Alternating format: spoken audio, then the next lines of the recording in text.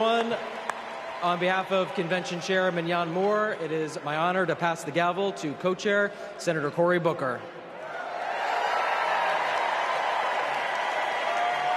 All right, the third session of the 49th Quadrennial National Convention of the Democratic Party will now come to order. Let's party with a purpose.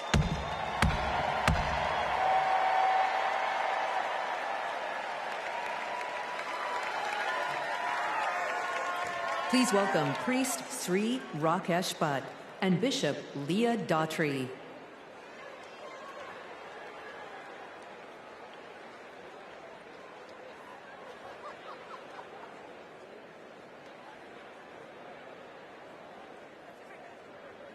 Om samani va aku otis samana hridaya nivaha samana vastu vo mano yata avassu sahasati. We should be in unison. Let our minds think together. Let our hearts beat as one, all for the betterment of society. May this make us powerful so we can unite and make our nation proud. Paraspara vivadetu vayam panchashatanchate anyai saha vivadetu vayam panchottaram shatam. Even if we have differences, when it comes to the nation, we have to be united, and it moves us towards justice for all. We are one universal family. Vayam sarvepi vasudeva kutumbakaha. Satyameva jayate sarvadahi. Asotoma sadgamaya. Tamasoma jyotirgamaya. Mrutyorma astamgamaya. Truth is our foundation and always prevails. Lead us from unreal to real, from darkness to the light, and from death to immortality. Om Shanti Shanti Shanti.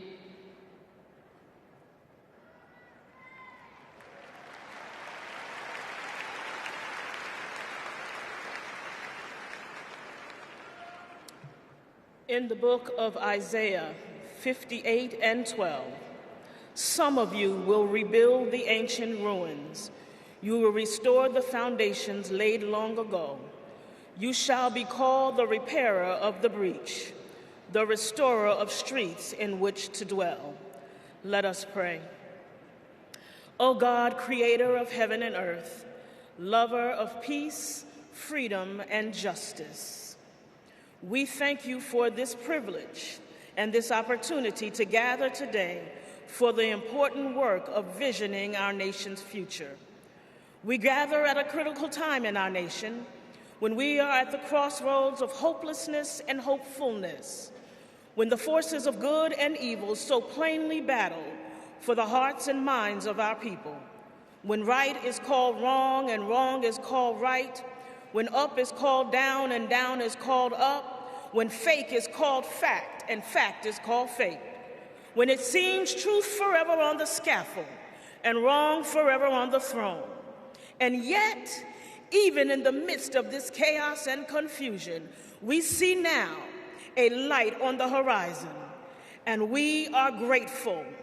Grateful for hope, grateful for purpose, grateful for direction. You have called us to this moment, to march together toward the light, to join together with one voice in one fight to move our nation away from division and despair and forward toward its highest ideals.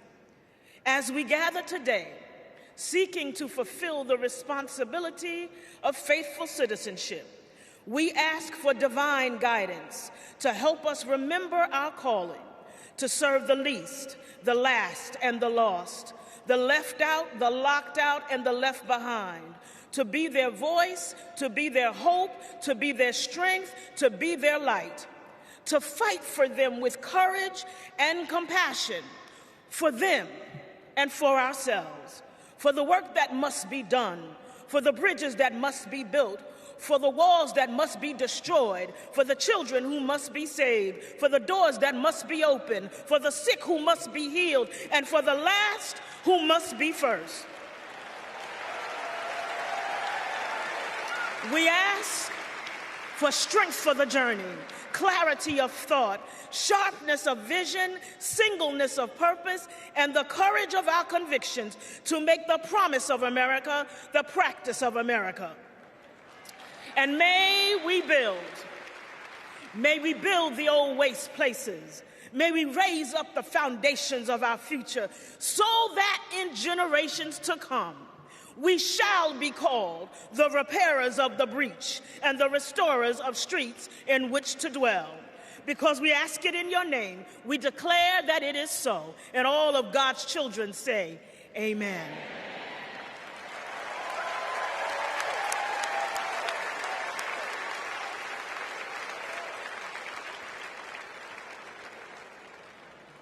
Please welcome Moreland Arts and Health Sciences Magnet School 3rd and 4th graders to lead us in the Pledge of Allegiance. I pledge allegiance to the flag of the United States of America and to the republic for which it stands, one nation, under God, indivisible, with liberty and justice for all.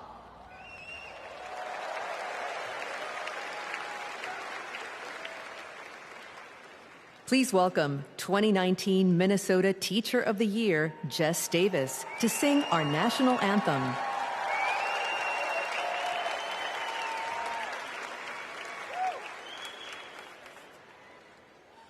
Oh, say, can you see by the dawn's early light what so proudly we hailed at the twilight's last gleaming, whose broad stripes and bright stars through the perilous fight o'er the ramparts we watched were so gallantly streaming, and the rockets' red and glare, the bombs bursting in air, gave proof through the night that our flag was still there. Oh, say does that star-spangled banner yet wave o'er the land of the free and the home of the brave?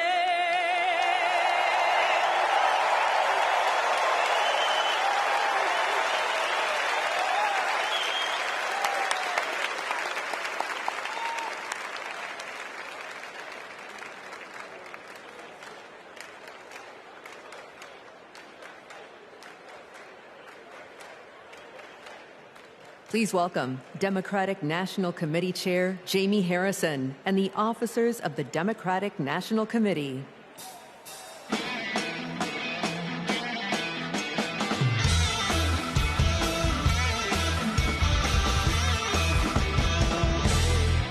Hello, hello.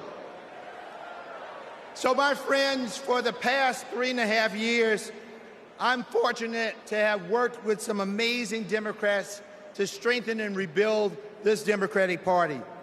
Please welcome to the stage several of our DNC officers. Vice Chair, President of the ASDC, and Chair of the Minnesota DFL, Ken Martin. Vice Chair and former Mayor Keisha Lance Bottoms. Vice Chair Henry Munoz. Treasurer Virginia McGregor. And you all know him from last night, the famous roll call star, our Secretary, Jason Ray.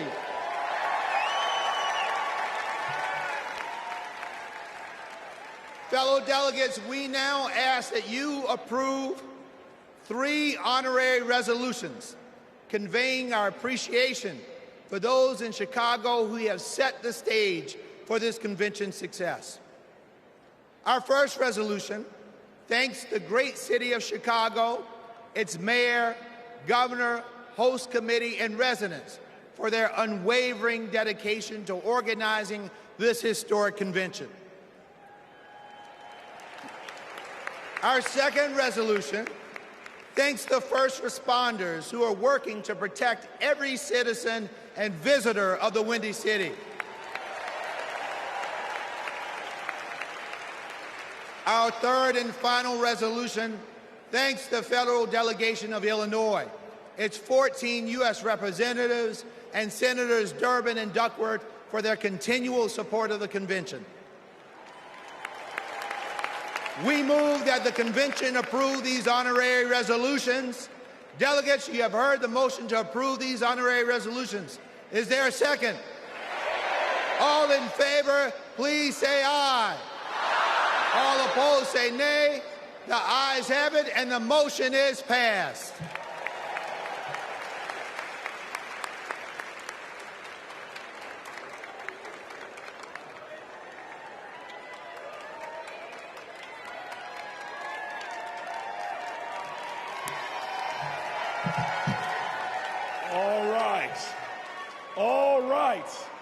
All right, y'all, welcome to night 3. And tonight is about freedom. But first, I want to acknowledge a loss today. A man who always fought for freedom. Today, we lost Congressman Bill Pascrell, who passed away early this morning. Now, he's a Jersey legend. He is a powerful pugilist, a prince of Paterson.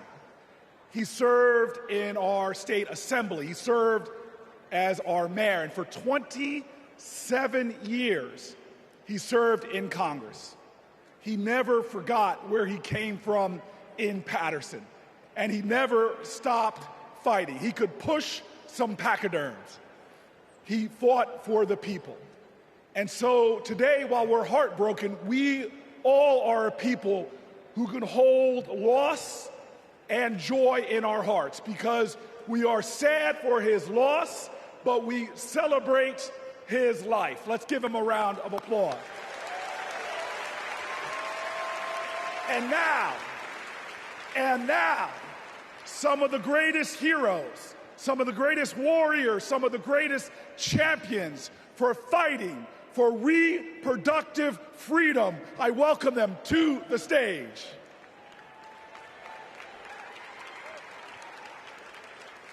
Don't know why, but I feel like freedom. In America, women's reproductive rights are in jeopardy. Former President Trump has a record of restricting abortion access and putting women's lives at risk. The government should not have a say on if a woman can choose to have an abortion. As a woman who has personally experienced the life-saving benefits of abortion, I know firsthand how important it is. I want to make sure that access to contraception is not only available, but expanded, and that every person has the right to choose when, where, how, and if they want to start a family. To limit everywhere, it's your body. Don't put someone in office who only wants to control it. This election is about our health care, our rights, and our lives. Let's stand together and vote for a better future. My body, my right. Please vote for Kamala Harris.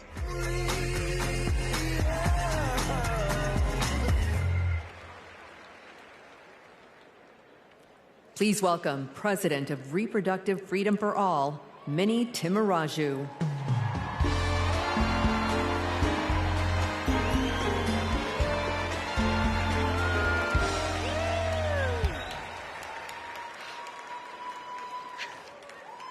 When abortion is on the ballot, we win.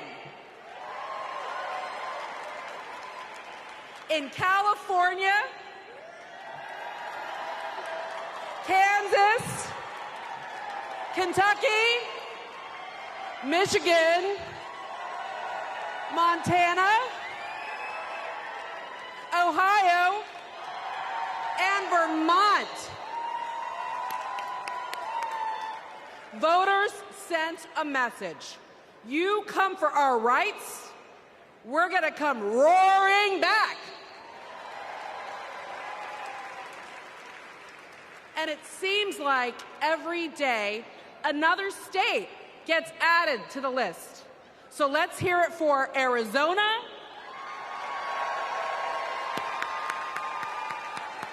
and Montana.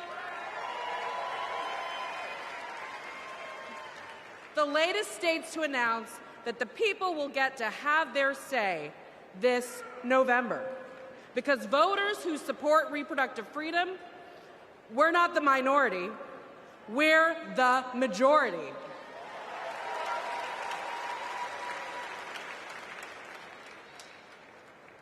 And if there are two people who should understand that Americans' private lives are none of anybody's business, it's Donald Trump and J.D. Vance.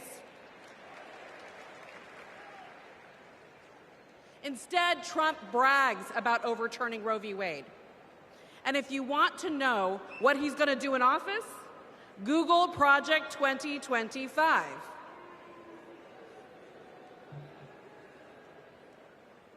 Kamala Harris has her own project for 2025, restoring reproductive freedom.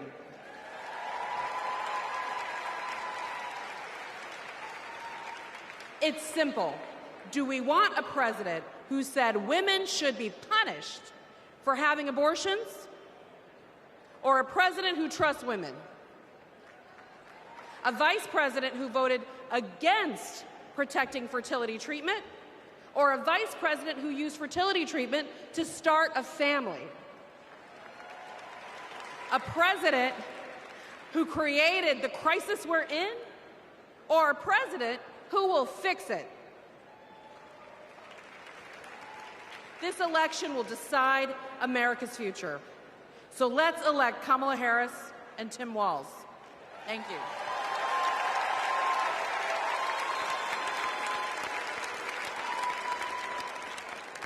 Please welcome President and CEO of Planned Parenthood, Alexis McGill Johnson.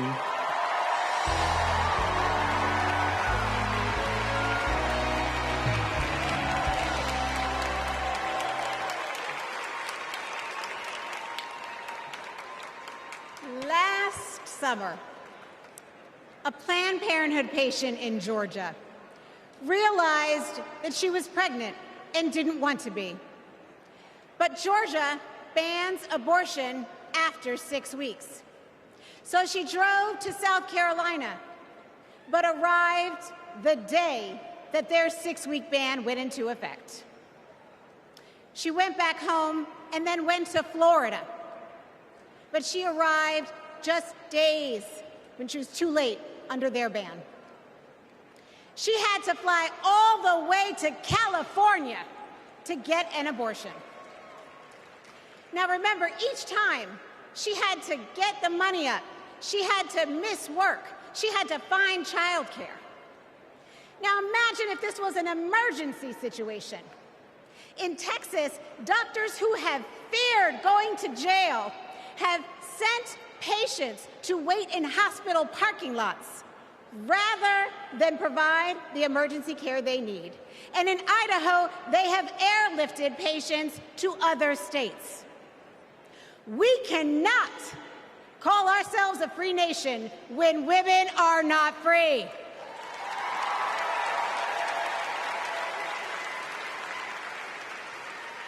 More than 1 in 3 women and nearly half of all black women live in banned states. Donald Trump wants women to be less free and pregnancy to be more dangerous. But I'm here to tell you, in no way are Donald J. Trump and J.D. Vance more qualified than doctors and women to make these decisions. We decide.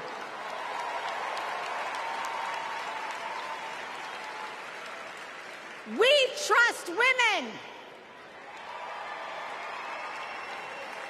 We we trust doctors. And we trust Kamala Harris.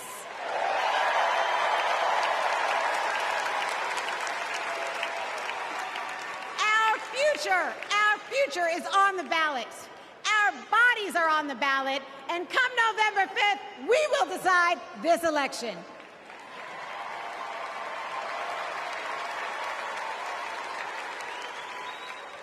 Donald Trump said he wants to punish women.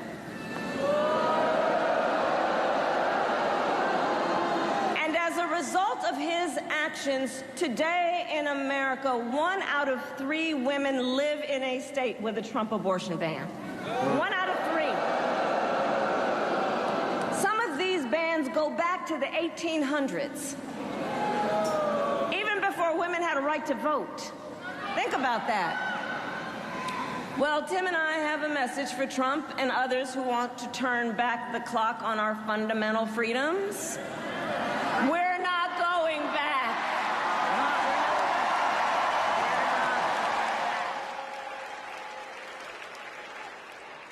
Please welcome former president of Planned Parenthood, Cecile Richards.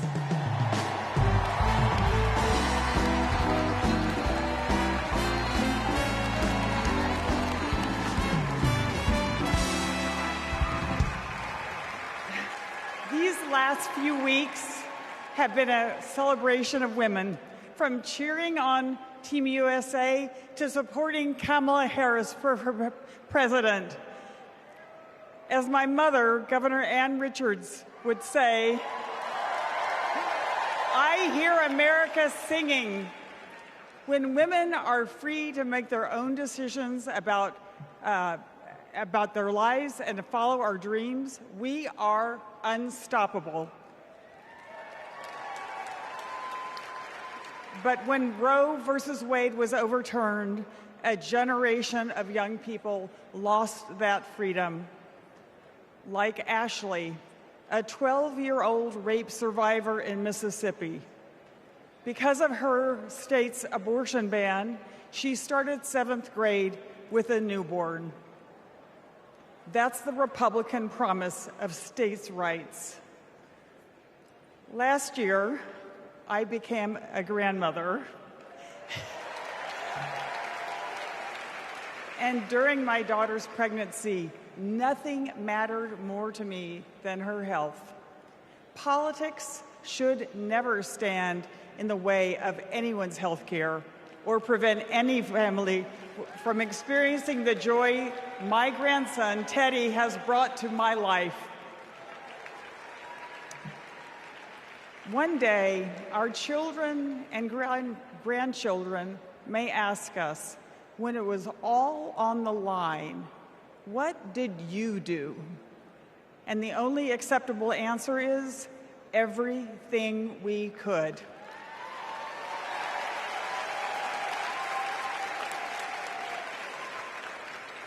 This is our time. This is our time. So let's go elect Kamala Harris and Tim Walz.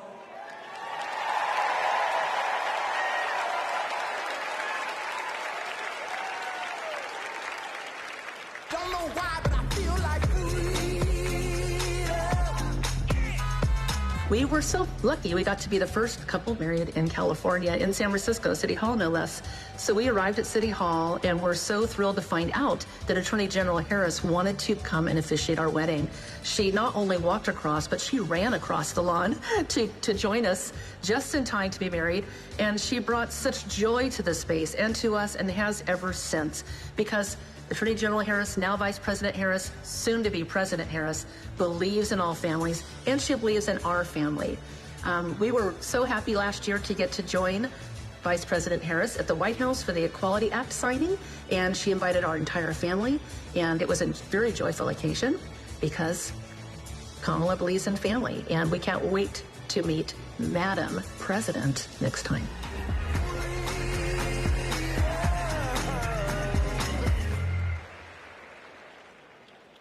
Please welcome President of the Human Rights Campaign, Kelly Robinson.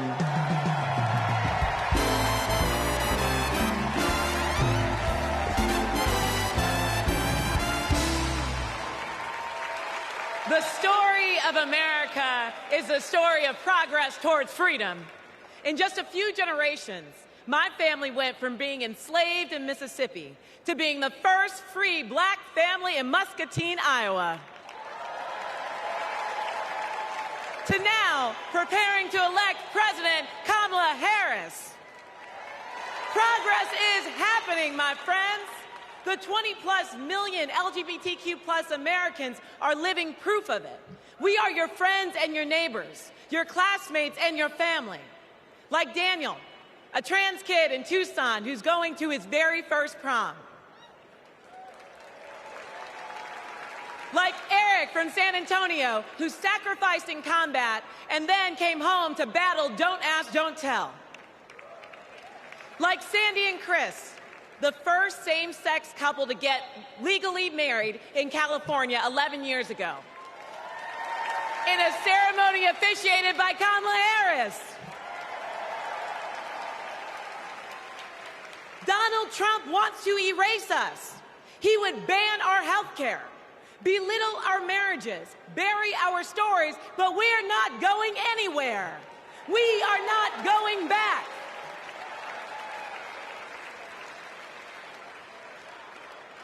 Kamala Harris.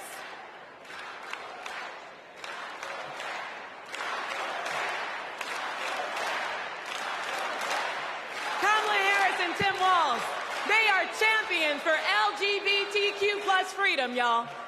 So tonight, we're fighting for lesbian, gay, bisexual, queer, and trans freedom without exception. We're fighting for equality for all without exception. We're fighting for joy. Somebody say joy. Somebody say joy. Without exception. And when we fight,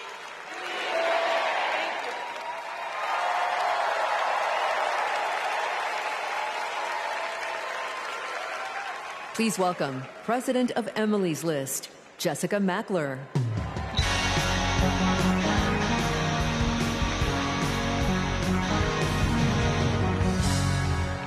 Donald Trump took away our rights, but he can never take away our power. Republican attacks on abortion didn't begin with the end of Roe, and they didn't end there either. Millions of women across this country are living with the devastating consequences of Republican abortion bans. Now comes Project 2025, a blueprint for banning abortion in all 50 states. It would give extremists like Donald Trump and J.D. Vance the power to monitor your pregnancy and even prosecute doctors for mailing abortion medication.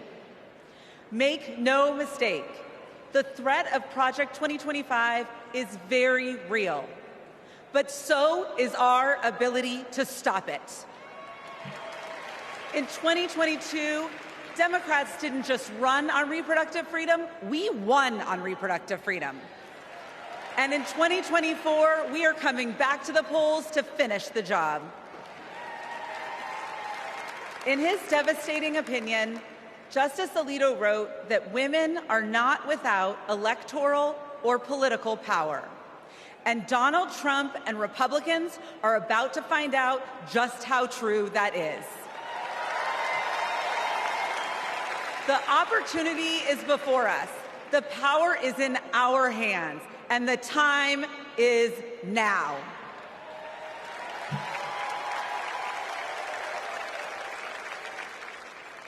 Please welcome President and CEO of Voto Latino, Maria Teresa Kumar.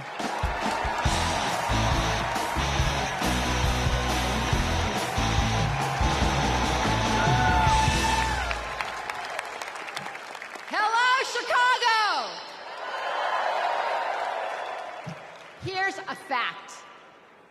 When Latinos vote, Democrats win. Now, not everyone believes it, so I brought receipts. We flipped Nevada and Colorado in 2008. We delivered in 2020, Joe Biden and Kamala Harris won Georgia by 12,000 votes.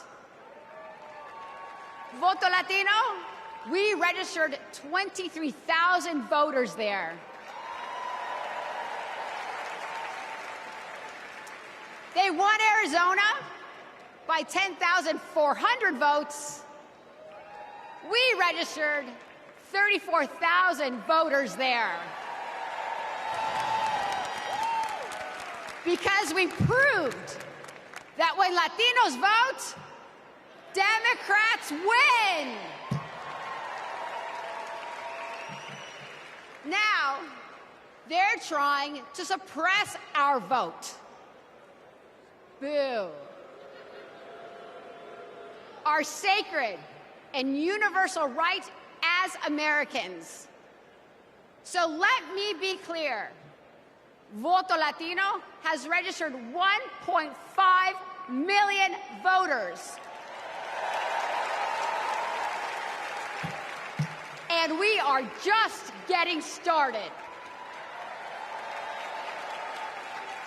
Because since 2020, 4 million young Latinos have become eligible to vote this election. And I couldn't be prouder because we are registering them faster than any time in our history. This year, we will prove it again. Would Latinos vote? You guys got the memo. Another fun fact. This year, more Latinos will vote than any time in our history. So that means, sí se puede, se está haciendo, sí se puede.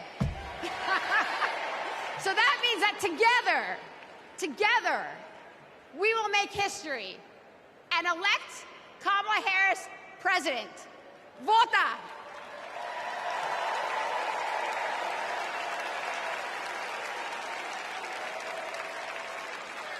Don't know why, but I feel like My name is Scott from Tennessee. I'm a former Trump voter. My name is Matthew. I'm from Pennsylvania, and I'm a former Trump voter. My name is Mike. I live in southeastern Pennsylvania, and I am a former Trump voter. The main reasons why I won't support Donald J. Trump for president again starts with his chaotic behavior. He doesn't care about me. He doesn't care about my family. He doesn't care about working people. 34 counts, felony counts that he was found guilty of. That's not who we want running our country. Trump scares the hell out of me.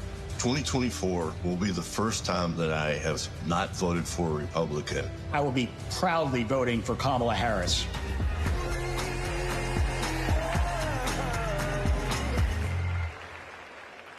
Please welcome New York Representative Tom Suozzi.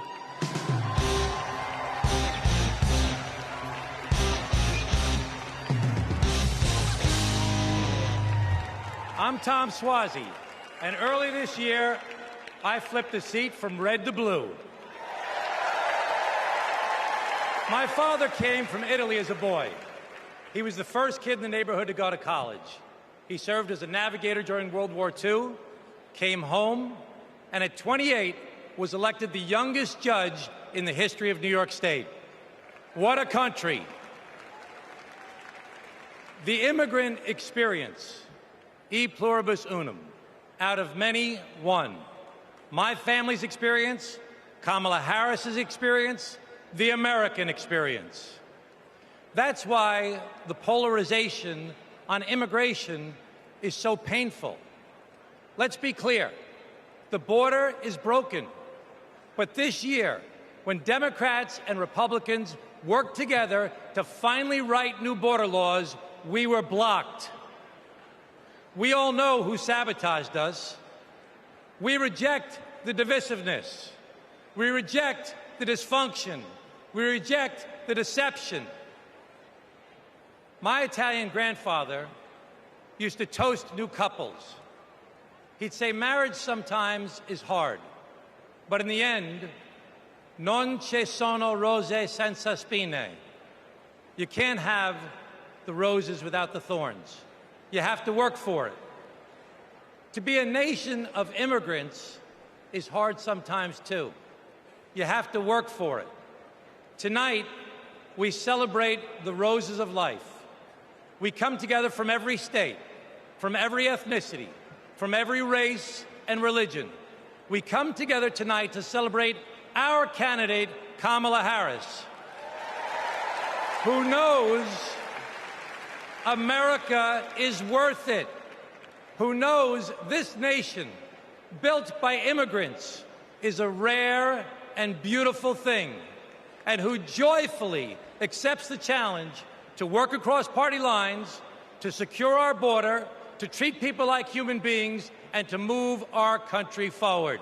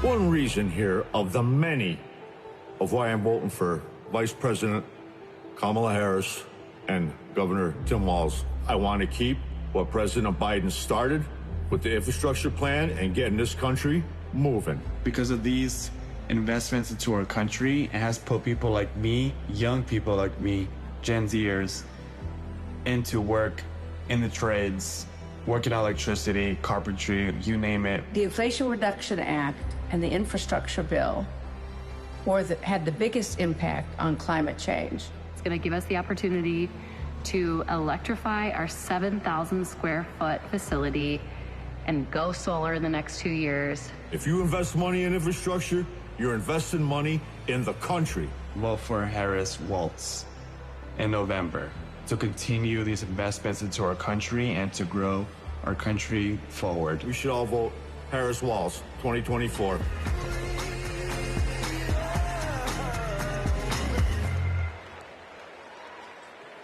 Please welcome Cincinnati Mayor Aftab Pureball and Milwaukee Mayor Cavalier Johnson.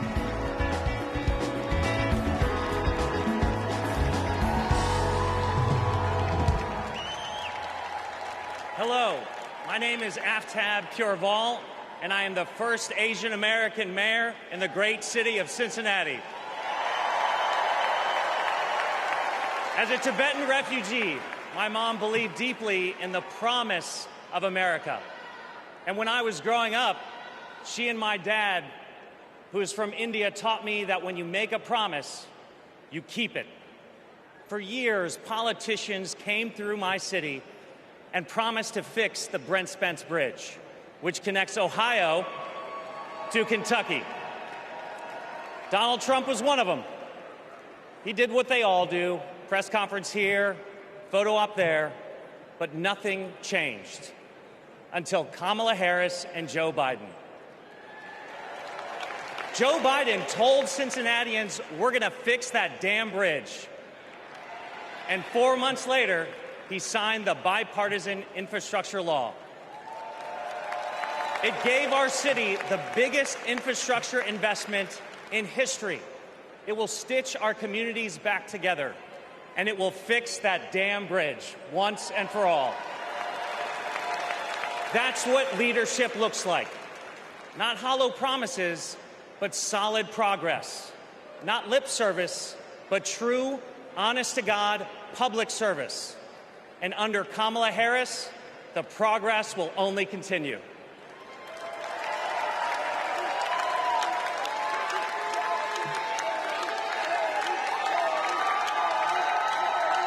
I'm Milwaukee Mayor Cavalier Johnson from the great state of Wisconsin. In Wisconsin, keeping promises is important. So is making amends for your mistakes.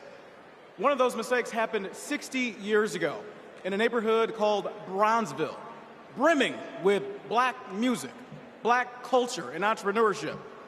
And then came urban renewal and the construction of Interstates 94 and 43, ripping our communities apart. 6th Street was widened and people of color were displaced. Homes destroyed, businesses shuttered, all for a quicker commute. Under Kamala Harris and Joe Biden, we're bringing Bronzeville back. With more green space, bike paths, and walkable streets to serve people who actually live there. The music is coming back. The culture is coming back. And thanks to the bipartisan infrastructure law, the opportunities are coming back.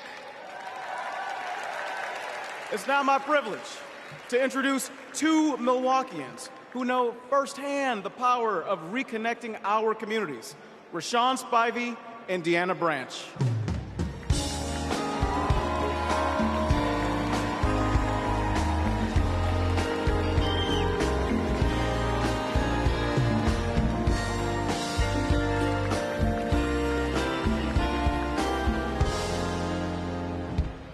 My name is Deanna Branch, and I'm an advocate and mom from Milwaukee.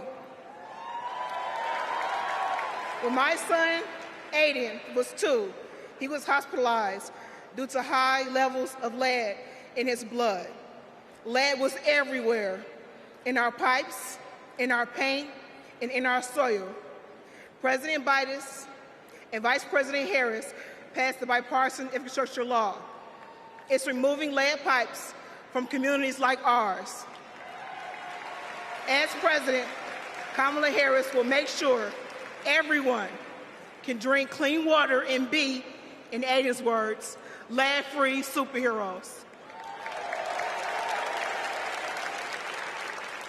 My name is Rashawn Spivey, the owner of Hero Plumbing in Milwaukee.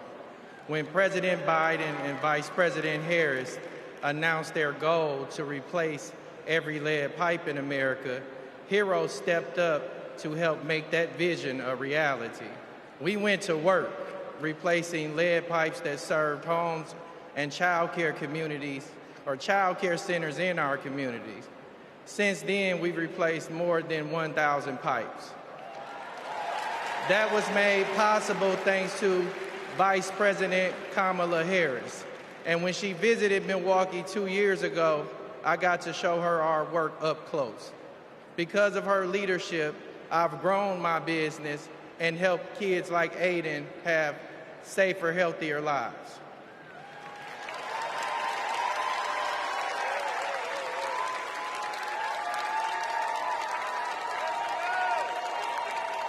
Don't know why, but I feel like Vice President Harris came and visited my restaurant.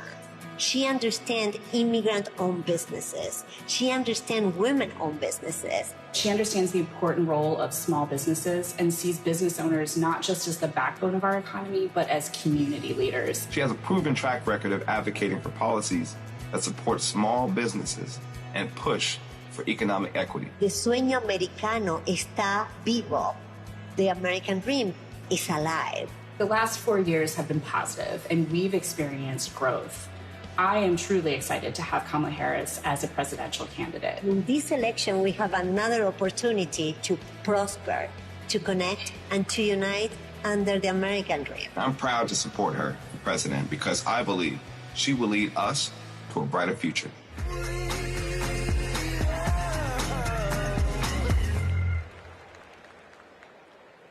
Please welcome Delaware Representative Lisa Blunt Rochester.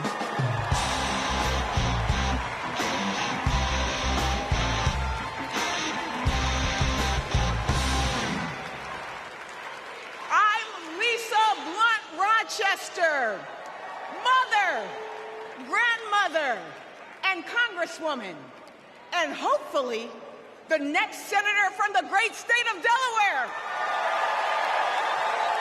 The proud home of President Biden. We love you, Joe. In Delaware, we know that when small businesses thrive, communities thrive. We know that when our roads and our bridges are strong, communities are strong. When everyone has a fair shot at a better future, America is limitless. Now, Democrats, we know this, but you know who doesn't know it? Donald Trump. He has, with his friends, said the quiet parts out loud. But not only said them out loud, he wrote a book about it. What's it called? Project 2025. So with so much on the line, we've got to turn our biggest challenges into our greatest and brightest of hope. For me, Bright Hope was the name of the church that my grandmother attended for 70 years in Philadelphia.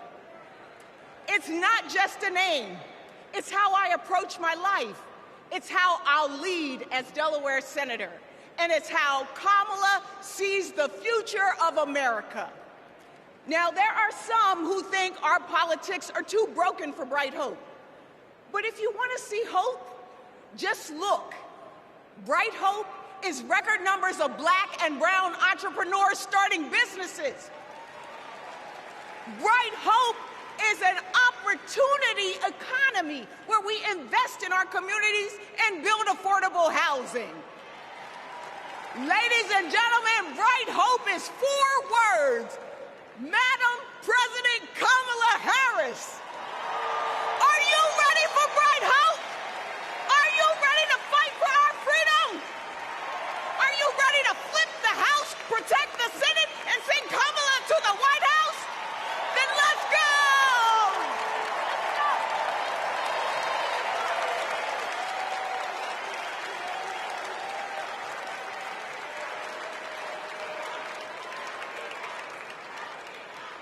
Wow. Wow. Oh my gosh. Lisa Blunt Rochester, know that name. Know that name. My friend, my sister, and soon to be our senator. I can't wait to work with her in the Senate. But next, we're going to hear more about the ongoing fight for reproductive freedom. This is a fight that affects every single American, no matter where you live, so-called blue states or red states. If Donald Trump has his way, he's going to push through their extreme agenda. Project 1825. I'm sorry. I roll that back. I got that wrong. Project 1925. Oh, I'm sorry. Project 2025. That poisonous agenda where every single state will be in a state of crisis. So let's hear more from leaders who are fighting back.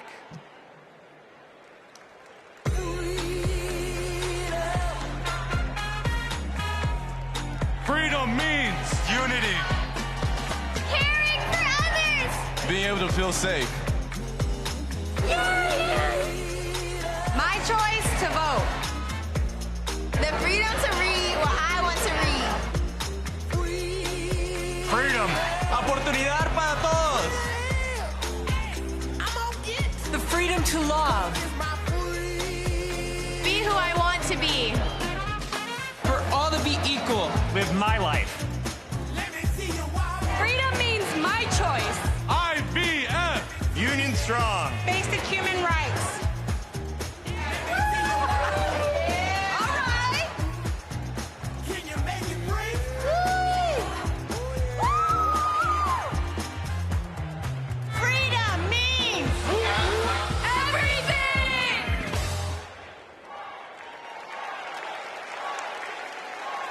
Please welcome New York Representative Grace Meng.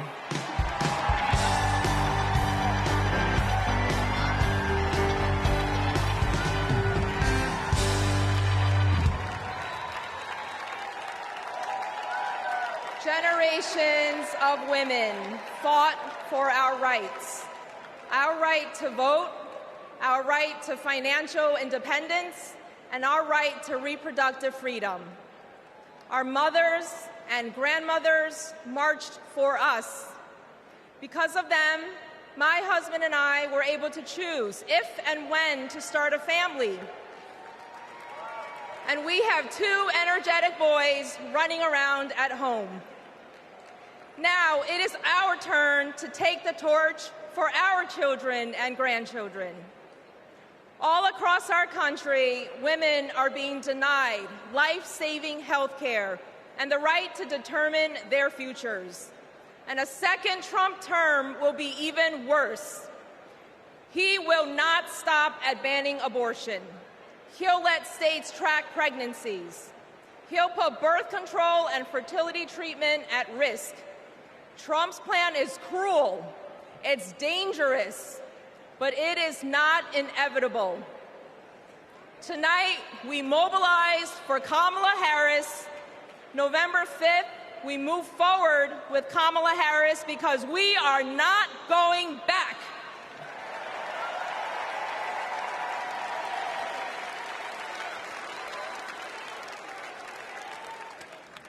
Please welcome Colorado Governor Jared Polis.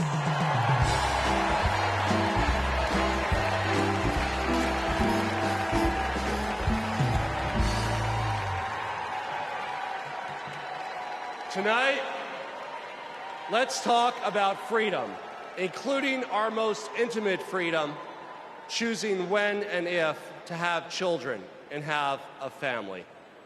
And let's talk about Project 2025, Donald Trump's roadmap to ban abortion in all 50 states. Look, that sounds crazy, but right here on page 562, it says that Donald Trump could use an obscure law from the 1800s to single-handedly ban abortion in all 50 states, even putting doctors in jail. Page 486 puts limits on contraception. Page 450 threatens access to IVF. On page 455, Project 2025 says that states have to report miscarriages to the Trump administration. Page 451 says the only legitimate family is a married mother and father where only the father works. You know what? I'm going to take that one out. I'm going to put that in my pocket so I can share it with undecided voters so they better understand what's at stake this election. Project 2025 would turn the entire federal government and bureaucracy into a massive machine. It would weaponize it to control our reproductive and personal choices. Look, as a Redditor, gamer, entrepreneur, and Swiftie from the free state of Colorado, I'm excited by Kamala Harris's vision for protecting and expanding our personal freedom, internet freedom, and economic freedom. Democrats welcome weird, but we're not weirdos telling families who can and can't have kids who to marry or how to live our lives. These Project 2025 people, like Trump and Vance, are not just weird, they're dangerous. They want to take us backwards, but we aren't going back, like ever, ever, ever. Let's stop Project 2025 and elect Kamala Harris president this November.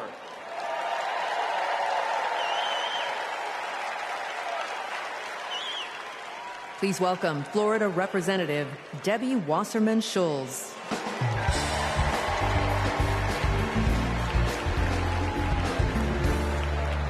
Hello, America. As a proud Floridian, I bring you a cautionary tale. For the people of my state, Project 2025 isn't just a threat. It's a reality that we battle every day. From the classroom to the emergency room, Governor DeSantis turned Florida into a testing ground for the right's most egregious, dangerous policies. I can tell you firsthand, it's been devastating for families in my district and across the state. Today in Florida, state policy requires that kids are taught racist lies about so-called benefits of slavery. Books are banned. Teachers are censored. And our LGBTQ+ community endures endless state-sponsored hate. Even a cruel "don't say gay" school law. Today in Florida, as we grapple with record heat and rising seas, extreme MAGA Republicans deleted mentions of climate change from state law. Today in Florida, a near total abortion ban endangers women's health and their lives every day. I keep thinking about a Central Florida woman I met named Deborah. And at 23 weeks pregnant, she got news every future parent dreads. Her baby's kidneys never developed. Doctors told her that not only would her baby not survive, her own health was in danger. Deborah couldn't get the care she needed in Florida, and she couldn't afford to travel hundreds of miles to get it. She had no choice but to carry her son Milo to term, only to watch him die in her arms 2 hours later. This is Project 2025 in practice. It's what Donald Trump and J.D. Vance want for the whole country. But we're not going to let it happen, are we? Now, I say this as a Floridian, but also a mom and an American. We can't let them do to America what they did to Florida. Are you with me? So let's fight like hell to elect Kamala Harris, the next president of the United States of America. Thank you so much.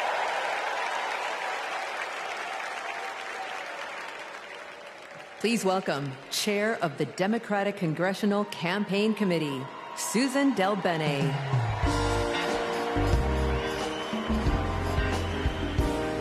Hello, Democrats! It is my honor to represent the great state of Washington and to lead the House Democrats' work to take back the majority.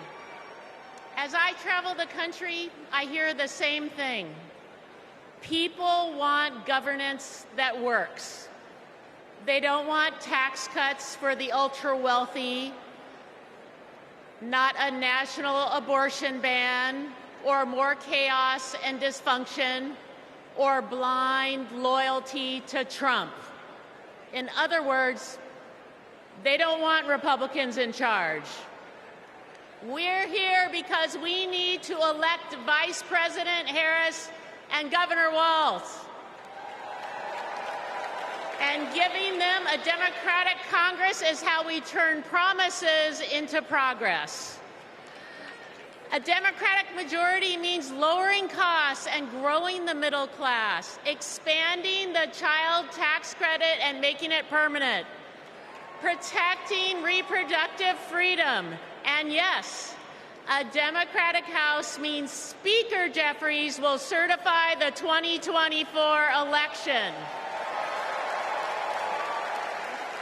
We need just 4 more seats to take back the majority.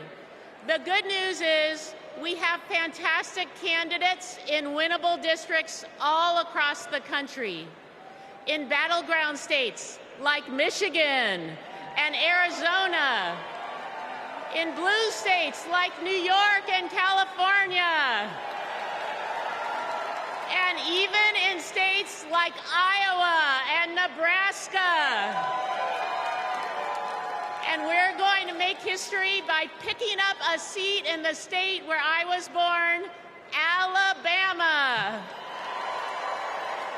In 2022, we came within 7,000 votes of the majority.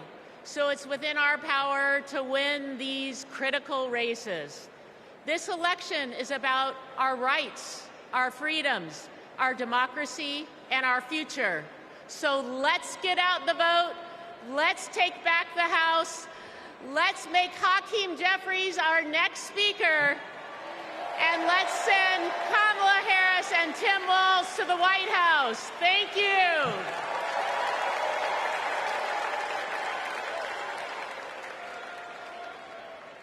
Please welcome Minnesota Attorney General Keith Ellison.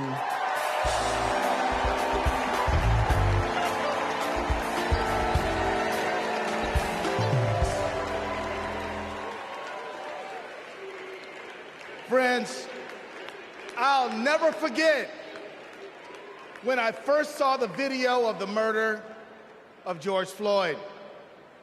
I was heartbroken. I was angry.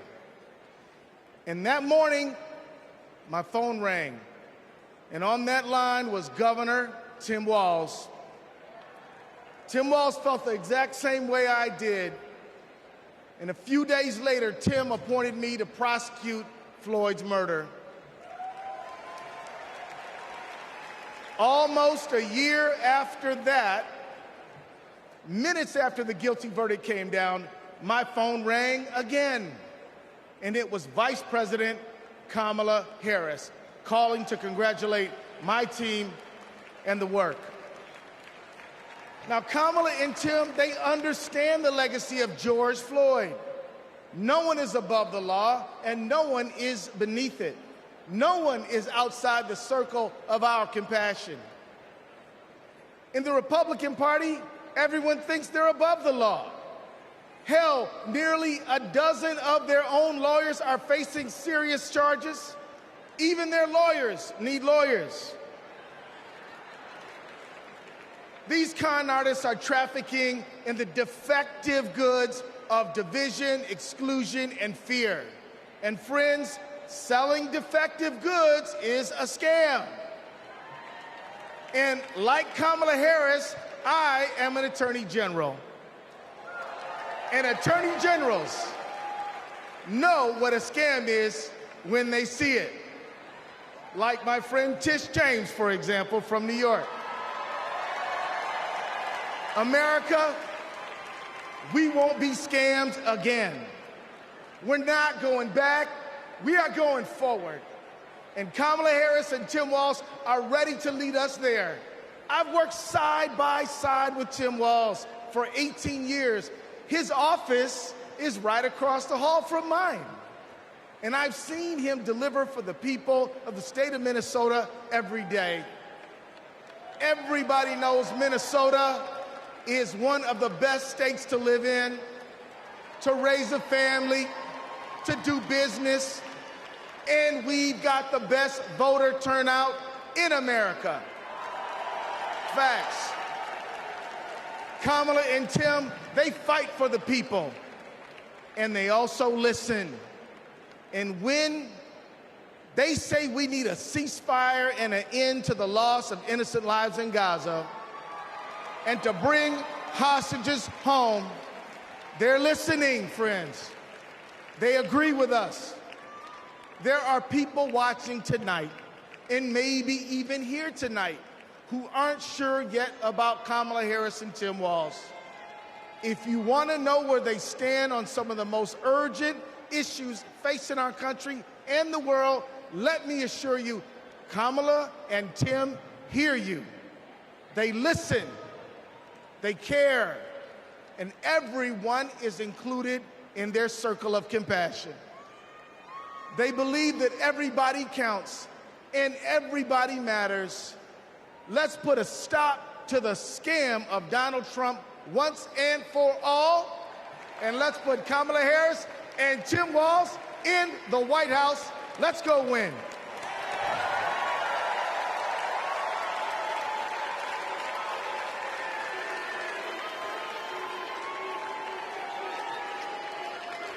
Have you ever discussed Special Counsel Mueller or his investigation with anyone?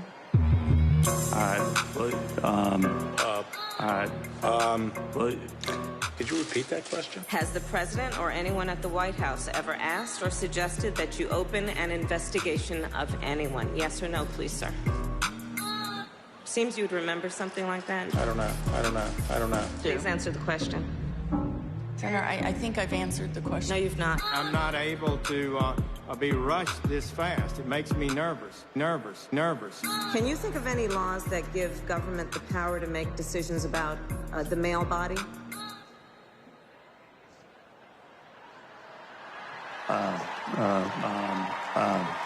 I'm not thinking of any right now.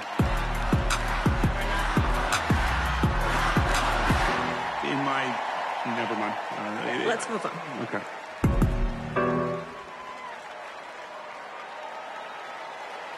Please welcome Michigan Attorney General Dana Nessel.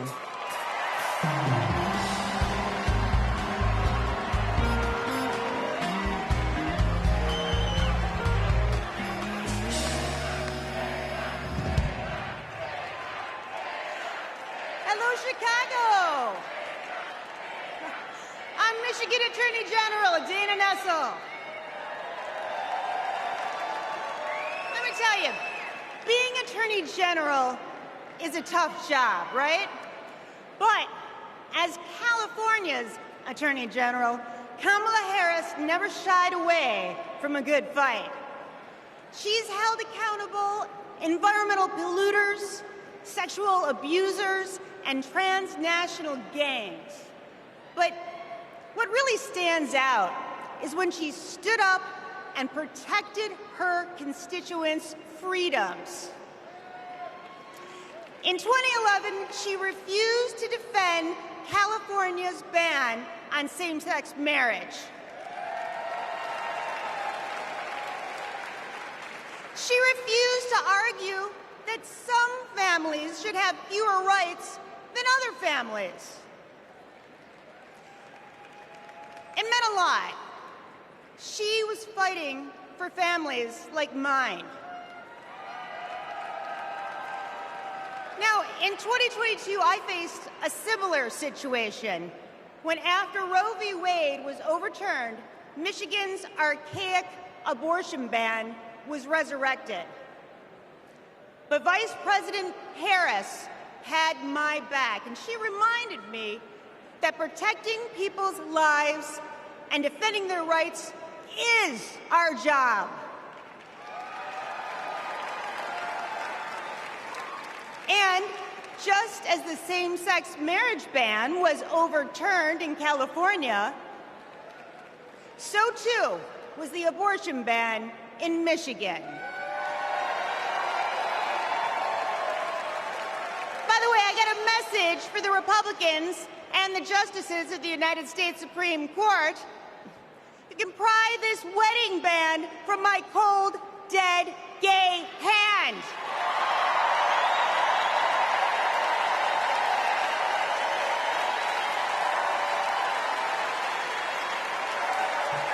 And I'm retaining a lot of water, so good luck with that. Look, I know that whether she's Attorney General or President of the United States, Kamala Harris will always be in our corner. Now, America, you get to be the judge. Do we go back to the corruption, criminality, and chaos of Donald Trump? Or do we move forward with Kamala Harris? We know when she takes an oath to preserve, protect, and defend the Constitution, she's actually read it. We know that she'll appoint Supreme Court justices who will protect our freedoms. And let me tell you, Kamala knows you go from the courthouse to the White House, not the other way around. Ladies and gentlemen, I rest my case.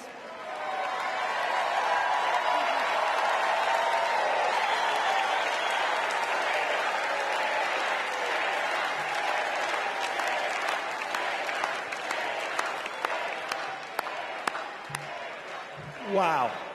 Wow. I just want to say thank you, Attorney General Nessel.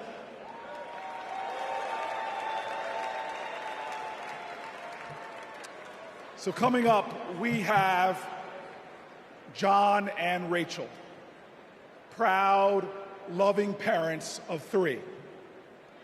On October 7th, their son Hirsch, a U.S. citizen, was at a music festival when Hamas attacked. He was taken hostage, and he is still being held today, an American citizen. Rachel and John want what every parent wants: to hold their child close, to love on them, and keep them safe. I'm honored to introduce the 2 of them tonight.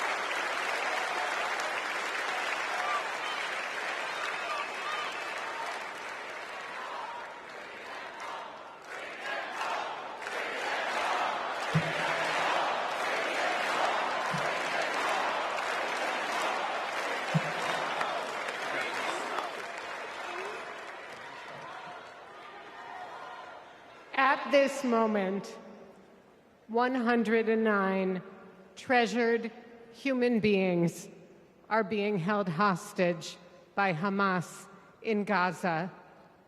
They are Christians, Jews, Muslims, Hindus, and Buddhists. They are from 23 different countries. The youngest hostage is a 1-year-old red-headed baby boy, and the oldest is an 86-year-old mustachioed grandpa. Among the hostages are 8 American citizens. One of those Americans is our only son. His name is Hirsch. He's 23 years old. And like Vice President Kamala Harris, Hirsch was born in Oakland, California. Hirsch is a happy-go-lucky, laid-back, good-humored, respectful, and curious person. He is a civilian. He loves soccer, is wild about music and music festivals, and he has been obsessed with geography and travel since he was a little boy. His bedroom overflows with atlases, globes, maps, and National Geographic magazines. On October 7th, Hirsch and his best friend, Honor, went to a music festival in the south of Israel. It was advertised as celebrating peace, love, and unity. They also went to celebrate Hirsch's 23rd birthday. As rockets began to fall, Hirsch, Honor, and 27 other young festival goers took refuge in a 5-foot by 8-foot bomb shelter. Terrorists began to throw grenades into the shelter. Honor stood in the doorway and repelled 7 of those grenades before the 8th one killed him. Altogether at the Nova Music Festival, 367 young music lovers were killed. This was just one of the many attacks on neighborhoods and communities in southern Israel on that terrible day. In total, 1,200 were killed, including 45 Americans. Hirsch's left forearm, his dominant arm, was blown off before he was loaded onto a pickup truck and stolen from his life and me and John into Gaza. And that was 320 days ago. Since then, we live on another planet. Anyone who is a parent or has had a parent can try to imagine the anguish and misery that John and I and all the hostage families are enduring. Rachel and I are comforted to be back in our sweet home, Chicago. We were both born and raised here, and our families still live here. This is a political convention,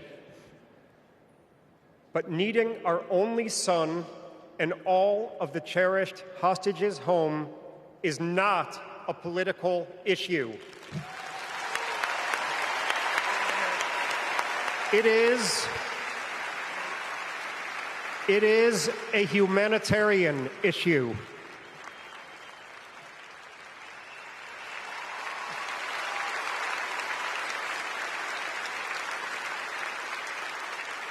The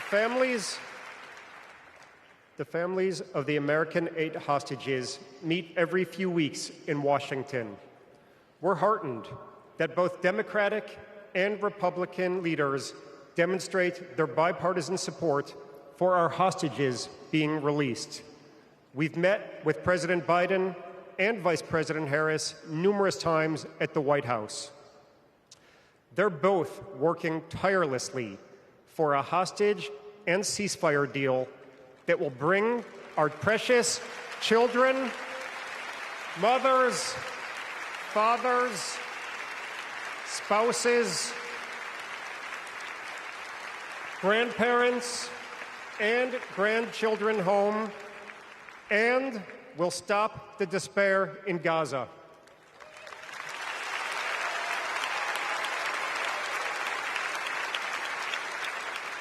We are all deeply grateful to them.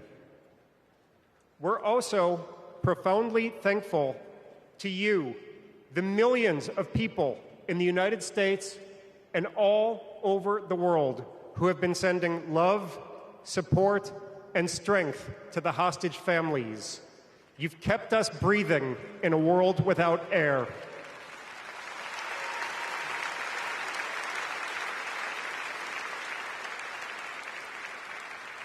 There is a surplus of agony on all sides of the tragic conflict in the Middle East. In a competition of pain, there are no winners.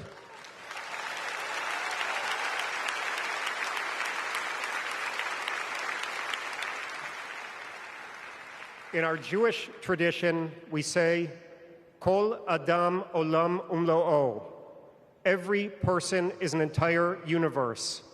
We must save all these universes.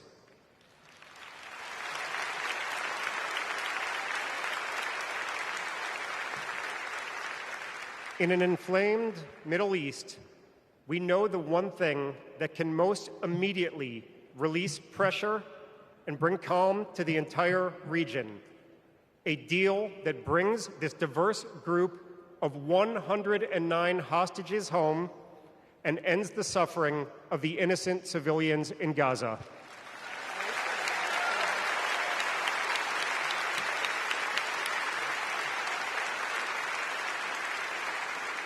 The time is now.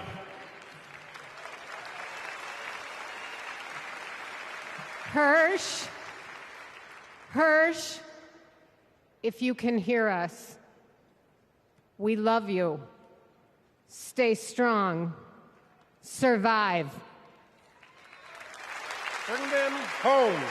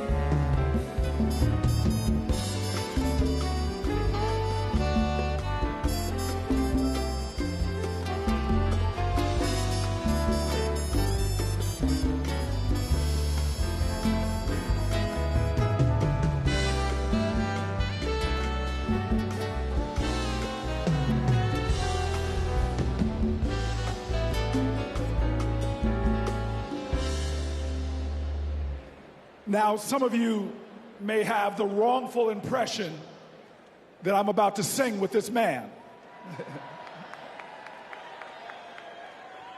That ain't gonna happen. But I'll tell you what, I want to bring you all to a street in Newark, New Jersey called Martin Luther King Boulevard. On that street was this incredible housing project called Brick Towers. We never mistaked wealth with worth. In those towers was a tenant president named Miss Virginia Jones. Her son was murdered in the 1980s in the lobby of one of those buildings, but she was a woman of invincible joy. And I'll tell you this, I used to ask her, how are you so joyful? And she would always tell me, as a church woman, she'd say, the joy I have, the world didn't give it to me. Come on now. Come on now. She taught me that you've got to generate the joy, that hope is the active conviction that despair will never have the last word. And so tonight, there are so many challenges in our nation. There are so many problems that we're facing. Heck, if America hasn't broken your heart, you don't love her enough. But yet, we will be joyful warriors. We are going to bring back to the journey of our nation joy. And if there's any tradition in America that has helped us to generate that joy, it has been the artists of America. It has been those folks bringing the rock and roll and the funk, bringing the gospel and the hard rock. Well, tonight we are blessed by one of those great American artists that helps us to cleanse our spirits, to raise our hearts, and to bring in that joy. Ladies and gentlemen, I give you one of the true greats in America, someone to bring the joy to this incredible arena, Maren Morris.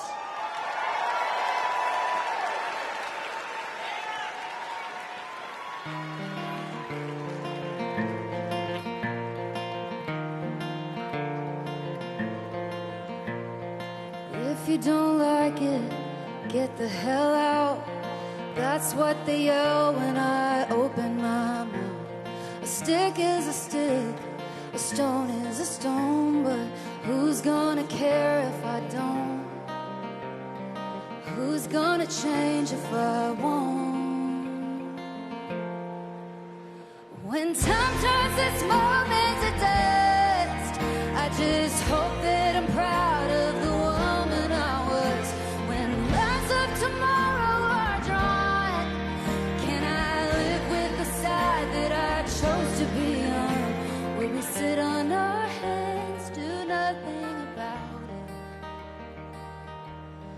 Or will we leave this world better than we found it?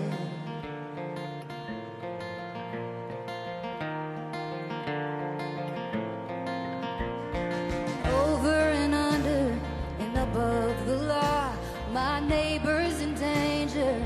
Who does he call when the wolf's at the door? What would you do? Shouldn't we try something new? We're over a barrel and at the end of 1, 2. When time turns this moment to dust, I just hope that I'm proud of the woman I was. When lines of tomorrow are drawn, can I live with the side that I chose to be on? Will we sit on our hands, do nothing about it? Or will we leave this world better than we found it?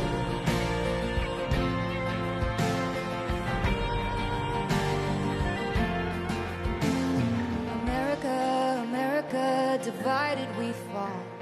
America, America, God save us all from ourselves and the hell that we built for our kids. America, America, we're better than this. When time turns this moment to dust, I just hope my son's proud of the woman I was. When the lines of tomorrow are drawn, can I live with the side that I chose to be on? Will we sit on our hands, do nothing about it?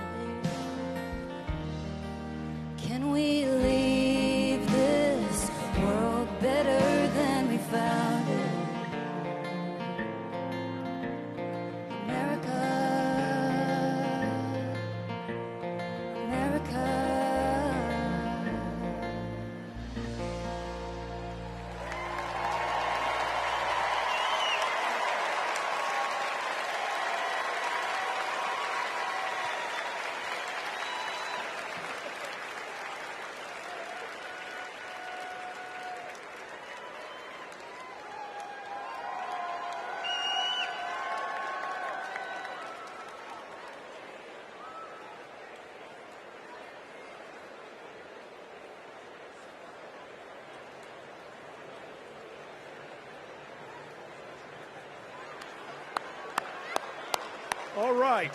You know what? I'm inspired. Maybe I will sing a song. To Donald Trump, a little B.B. King classic, The Thrill Is Gone.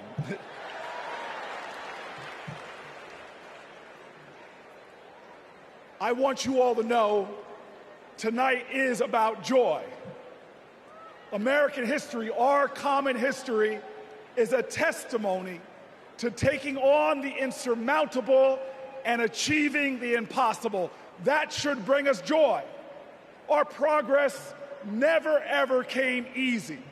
But in America, we do hard things. We built labor unions and small businesses.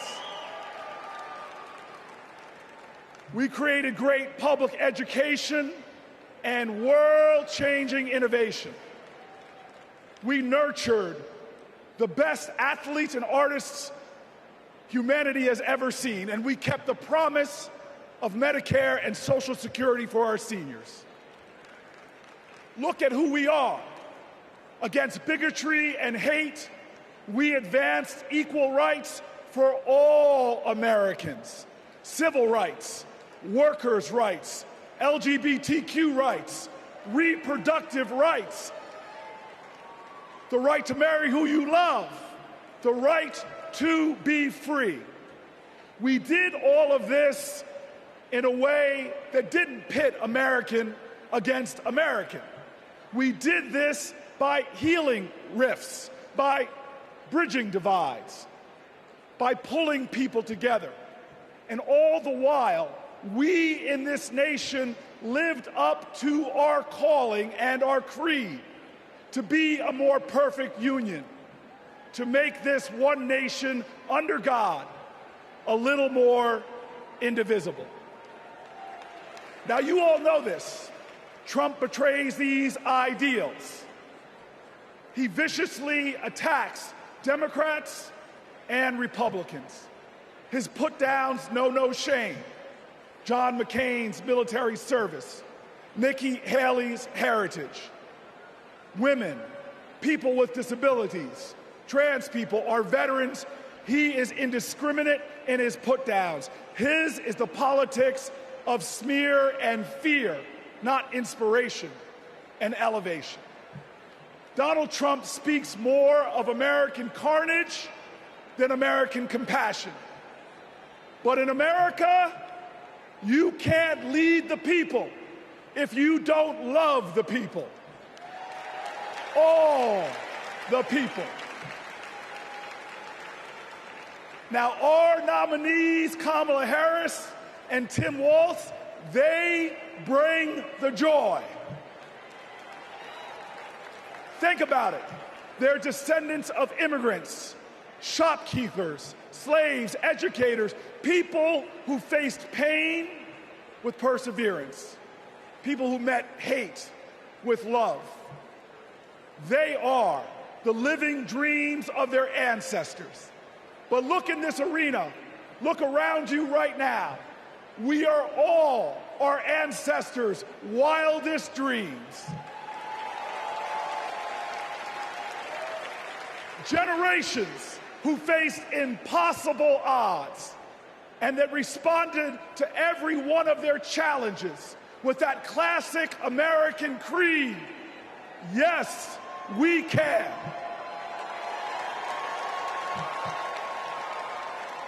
So there are doubters out there. There are people that doubt our collective strength. They want to tell us how bad we are. They want to say that they alone can save us. Well, we know that the power of the people is greater than the people in power. And we're not going to lose our faith. Look, I want everybody in here to let us all say it together. I believe in America. Let me hear you. I believe in America. I believe in America because our elders told us that no matter what the obstacle, like the gospel says, we shall overcome. I believe in America because our soldiers died on beaches and battlefields. They died at sea and in the air so that we could be free today and say together, I believe in America. I believe in America because our fighters fought at Stonewall. Our marchers marched in Selma. Delegates met at Seneca Falls. Every single one of them believed in America, even when America didn't believe in them. Say it with me now. I believe in America because King dared to dream the impossible dream, because Neil Armstrong went to impossible heights, and because when we elect Kamala Harris, there is not a boy or girl in America from any creed, color, or heritage that will ever think being President of the United States is impossible again. Say it with me. I believe in America, the land of hope and heroism. I believe in America, the land of courage and compassion. I believe in America, where we share common ground and common cause and one common destiny. And let me tell you, if you believe in America, if you love in America, then you will work for America. And when we work together, when we stand together, when we organize together, when we vote together, I will tell you this, when we fight, we win.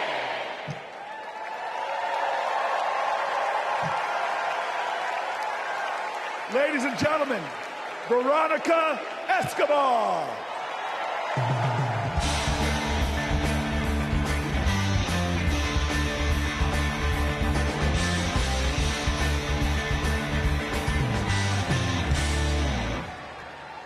Buenas noches.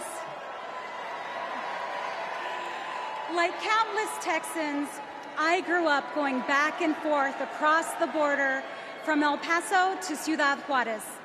My family would shop, have dinner, go to the doctor, pick up medicines. The border is my beloved home, the place where my children grew up. Forget what you hear on the news. I'm from there. When it comes to the border, hear me when I say, you know nothing, Donald Trump. He and his Republican imitators see the border and immigration as a political opportunity to exploit instead of an issue to address. Congress hasn't passed comprehensive immigration reform in nearly 4 decades.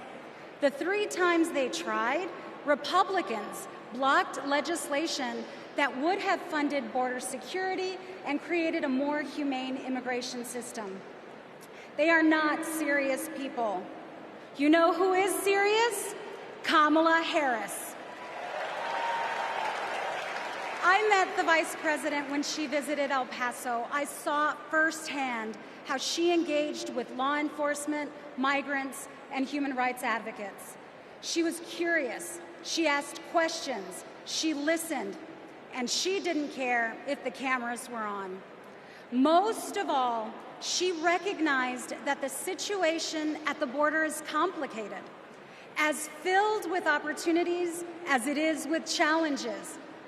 All Republicans have to offer is demonization and bluster. Democrats have solutions. With Kamala Harris as president, we can live up to the promise of America. We can strengthen legal pathways to immigration. We can secure our borders, and we can treat with dignity those who seek a better future within them.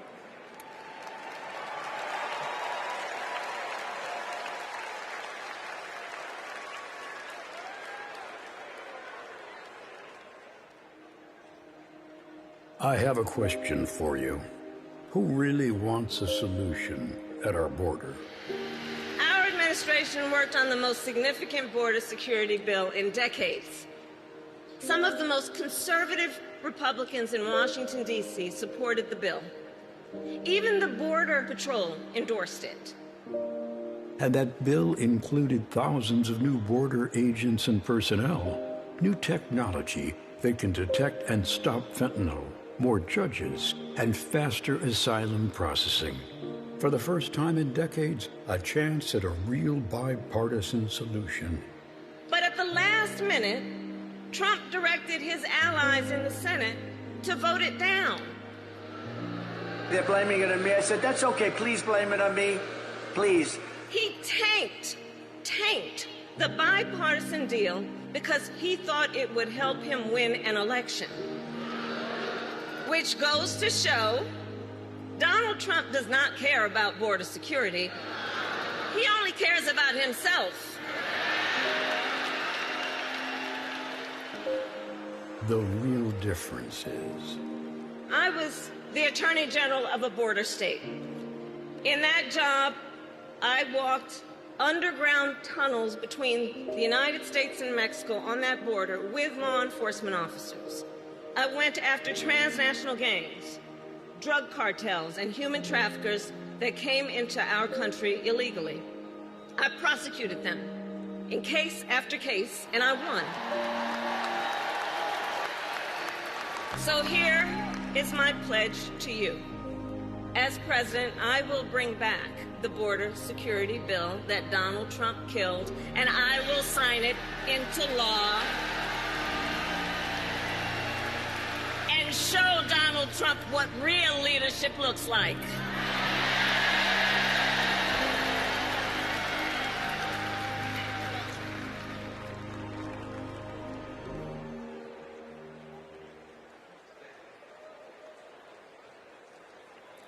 Please welcome Connecticut Senator Chris Murphy.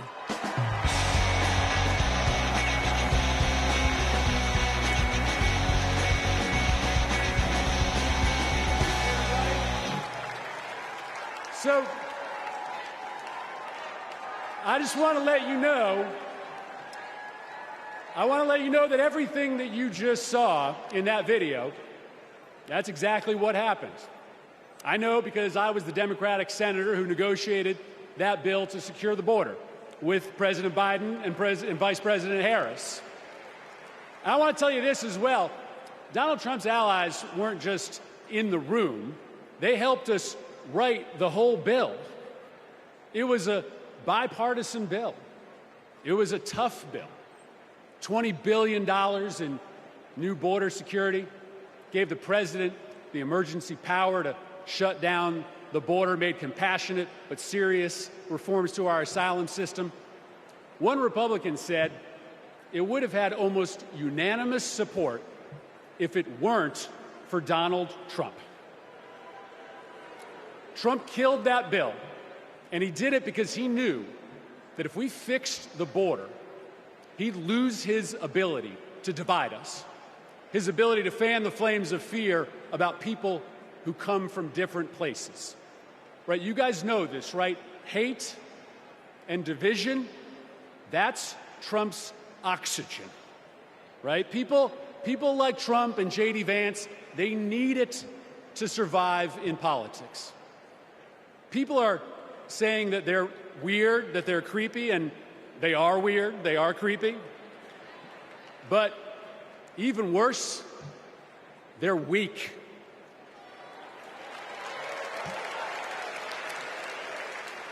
Kamala Harris is not weak.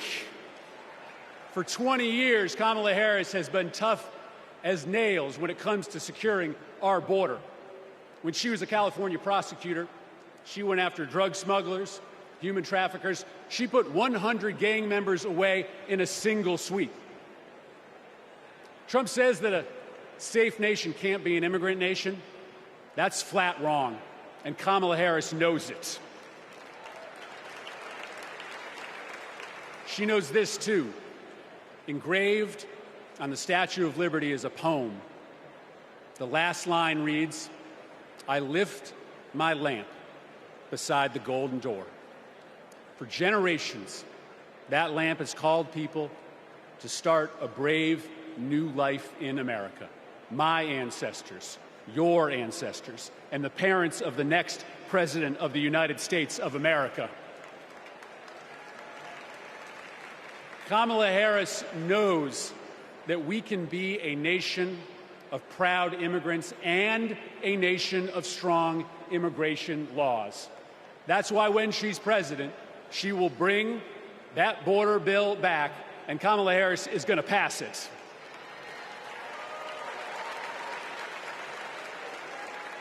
How do I know this?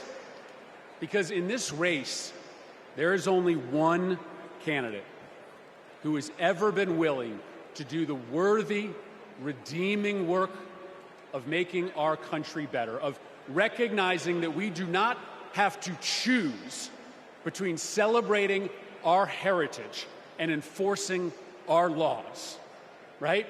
The beautiful thing about America is that we can be both. We can be a nation of immigrants who love their country and a nation with a secure border. And there is only one candidate.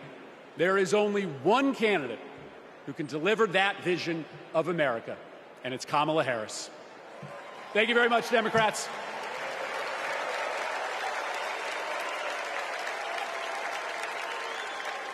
Please welcome Bexar County Sheriff Javier Salazar.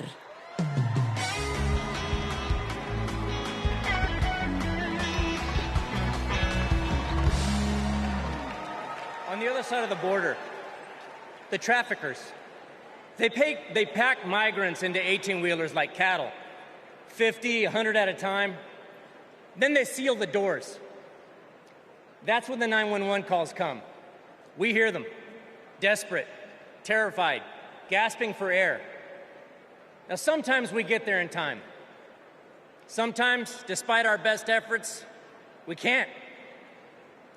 When Donald Trump comes down to Texas, stands next to officers in uniforms just like mine, he's not there to help us. Don't think that, not for a second. He is a self-serving man.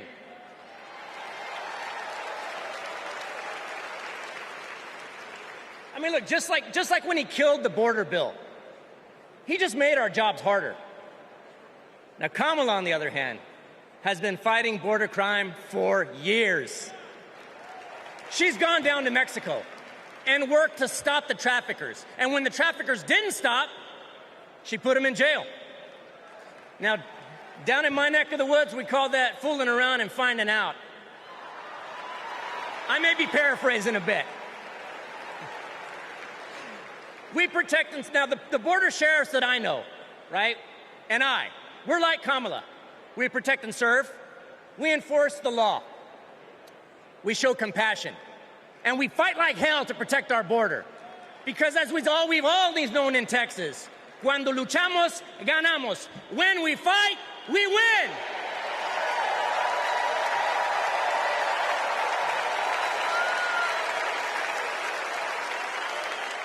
Please welcome California Representative Pete Aguilar.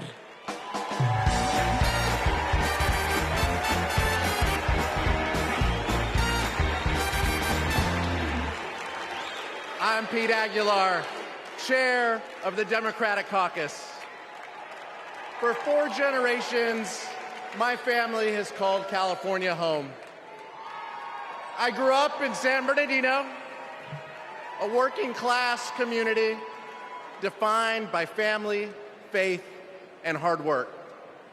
These values, shared by Latino families across this country, are what made my family's American dream possible.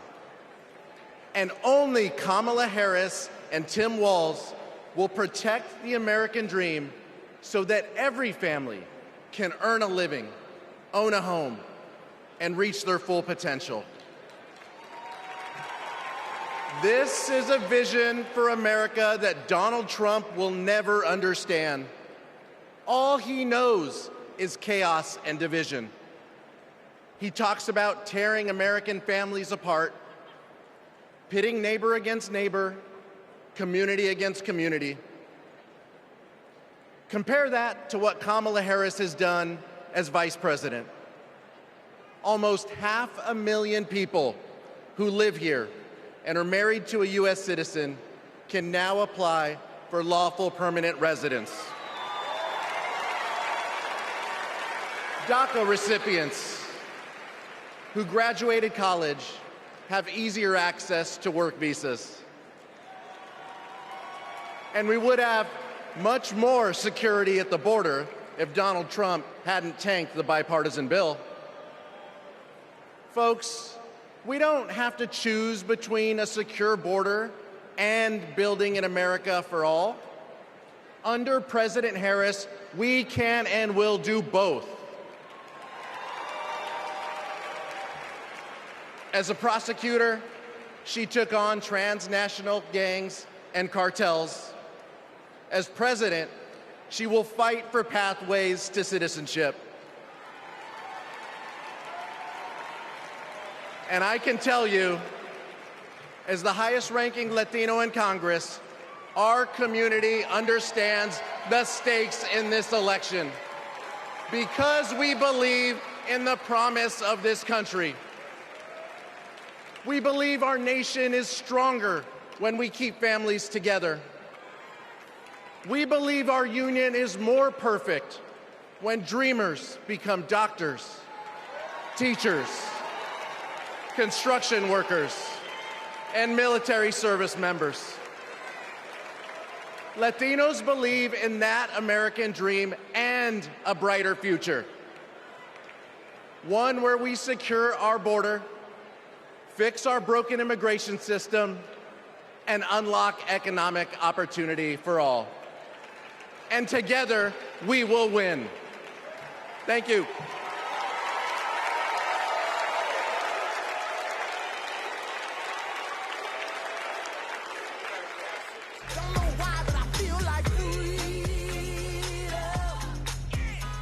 I'm a Filipino-Japanese DACA recipient. I am a third-year medical student, and I am a DACA recipient. Thanks to DACA, I've been able to open up my own business and represent clients as a lawyer. So many of my dreams came a little bit closer. It is disheartening to know that the court system may end DACA next year, and to also hear Donald Trump calling for mass deportations. It is time that we recognize dreamers for who they are. We are contributors to this great nation. I support Vice President Harris, who has continued to fight for DACA recipients. She was the one who stood with us, who sat with us, who heard our stories. We need a future President Harris to ensure that dreamers like me can continue to work and provide for ourselves, our communities, and our families.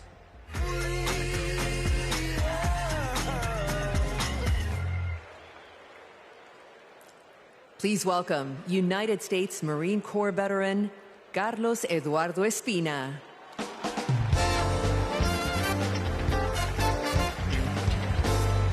Buenas noches, mi gente. My name is Carlos Eduardo Espina. And if 2 decades ago, when my parents immigrated to College Station, Texas, you told them that one day their son would reach 14 million followers on social media, graduate law school, and speak at the Democratic National Convention, they might not believe you. But this is the United States of America, the land of opportunities where anything is possible. I know this because daily I interact with people who, like my parents, came to America to fulfill the dreams and ambitions that in their home countries were impossible. People who work hard, contribute to society, pay taxes because, yes, immigrants pay taxes, and love this country deeply. The same people Donald Trump wants you to believe are poisoning the blood of our country. This is dangerous, and it is outright anti-American. Because as Ronald Reagan, a Republican, once said, we lead the world because unique among nations, we draw our people, our strength from every country and every corner of the world. Reagan knew that welcoming immigrants is not a Democratic or a Republican value, it is an American value. To be pro-immigrant is to be pro-America. And that's why Kamala Harris understands this too. And that's why, once elected, she will reject hate and find solutions that make our nation stronger. So let's get her elected. Let's get her elected.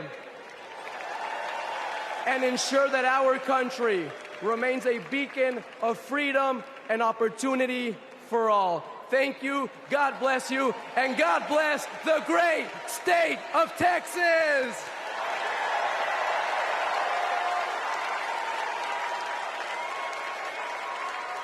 Please welcome former Homeland Security and Counterterrorism Advisor to Vice President Pence, Olivia Troy.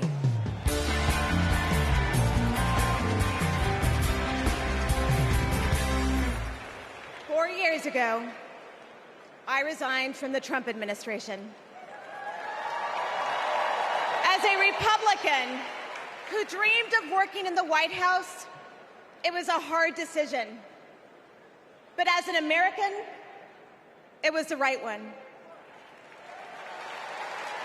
I saw how Donald Trump undermined our intelligence community, our military leaders, and ultimately our democratic process. Now, he's doing it again, lying and laying the groundwork to undermine this election. It's his MO, to sow doubt and division. That's what Trump wants, because it's the only way he wins. And that's what our foreign adversaries want, because it's the only way they win. As a national security expert, y como Latina, y hija de una inmigrante mexicana que realizó el sueño americano, being inside Trump's White House was terrifying. But what keeps me up at night is what will happen if he gets back there. The guardrails are gone. The few adults in the room the first time resigned or were fired. I grew up in the kind of working family that Trump pretends to care about. Conservative, Catholic, Texan.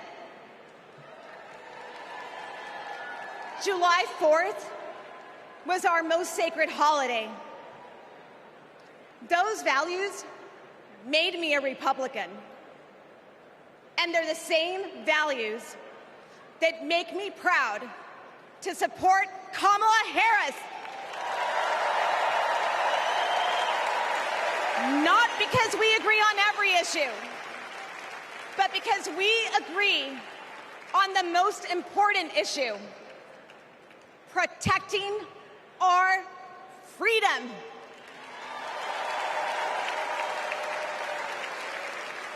So to my fellow Republicans, you aren't voting for a Democrat. You're voting for democracy. You aren't betraying our party. You're standing up for our country. Thank you. Gracias.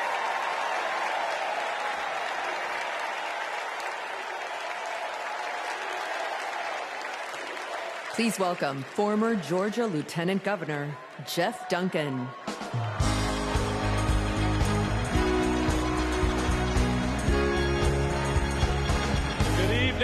Good evening. I bring greetings from the great state of Georgia.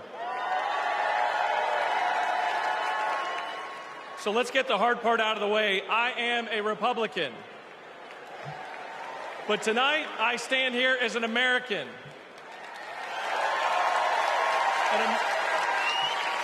an American that cares more about the future of this country than the future of Donald Trump.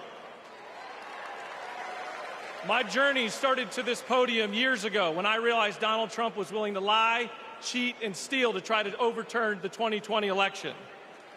I realized Trump was a direct threat to democracy, and his actions disqualified him from ever stepping foot into the Oval Office again.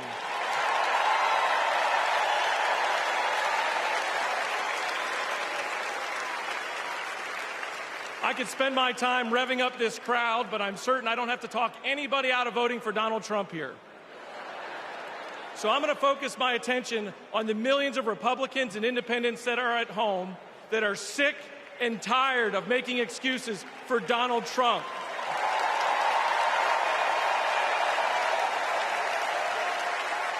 If Republicans are being intellectually honest with ourselves, our party is not civil or conservative.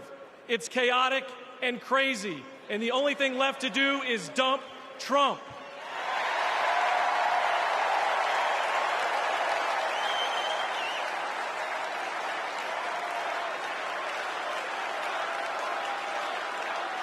These days, our party acts more like a cult worshiping a felonious thug. Look, you don't have to agree with every policy position of Kamala Harris. I don't. But you do have to recognize her prosecutor mindset that understands right from wrong, good from evil. She's a steady hand and will bring leadership to the White House that Donald Trump could never do. Let me be clear to my Republican friends at home watching. If you vote for Kamala Harris in 2024, you're not a Democrat, you're a patriot.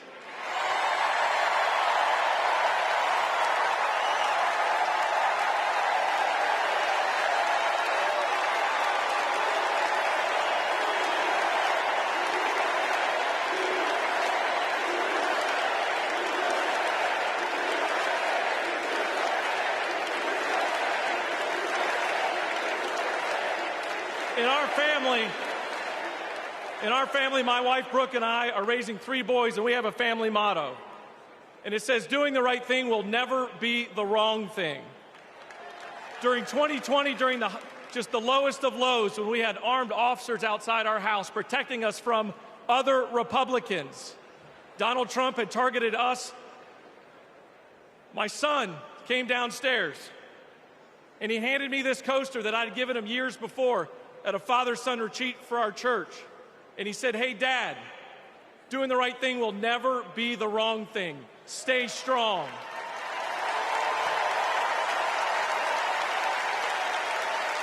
To my fellow Republicans at home that want to pivot back towards policy, empathy, and tone, you know the right thing to do. Now let's have the courage to do it in November. Thank you, and God bless you.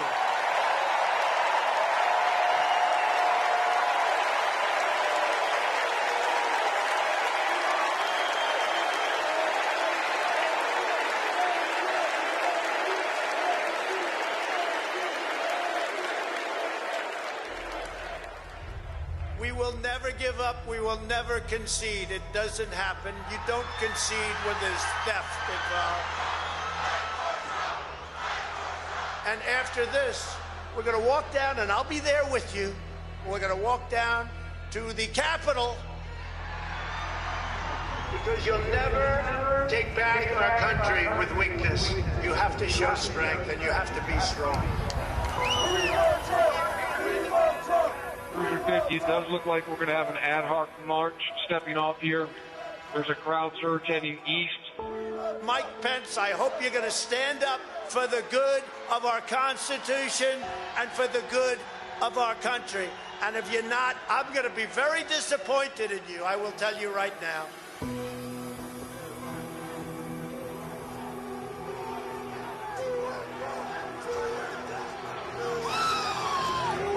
We're going to give riot warning. Yeah, we're out of here. We're going to give riot warning. We're going to try and get compliance, but this is now effectively a riot.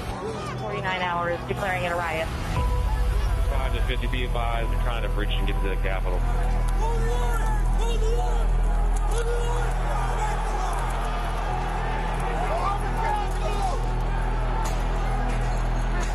Breach of the Capitol! Breach of the Capitol to the upper level! Mike Pence didn't have the courage to do what should have been done to protect our country and our Constitution. Bring out Pence! Bring out Pence! Bring out Pence!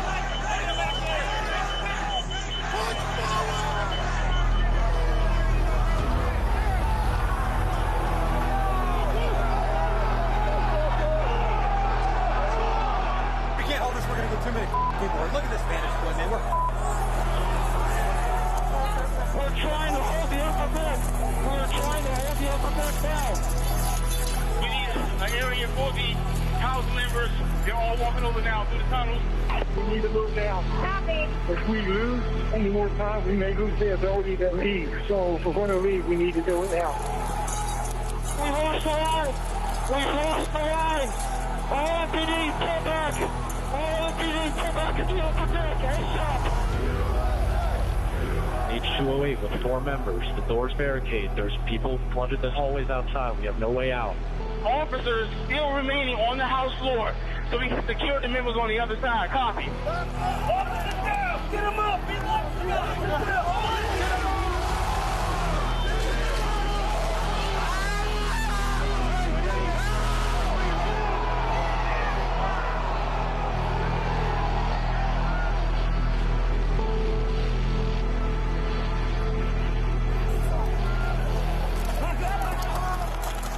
And if I win, I will be looking very, very strongly about pardons. And I mean full pardons with an apology to many, an apology.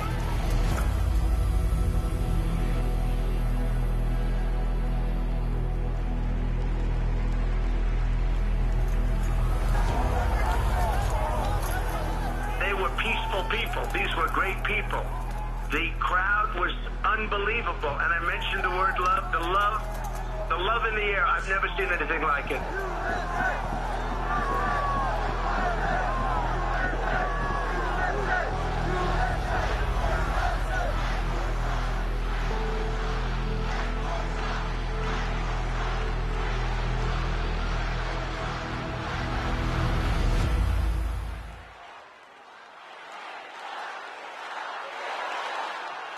Please welcome Mississippi Representative Benny Thompson.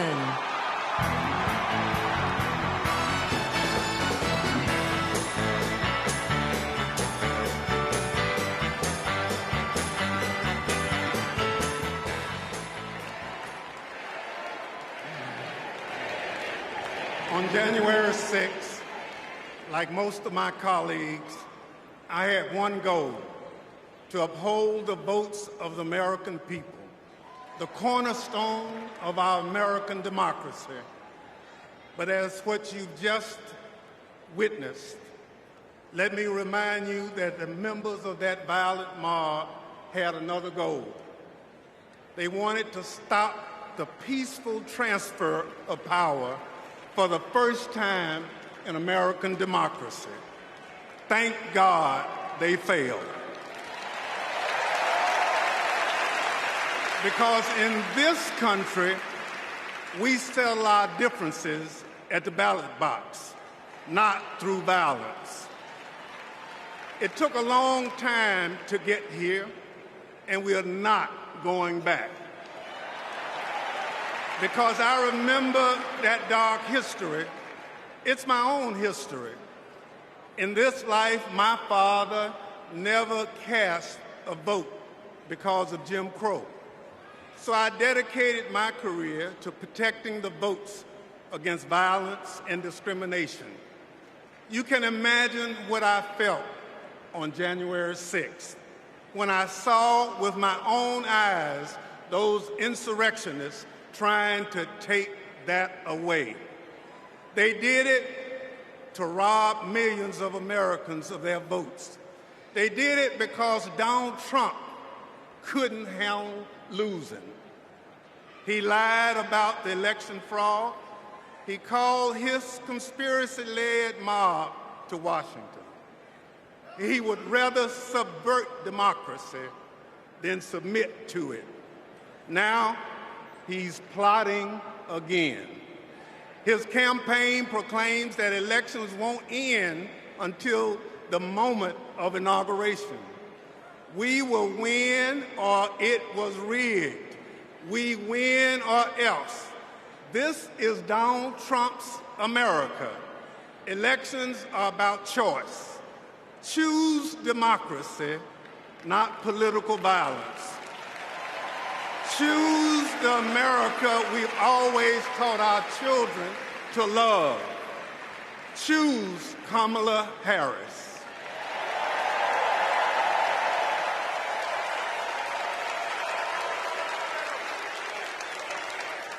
Please welcome former United States Capitol Police Sergeant Aquilino Ganell.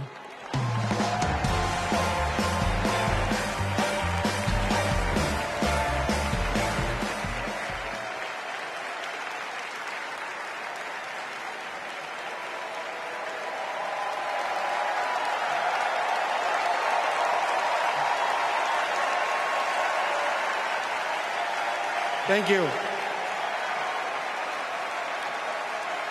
Thank you.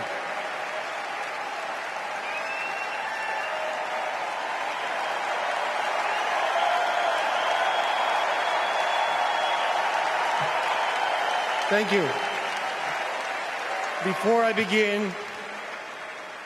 begin, I need to acknowledge the sacrifices that 5 officers who died as a result of January 6 made on that day.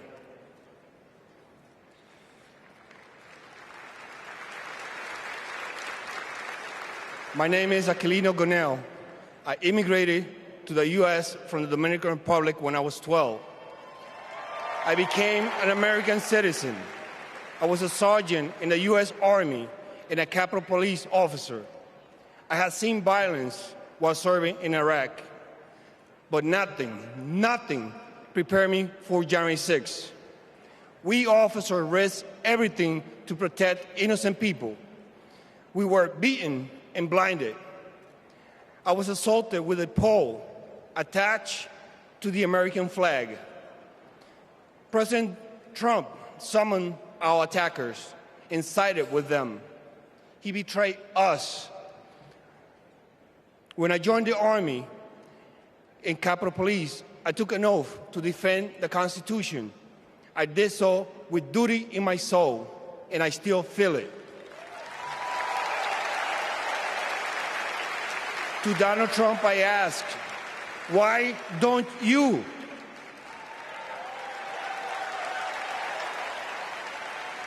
On January 6, I nearly died protecting the Capitol, and I will do it again for our democracy. The way to preserve it is to elect Kamala Harris, our first female commander-in-chief.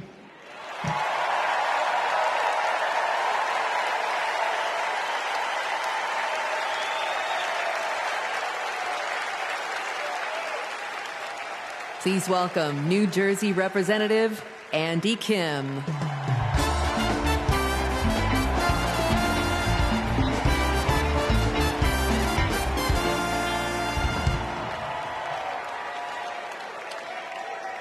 When I was a kid, my parents brought me to the Capitol. They taught me that it's sacred ground, a symbol of our democracy. When I got to Congress, I was excited to bring my little boys to the same beautiful building. I asked them, "Do you like the Capitol?" And my oldest son, Austin, said, "I love the Capitol, and lowercase too." They are so sweet. But shortly after, we saw something unimaginable. A mob tearing down flags, assaulting police officers. That night, I walked into the rotunda. The floor was covered in broken glass and garbage, strewn with the chaos unleashed by Donald Trump. And I thought to myself, how did it get this bad? So I did the only thing I could think of. I grabbed the trash bag and started cleaning up.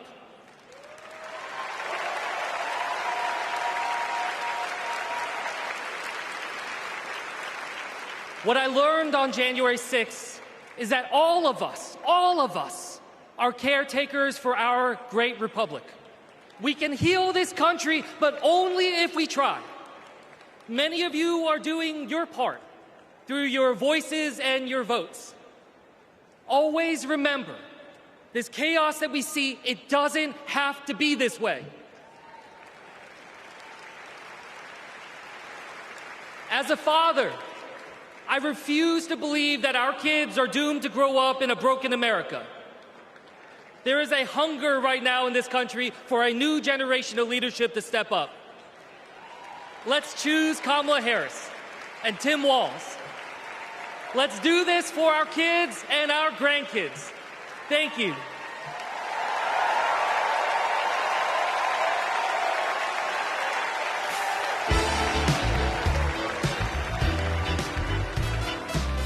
Please welcome Olivia Juliana.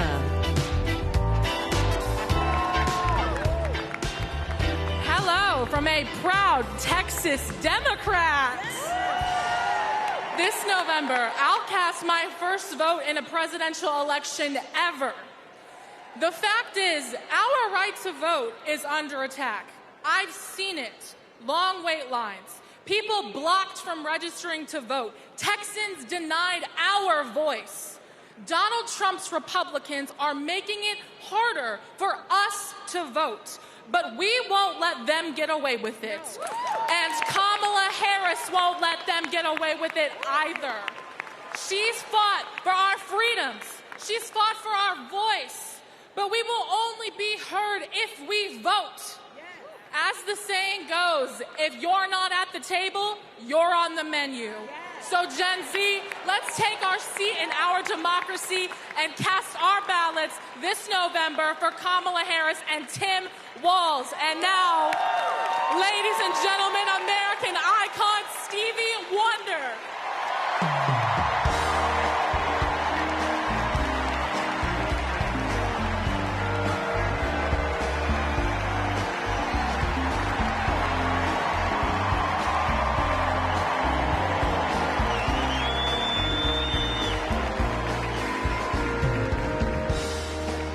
I love you. I just want to say, I love you. I love you. And every song that I've sang, every song that I've written, it's because of my love for you right here. But this year I've prayed very hard for peace to come to our world's nations, but also to each one of our hearts. Even though our hearts have been beaten and broken, beyond prayer, I know the importance of action, and now is the time to understand where we are and what it will take to win. Win the broken hearts, win the disenchanted, win the angry spirits. Now is the time.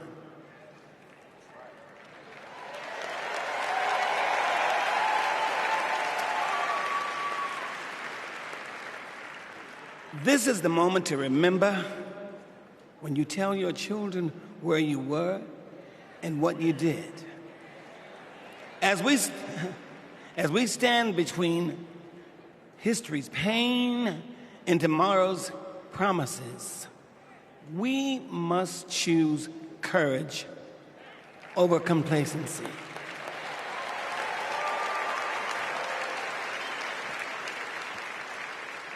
It is time to get up and go vote.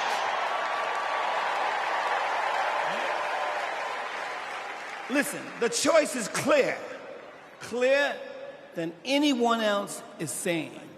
Did you hear me? Clearer than anyone else is saying. You feel me? Yeah. We need to choose joy over anger, kindness over recrimination, and peace over war. Every time.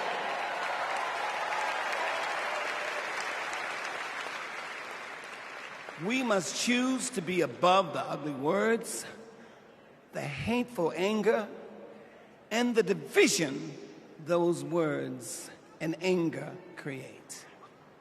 We must keep on keeping on until we truly are a united people of these United States. And then we will reach our higher ground. Are y'all ready? Are y'all ready to reach your higher ground? Are you ready to reach our higher ground? Tell me.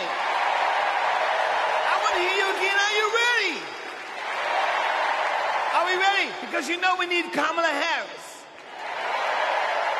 Yes, we do. And we need a great man, as we do have, as a future vice president. You know that. So you know what? I'm depending on you to do, as Spike Lee would say, the right thing. Are y'all ready? Are y'all ready? Are you ready? Mowski, are you ready? I'm ready, Steve. Kansas, are you ready? All right, we need everybody. Clap your hands like this. Everybody clap your hands. Clap, clap, clap, clap. Now somebody scream.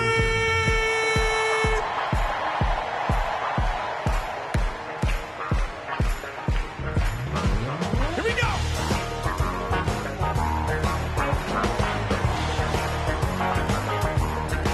Are y'all ready? Oh, you're going to have to get louder than that. I want y'all to sing it with me. Come on. People.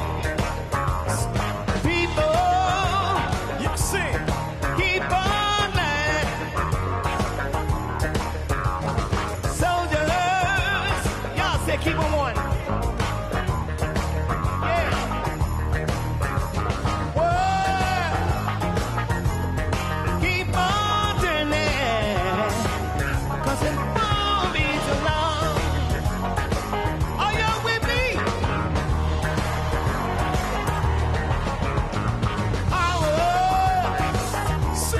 Keep on lying. While your people keep on dying. Whoa. Keep on turning. 'Cause it won't be so long. Oh, yeah. Sometimes when you let me try it again, it's the last time I've ever let my whole life. So when the light on my man, I'm gonna keep on trying till I reach my higher ground.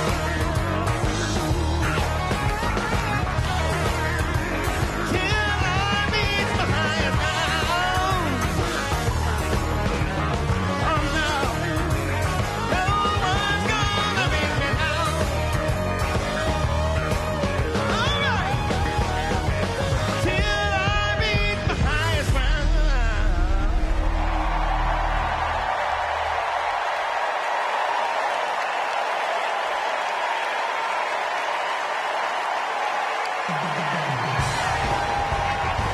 Somebody scream.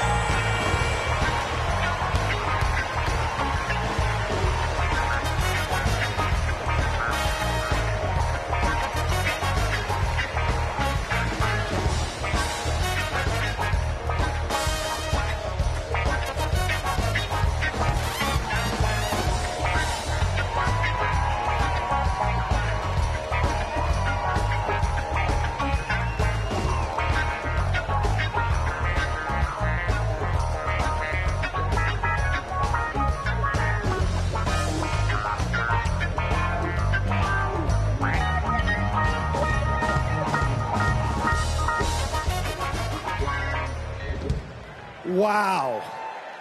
Wow. Wow.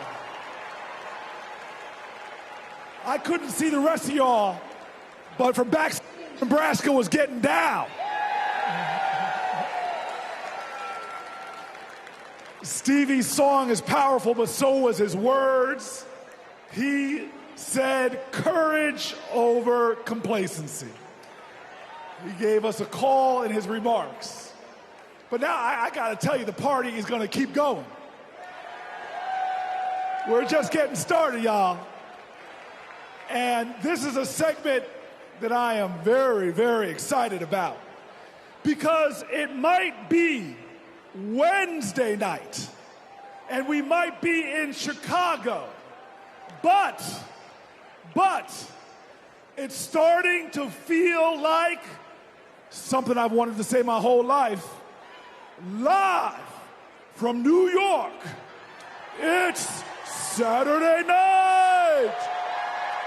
Please welcome Kenan Thompson.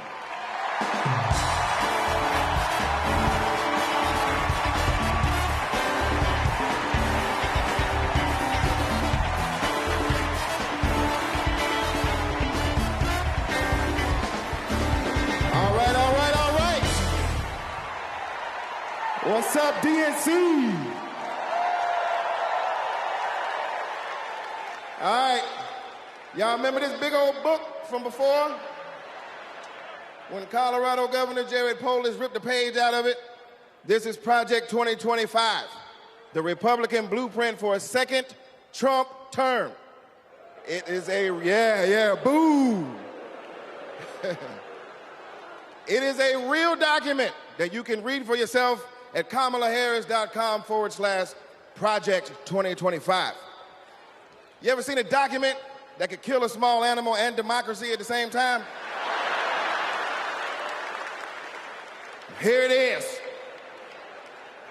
You know how when you download an app and there are hundreds of pages there that you don't read, it's just the terms and conditions, and you just click agree, right? Well, these are the terms and conditions of a second Trump presidency. You vote for him, you vote for all of this. Let's take a look. All right, do we got Matt here with us tonight? Is Matt here? Hey, there he is. Matt, how are you, sir? All right, Matt. Now, Matt, I understand that you work as an AV tech in Nevada, and you make a decent hourly wage. Is that right? Oh, I don't know if we can hear Matt. Can we hear Matt? So who's going to fix it? Keep speaking, Matt, till we can hear you. Okay, that's good. I guess we're going to move on from Matt. And this is Becky. Becky, can we hear you? Hi, Kenan. It's great to be here. Thank you. All right, good. Now, Becky, you're married, correct? I am. Me and my wife have been together for about 8 years. Oh, that's amazing. Very, very cute. Thanks. But I have got some bad news for you. I hate that.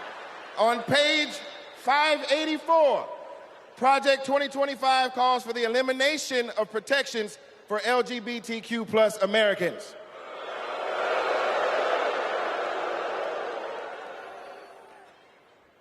So yeah, right back to the Stone Age. I'm afraid so. Right back to the Stone Age. That's terrible. Yeah, it is. Thank you, Becky, for being here and making that wonderful point. All right, next up, we have Nirvana. Nirvana, are you with us? And your people are with us as well? All right, good. Now, Nirvana, I understand that you are on insulin to manage your diabetes, yes? Yes, and thanks to President Biden and Vice President Harris, I only pay $35 a month for my insulin. That is great. That is great. But on page 465, Project 2025 calls for millions of people like yourself to pay more for prescription drugs like insulin. Why? Why? Well, I guess maybe to help Big Pharma make more money that they can donate to Republican politicians, I assume. Yeah, that makes sense. Yes, unfortunately, it does make sense. All right, let's talk to Anita. Anita, are you there? Yes. Hello, Anita. Hello. And Anita, what do you do for a living? I'm an OBGYN who delivers babies and does surgery. An OBGYN. She is an OBGYN that delivers babies. Uh-oh. Uh-oh, yeah. It's bad news, isn't it? It sure is. On page 459, Project 2025 resurrects a law from the 1800s called the Comstock Act to ban abortion nationwide and throw healthcare providers in jail. Oh my God, that is awful. Yes, it is awful. All right, let's do one more. Is Sharia with us? Sharia, are you there? Hey, Keenan, I'm here. Yes, Sharia, I love it. All right, let's talk to you. I understand that you work for the federal government? Yes, sir. I'm in the United States Department of Education. I'm a proud civil servant and a proud union president. She works for the Department of Education and she's a proud civil servant. Well,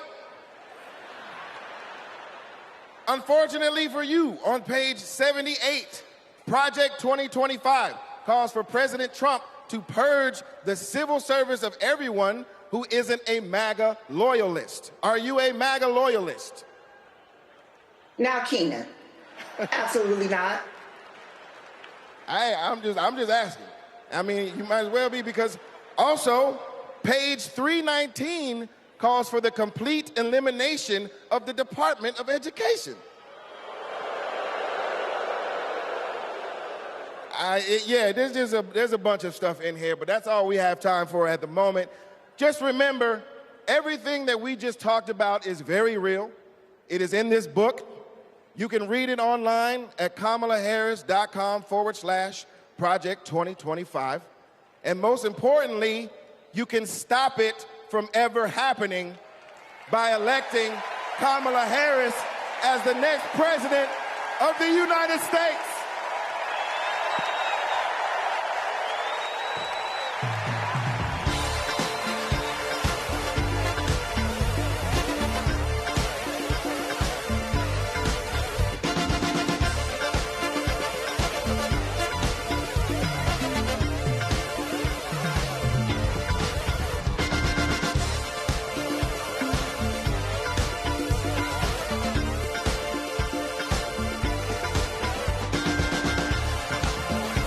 Please welcome award-winning producer and writer, Mindy Kaling.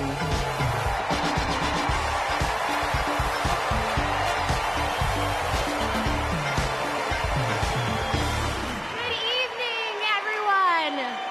Hello. Hello and welcome. Welcome to the third night of the Democratic National Convention. My name is Mindy Kaling. Thank you. For those of you who don't know me, I am an incredibly famous Gen Z actress who you might recognize from The Office. Thank you, The Mindy Project. Or as the woman who courageously outed Kamala Harris as Indian in an Instagram cooking video. Yes, you're welcome. I am so proud to be here supporting my friend. But the real reason I am here is that deep down, I truly believe that as a woman of color and as a single mother of 3, it is incredibly important that I be appointed ambassador to Italy. That's how this works, right? That's like why I'm here. I've never been, I'm dying to go. And guys, I just really need a break. I know it's not the priority tonight, but just think about it. I am actually here because I have known the Vice President for a long time, and I want to tell you a story about one of the first times I ever met her.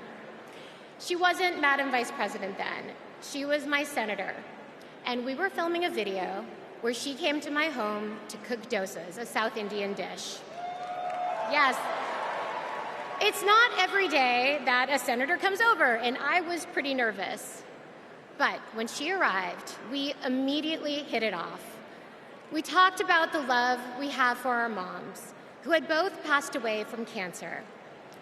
Both of our mothers were immigrants from India who came to America and committed their lives to serving others.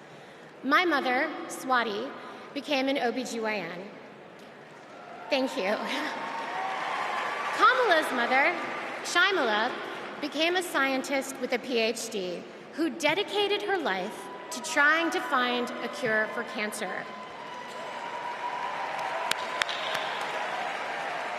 And after speaking to Kamala, it was clear to me that Shyamala had passed down the same optimism and fearlessness to her daughter. But the thing I remember the most about the vice president is that Kamala Harris can cook. Guys, she was so much better than me. But she also knew that my family was watching. So, as she gently corrected my sloppy dosa making, she was complimenting me every step of the way, making sure that my daughter, Kit, heard how good of a cook I am. She had no desire to be seen as better than anyone else. She just wanted my kid to be impressed with her mom. And when she finally bit into my dosa, she looked at me and said, really good, and then never took another bite again. Yes, but it is that warmth, that generosity of spirit that I know she will bring to the White House as our next president. Kamala Harris cares deeply about other people. She will fight to protect our freedoms because those are the values that her mother passed down to her. But in order to protect those freedoms, Democrats also need to win the House. So we have a lot to do, and please welcome to the stage your next Speaker of the House, Hakeem Jeffries.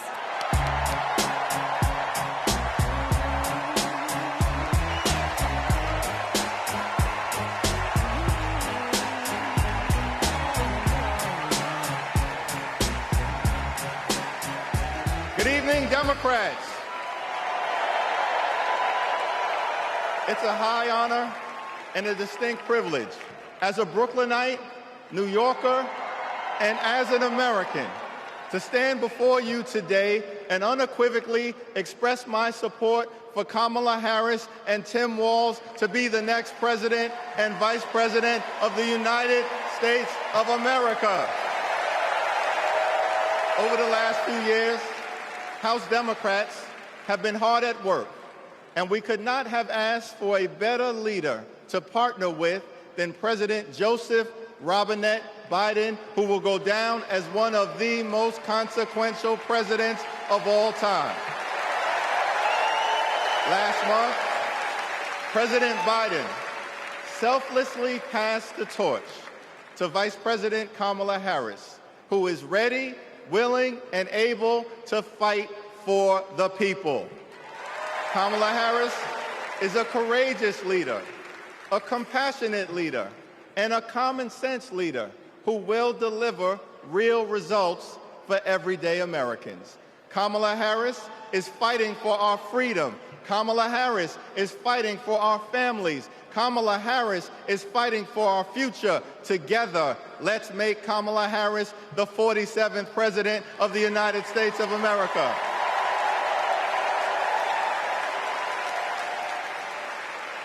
In our great country, when you work hard and play by the rules, you deserve to earn a living wage. You deserve to have an affordable place to call home. You deserve to educate your children in a great public school that is free from gun violence. And you deserve high-quality, affordable health care, and you deserve the chance to one day retire with grace and with dignity. But for far too many people in our great country, they are struggling to live paycheck to paycheck. And as a result, the American dream is out of reach. Here's the thing. Extreme MAGA Republicans don't care about everyday Americans. They only care about themselves. Our approach, led by Kamala Harris and Coach Walz, is very different. We care about you, the American people. And we will fight hard to make sure that the American dream is alive and well in every single community. Now, the road ahead will not be easy, which brings me to you-know-who. Donald Trump is like an old boyfriend who you broke up with, but he just won't go away. He has spent the last 4 years spinning the block, trying to get back into a relationship with the American people. Bro, we broke up with you for a reason.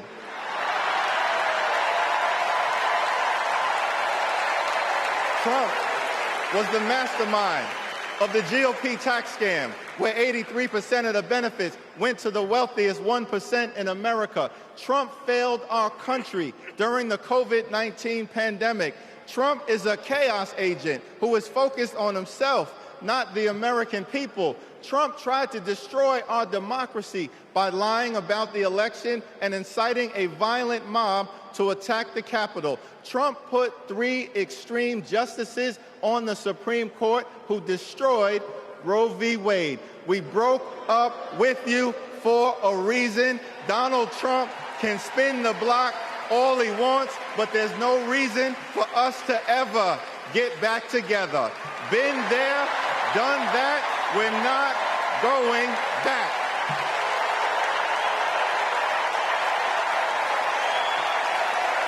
Kamala Harris and House Democrats will always put people over politics. Kamala Harris and House Democrats will lower costs and grow the middle class. Kamala Harris and House Democrats will fix our broken immigration system and secure the border. Kamala Harris and House Democrats will strengthen the relationship between the police and the community. Kamala Harris and House Democrats will continue to combat the climate crisis with the fierce urgency of now.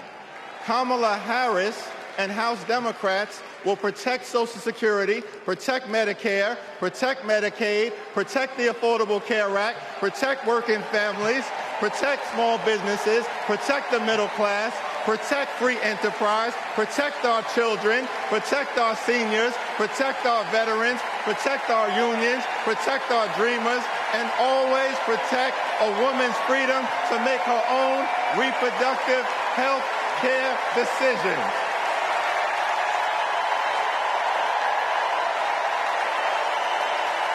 The extreme MAGA Republicans want to divide us.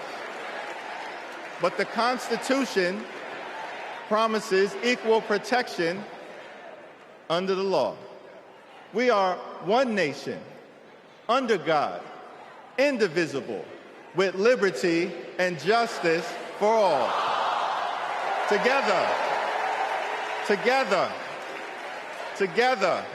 let's build a brighter future for our children and our grandchildren. In the Old Testament, book of Psalms, the scripture tells us that weeping may endure during the long night, but joy will come in the morning. Here's how we do it. Strategize on Sunday. Meet the moment on Monday. Take it to them on Tuesday. Work it out on Wednesday. Thank the Lord on Thursday. Fight the power on Friday. Set it off on Saturday. Get a few hours of sleep, wake up the next day, and do it all over again until joy comes in the morning.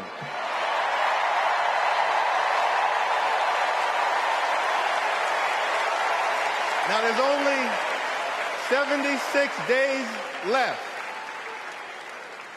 There are only 76 days left We must continue to speak up. We must continue to show up. We must continue to stand up, not as Democrats or Republicans, but as Americans. And when we do, nothing can stop Kamala Harris from becoming the 47th President of the United States of America. Nothing can stop House Democrats from taking back the majority. Nothing can stop the American people from continuing our march toward a more perfect union. Nothing can stop us. We're all the way up. God bless you. God bless Kamala Harris. May God bless the United States of America.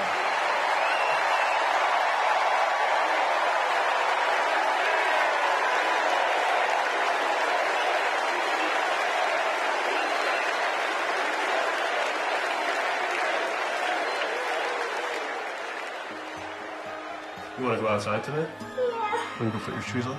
Yes. Let's go outside. Ruby is 2 years old. I'm starting to think, will she be an iron worker like her dad? I hate to break it to you, but I'm not a billionaire. Donald Trump talked a big game about bringing jobs back to America, but it was all talk, like Foxconn. This is the eighth wonder of the world. Foxconn, by most estimates, has not even come close to meeting expectations. This whole project was a scam. He is not looking out for the residents. He's looking out for himself. You know what Trump delivered? $2 trillion in tax cuts focused on his billionaire buddies and big corporations. You know, you're rich as hell. It makes me angry. Billionaires don't pay their share of the load. And he wants to do that again. Trump talked a massive game about infrastructure. What a joke. We call it Infrastructure Week. Infrastructure is the easiest of all. We're going to get this infrastructure going. Trump was too incompetent to get it done. Who's he looking out for? Not us, not my family. You know who got it done? Joe Biden and Kamala Harris. Biggest infrastructure package in history. Infrastructure is just a fancy word for jobs. Not just union workers, but for everyone. Small businesses are booming. Communities are starting to thrive again. I wish it was faster. The prices are easing. Kamala Harris helped deliver the largest job growth in American history. Wages are higher. Manufacturing is booming. We're building roads, bridges, airports again. That's a fact. And we have health care. When our middle class is strong, America is strong. Kamala's goal is to rebuild the middle class for families like mine.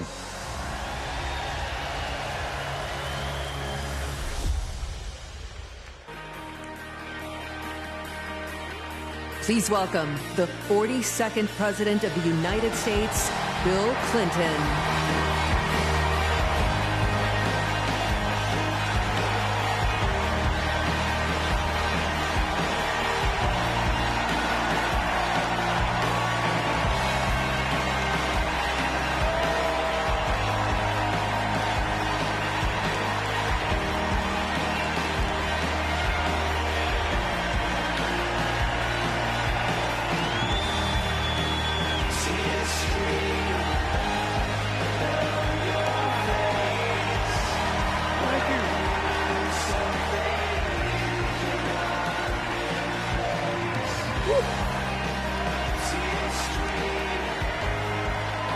Thank you. Thank you. Whoa.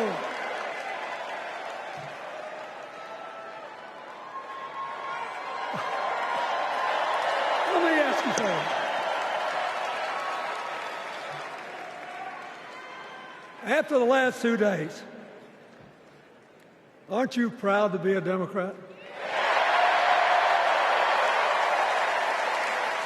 And I am very grateful to the Republicans and independents that have joined us, have been up here on the stage. And I hope they feel better about it now. Because I've seen all these things that even I have to be reminded of from time to time when I get my spirits down. I love seeing the Obamas here. I love seeing President Biden. And I thought Hillary gave a great speech, too. And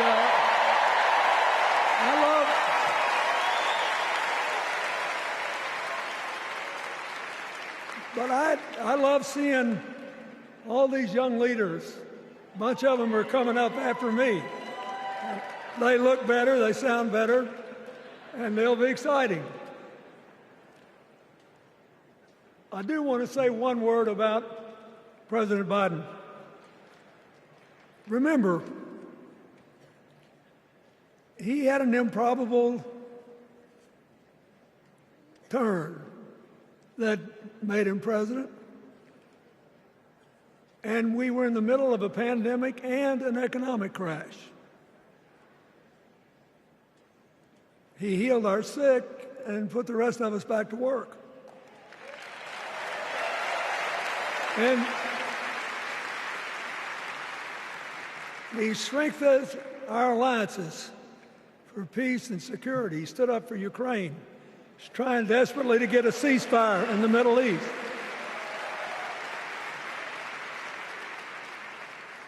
And then he did something that's really hard for a politician to do. He voluntarily gave up political power. And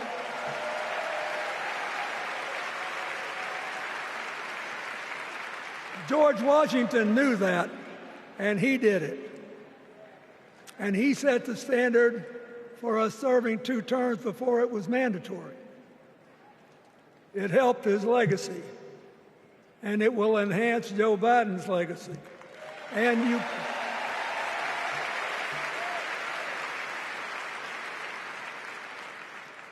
it's a stark contrast to what goes on in the other party. So I want to thank him for his courage, compassion, his class, his service, his sacrifice.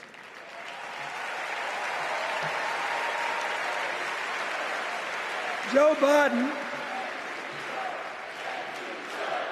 thank you. And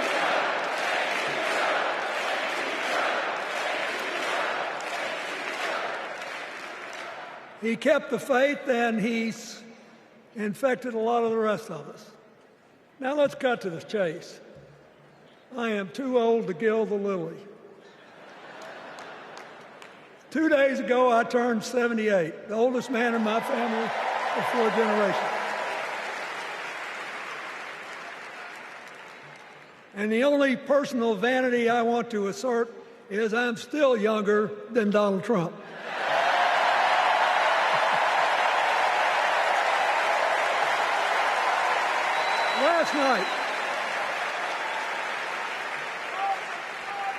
Last night, in what I thought was a very moving series of episodes, we nominated Kamala Harris and Tim Walz. And just think about that. 2 leaders with all-American but still improbable life stories. It could only happen here. Their careers, after all, started in community courtrooms and classrooms. 2 leaders who spent a lifetime getting the good job done. Now, one of the things that I've noticed over my increasingly long life is that a presidential election is unique in several ways. First of all, it's the greatest job interview for the greatest job in the world. Secondly,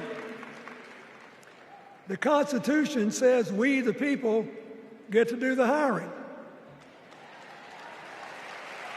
And the third thing is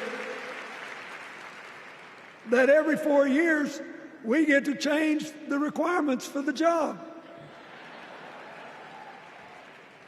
So here's what I'm thinking, because I try to apply this in every election. Will this president take us backward or forward? Will this president give our kids a brighter future? Depends. Will this president bring us together or tear us apart? Will the president increase the peace, security, and stability and freedom that we enjoy and extend it to others as we can. We, the people, we have to make a decision about these kind of questions. And every 4 years, it's a little different because the people come at the candidates, and they say, as they're saying now, here are our problems, solve them. Here are our opportunities, seize them. Here are our fears, ease them. Here are our dreams, help them come true.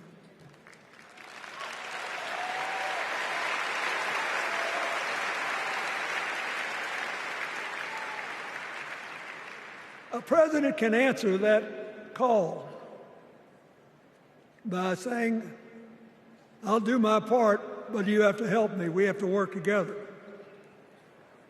Or you can dodge what needs to be done by dividing, distracting, and diverting us. So in 2024, we got a pretty clear choice, it seems to me. Kamala Harris for the people,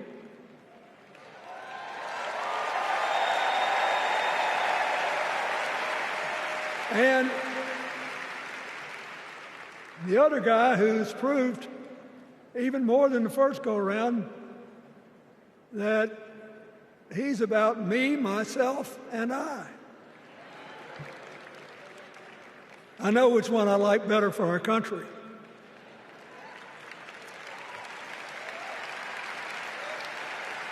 Kamala Harris will work to solve our problems, seize our opportunities, ease our fears, and make sure every single American, however they vote, has a chance to chase their dreams. You know, when she was young, she worked at McDonald's. And she greeted every person with that 1,000-watt smile and said, how can I help you? Now she's at the pinnacle of power, and she's still asking, how can I help you? I'll be so happy when she actually enters the White House as president, because she will break my record as the president who spent the most time at McDonald's.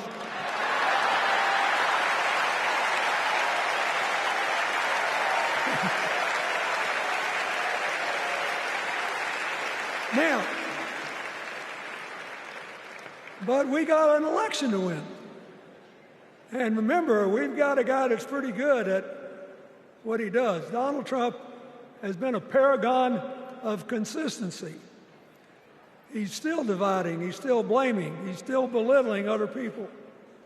He creates chaos, and then he sort of curates it as if it were precious art. Let me say, not a single day goes by, even though I've been gone for well over 23 years from the White House, not a day goes by that I don't thank the Lord for the chance I had to serve and what it meant. And one of the reasons, thank you. Wait.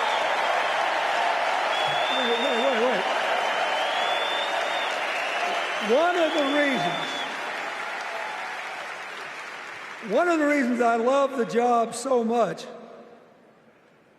is that in the toughest times, even on the darkest days, if you tried hard enough, there was always something good you could do for somebody else. Now, some days that's not easy to do. You've got to deal with all these emergencies, or there's something going on here, there, or yonder. But Kamala Harris is the only candidate in this race who has the vision, the experience, the temperament, the will, and yes, the sheer joy to get something done.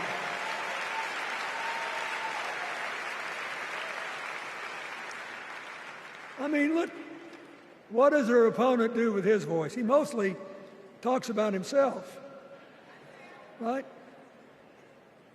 So the next time you hear him, don't count the lies. Count the eyes.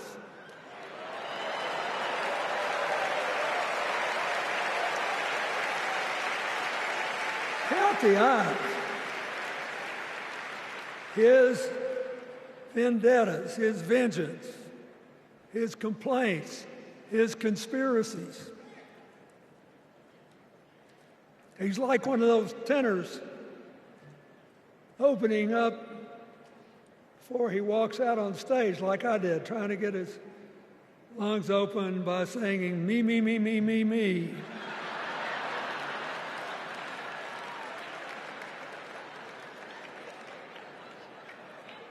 When Kamala Harris is president, every day will begin with you, you, you, you.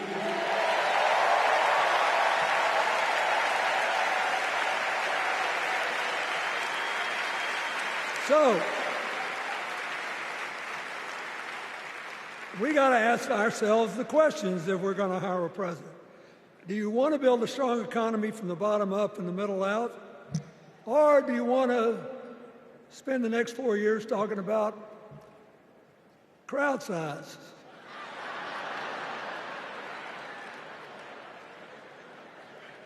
You're going to have a hard time believing this, but so help me, I triple-checked it.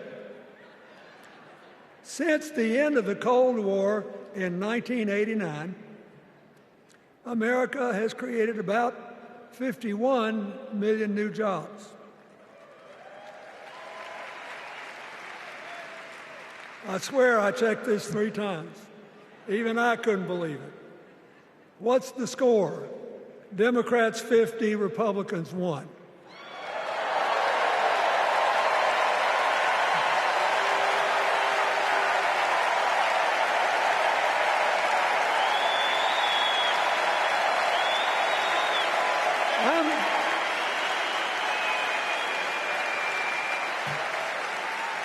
I'm glad that we've got a championship-winning coach on our team.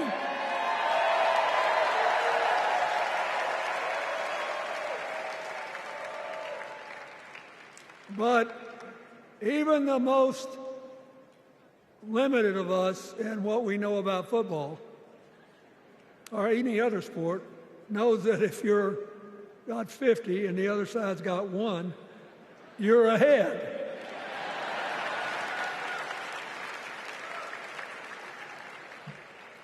What about affordable housing? It's a terrible problem in America now. We need more. And affordable health care. That's why the Democrats put a limit on monthly payments for insulin and a $2,000 a year out-of-pocket limit, and are trying to cover more drugs by bargaining for prices. We need more financing for small businesses. We need still to strengthen our alliances. I almost croaked in the first debate of this election season when President Trump said nobody respected America anymore like they did when he was president. Wait.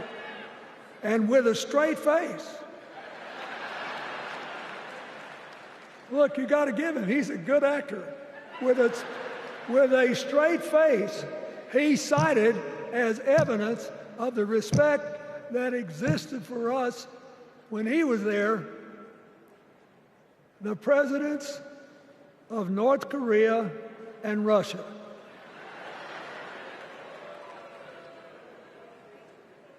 I'd rather have the people who respect us now. And one of the things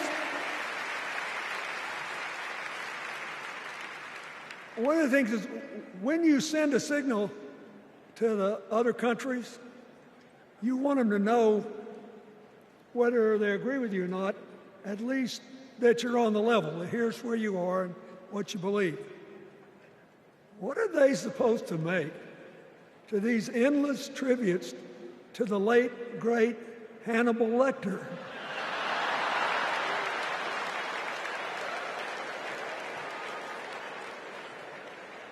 I mean, President Obama once gave me the great honor of saying I was the explainer-in-chief.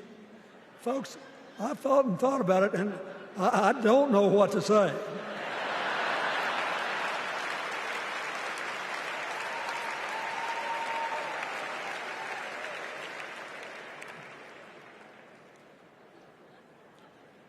Like Hakeem Jeffries, I too want an America that's more joyful, more inclusive, more future-focused. Just think what a burden it's been on us to get up day after day after day after day, buried in meaningless hot rhetoric, when there's so many opportunities out there, so many problems that need to be solved. I want that. And that's the America Kamala Harris will lead. And she's already made her first presidential decision, and she knocked it out of the park when she asked Governor Tim Walz to be her nominee for vice president.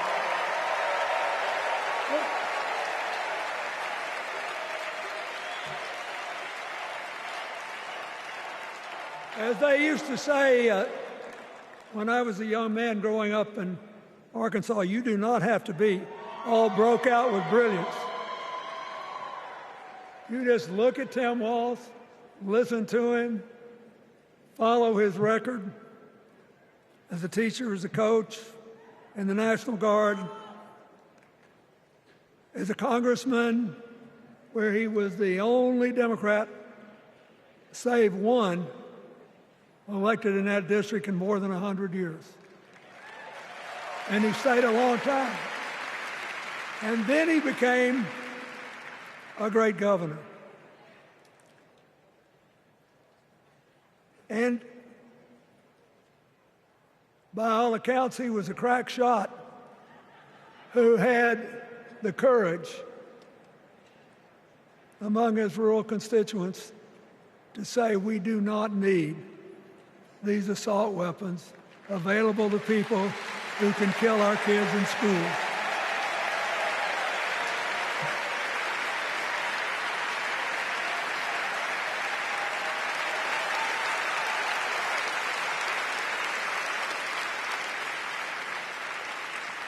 So, armed with her first decision,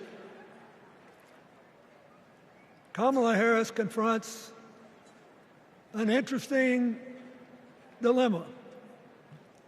We're going to walk out of here feeling pretty good, I think. We've got energy, we are happy, we feel like a load's off our shoulders. And we know we're just being asked to fight the same fight that the forces of progress have had to fight for 250 years.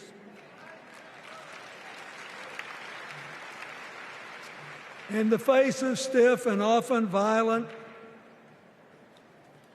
opposition, we have to find a way to go forward together, where we the people make our union more perfect. So, that's a good thing. How could we possibly lose? Kamala Harris has fought for kids her whole life that were left out and left behind. She's taken on gangs trafficking across the border. She's fought to protect the rights of homeowners.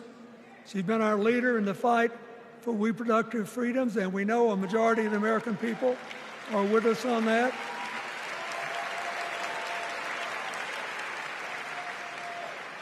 And she's gained an invaluable amount of experience as vice president, advancing our values and interests around the world.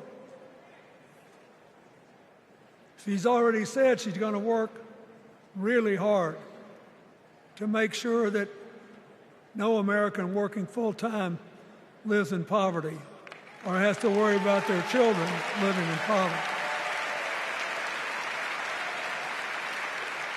She says that we got to make home ownership an achievable dream for everyone, not just a privilege. She said that and this meant a lot to me, that she would protect everybody's right to vote, whether or not they voted for her. They were citizens, and they deserved the right to vote.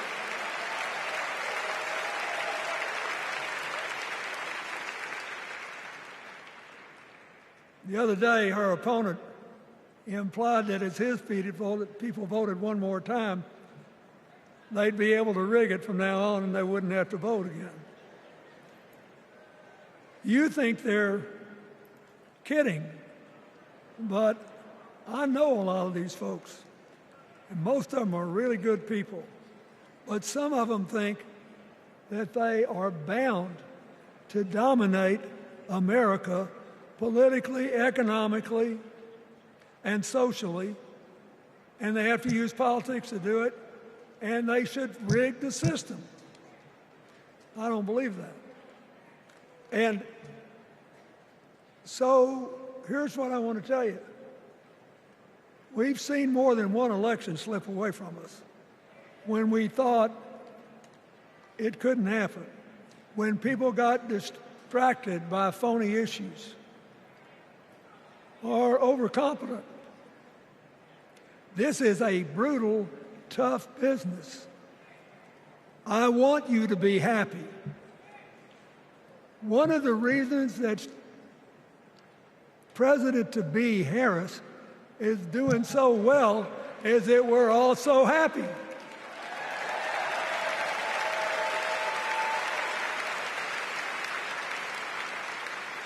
But you should never underestimate your adversary. And these people are really good at distracting us, at triggering doubt, at triggering buyer's remorse. As the Obama said so eloquently last night, they are human, you know. They're bound to make a mistake now and then. We got to be tough. And so, as somebody who spends a lot of time in small towns and rural areas in New York and Arkansas and other places, I urge you to talk to all your neighbors. I urge you to meet people where they are. I urge you not to demean them, but not to pretend you don't disagree with them if you do. Treat them with respect, just the way you'd like them to treat you.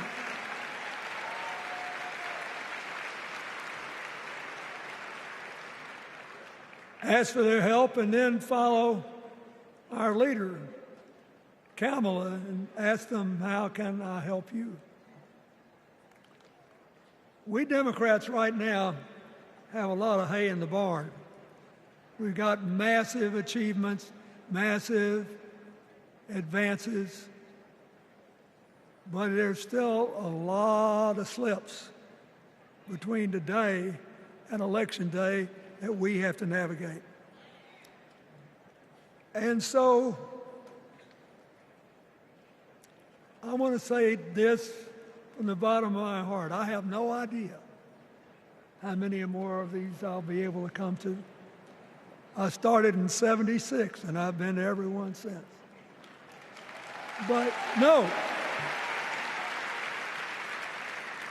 72. Lord, I'm getting old. But here's what I want you to know. If you vote for this team, if you can get them elected and let them bring in this breath of fresh air, You will be proud of it for the rest of your life. Your children will be proud of it. Your grandchildren will be proud of it.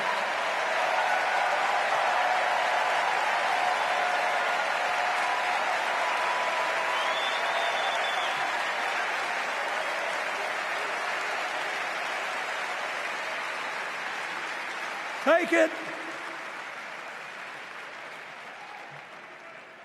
from a man who once had the honor to be called in this convention the man from hope. We need Kamala Harris, the president of joy, to lead us. So,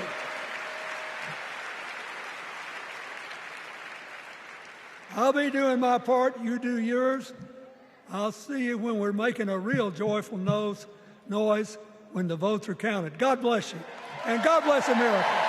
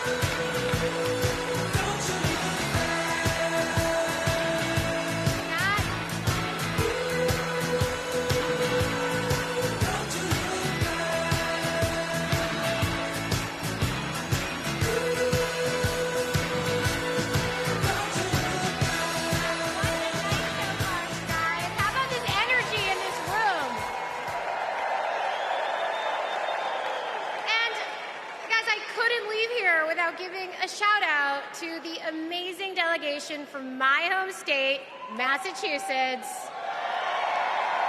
I love you, Massachusetts. Everyone is always hating on us, but they just don't get it. Go Sox! Go Jason Tatum! Ben Affleck, hang in there! Dunkin' Donuts is the best coffee in the world. Okay. Our next speaker needs no introduction. She was the first woman to ever serve as Speaker of the House. Yes, you know what's coming. This woman was doing Brat before Brat was Brat. The mother of dragons. Please welcome Nancy Pelosi.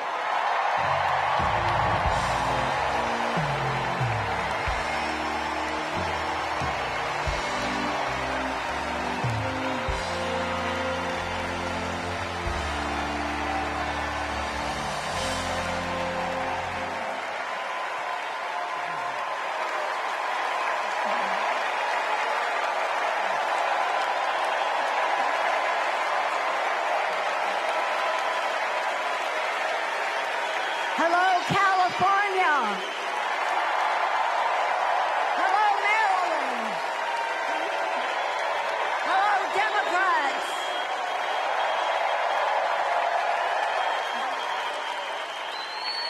On January 20th, 2021, with the inauguration of Joe Biden and Kamala Harris, we established one of the most successful presidencies of modern times.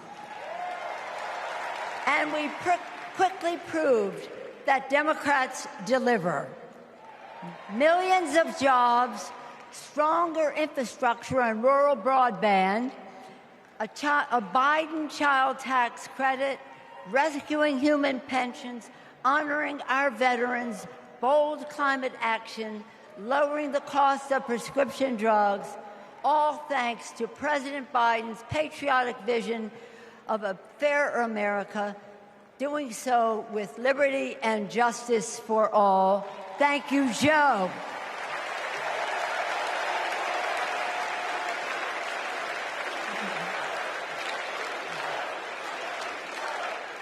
And I know that Vice President Harris is ready to take us to new heights. I've known Kamala Harris for decades. Personally, I know her a person of deep faith, which is reflected in her community care and service. Officially, she is a leader of strength and wisdom and eloquence on policy, most recently demonstrated fighting for women's right to choose. Politically, she is astute and strategic in winning difficult elections, quickly securing the nomination with dignity and grace, and choosing Tim Walz as our vice president. I had the honor of serving with Tim for 12 years in the Congress. He united Democrats, Republicans, and independents to turn a red district blue. He showed courage when he came to Congress in voting for the Affordable Care Act, meeting the needs of his constituents despite Republicans' lies and misrepresentation. When he went home, won the election, he returned to Congress. He fought for our Americans' heroes as the Democratic leader of the Veterans Affairs Committee. Thank you, Tim.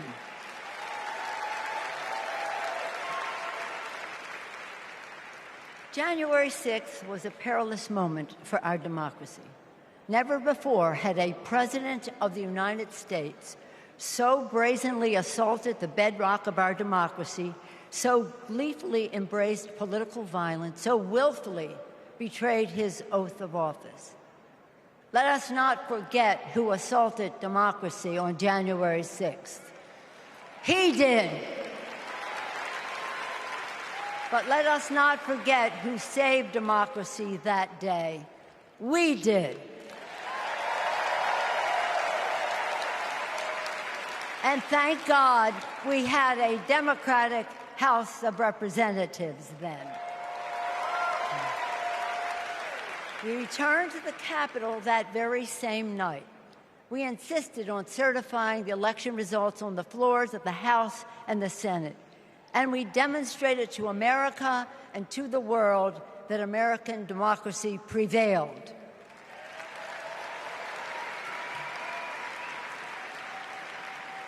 The parable of January 6th reminds us that our democracy is only as strong as the courage and commitment of those entrusted with its care. And we must choose leaders who believe in free and fair elections, who respect the peaceful transfer of power. The choice couldn't be clearer. Those leaders are Vice President Harris and Governor Walz.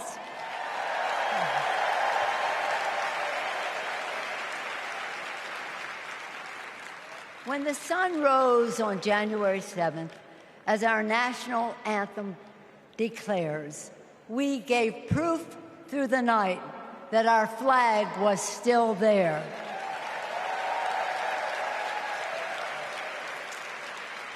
Now, in this election, we are called upon to do the same, to stand together, to reject autocracy, to choose democracy, and we will do so by electing a Democratic House with Hakeem Jeffries as Speaker of the House,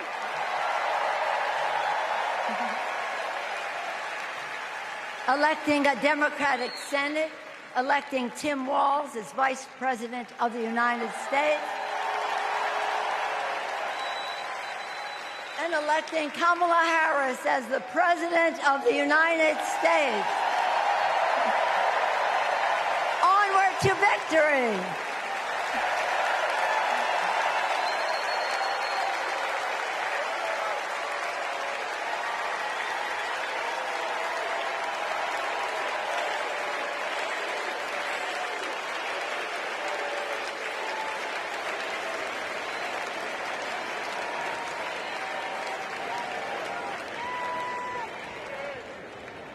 Please welcome Alexander Hudlin, Jasper Emhoff, and Arden Emhoff.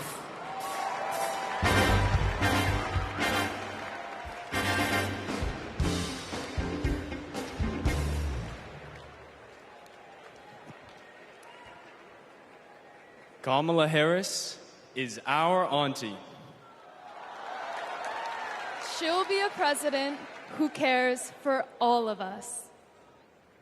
She'll lift us up. In 2016, we celebrated Auntie's Senate win. We saw Trump winning.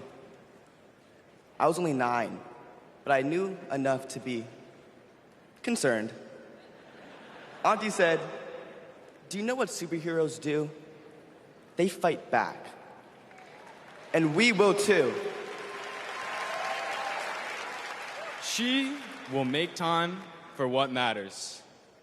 You know, no one is busier than my auntie, but she always makes time for family.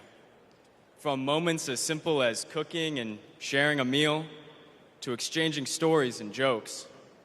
Auntie taught me about being present in what's important, and I know that's how she'll lead.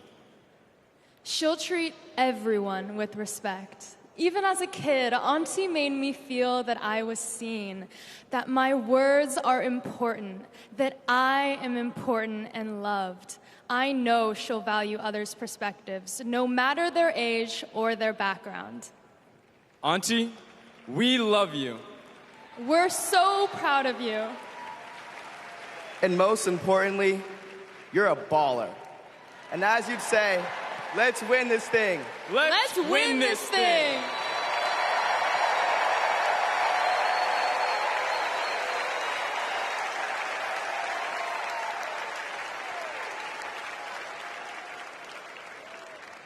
Please welcome nominee for U.S. Congress in California, Latifa Simon.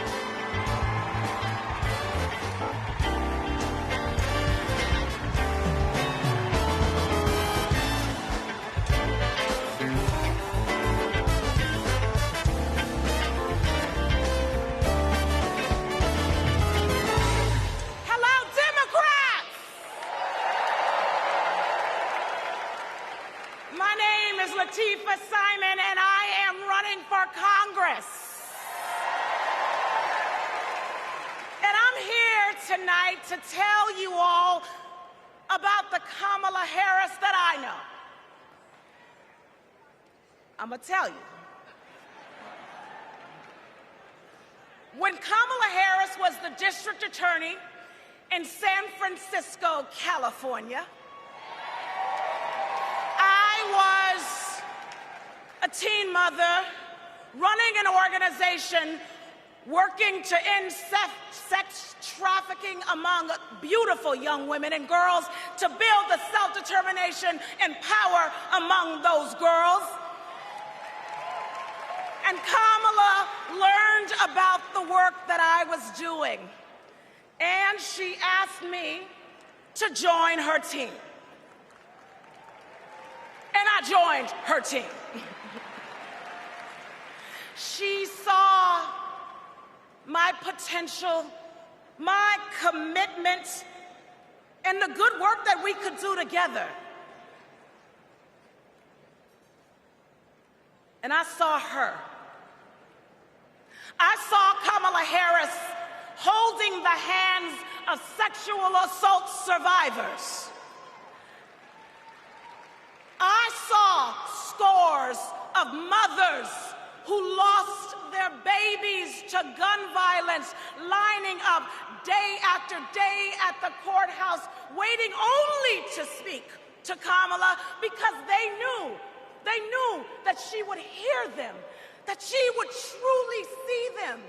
Because there's something about Kamala Harris. For those who know her, you know.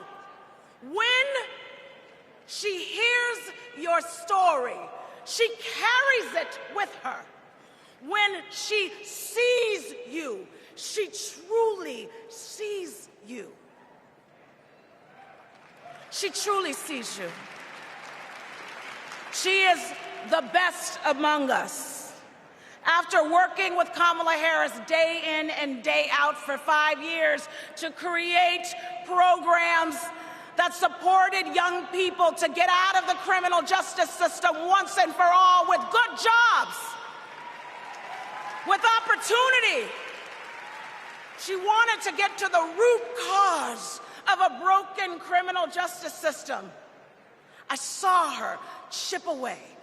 She came early and she left late every single day because, you know, like those mothers, like those sexual assault survivors, when she goes into that Oval Office, when she goes into that Oval Office, I guarantee you she will take all of us with her. All of us. The single mothers, the disabled veterans, the low-income folks who are dying to survive, the immigrants who are trying to work towards the promise of America. She will take us all. The farm workers, she will take us all with her. All of us. That is the Kamala Harris that I know so deeply. That is the Kamala Harris that I love. A woman of the people. A woman, a fierce woman for the people. Good night, Democrats.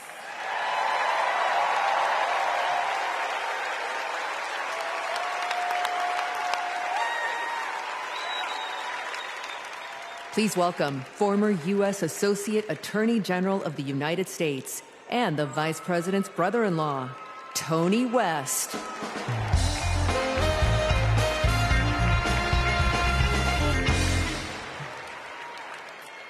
35 years ago, in my first week at law school, I met a new classmate, Maya Harris. We became best friends, but the way Kamala tells the story, we'd already fallen in love by graduation day. And when Maya and I married, I not only gained a life partner I love, a daughter I adore, and a mother-in-law I revered, someone I affectionately called Mother Harris, I also gained a sister I cherish, Kamala. Now, Maya, Kamala, and I each pursued different legal careers, but we were motivated by the same values: a belief in equal opportunity, a yearning for fairness, a passion for justice. Values Mother Harris taught those two little girls, values that powered Kamala's public service from the very beginning. You know, one of Kamala's very first cases in the district attorney's office, it involved a woman, an innocent woman, wrongfully arrested in a police raid. It was a Friday afternoon, and the courthouse was shutting down for the weekend. And look, most prosecutors, they would have gone home and dealt with the matter the following Monday. But not Kamala. You see, my sister-in-law knew that if the judge didn't see this woman that afternoon, she'd spend the entire weekend in jail. And Kamala, she wondered, does this woman work weekends? Would she lose her job? Does she have young kids at home? Who'd feed those kids? So Kamala pleaded for the judge to return to the bench and to hear the matter. And the judge agreed. And within minutes, that woman was released back to her family that night. Now, it may seem small, but that's what it means to stand up for justice. That's what it means to stand for the people. And as Kamala says, when you know what you stand for, you know what to fight for. And look, believe me when I tell you, as a sister, a daughter, an auntie, and a mother, I've seen Kamala fight for her family. As district attorney, attorney general, U.S. Senator and Vice President of the United States, I have watched her fight in the halls of power for those who have no voice there. And as President, I know she'll fight for you. She'll fight for all of us. Because, friends, when Kamala fights, we win. Thank you. God bless you.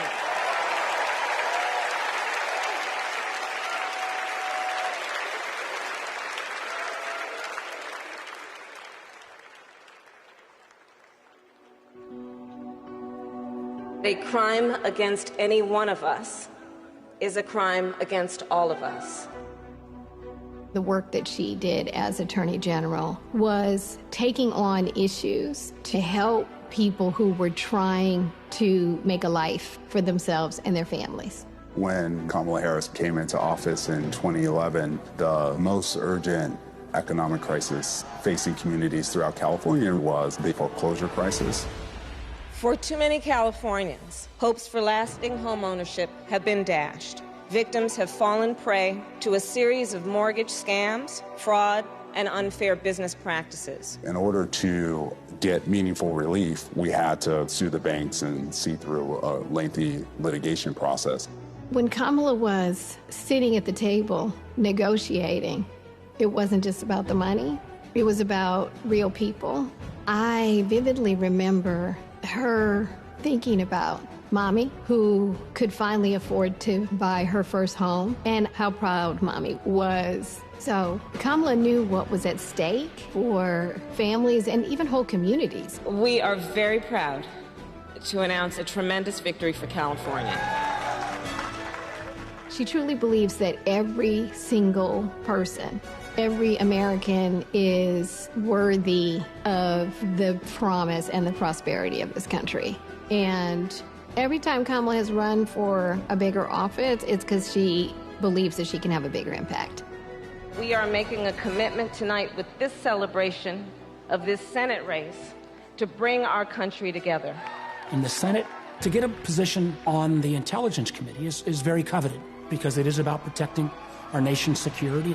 And Kamala hit the ground running. She would not let a witness off easily. Did you have any communications with Russian officials for any reason during the campaign that have not been disclosed? I don't recall it. I need to be correct as best I can. I do want you to be honest. And I'm not able to be rushed this fast. It makes me nervous. Her questioning of Attorney General Sessions was historic, and she earned the respect of colleagues on both sides of the aisle. Kamala, as a senator, was a truth teller. She was there to expose what some of these guys were and what they intended to do. Can you think of any laws that give government the power to make decisions about the male body?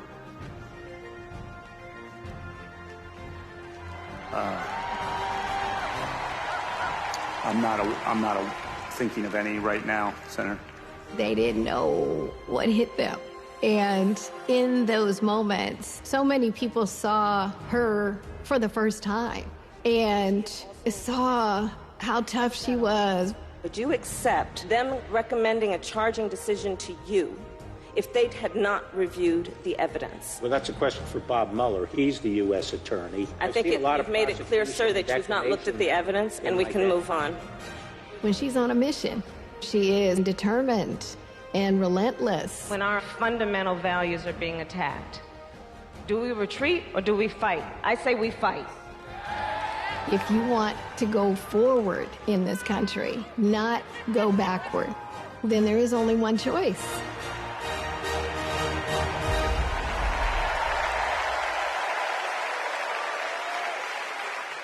Please welcome Nevada Senator Katherine Cortez Masto.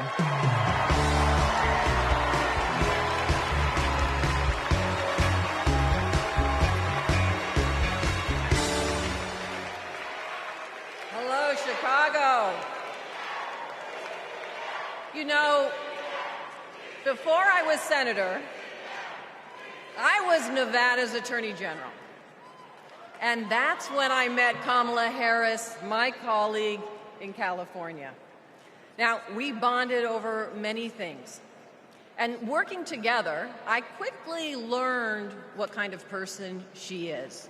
She is a strong leader. Here's how I know. As AGs, we took on the big banks after the foreclosure crisis. And let me tell you, Kamala did not settle for less than homeowners deserved. Her leadership helped win billions for working families nationwide. Delivering for families, that's Kamala Harris. Kamala and I also worked to protect our southern border. During that time, Kamala invited a group of AGs across the border to meet with Mexican officials. Now, we worked together to put transnational criminals and drug smugglers behind bars. Holding criminals accountable, that's Kamala Harris. Listen, and when we took on human traffickers, Kamala had us meet with survivors so that we could understand who we were fighting for. Standing up for justice, that's Kamala Harris. So trust me when I say I know she will fight for our families and our freedoms. Now, we must fight for her. Every vote matters. I know. In 2016, Nevadans elected me, the granddaughter of a baker from Mexico, to serve as the first Latina in the United States Senate. I'll tell you what. And in 2022, my reelection came down to 7,928 votes. Because of voters in Nevada, the Democrats won the Senate majority. And I'm here to tell you, we can do it again. We can send Kamala Harris and Tim Walz to the White House. Are we ready to do it? Are we ready to fight? Let's get it done, Chicago. Thank you, everyone.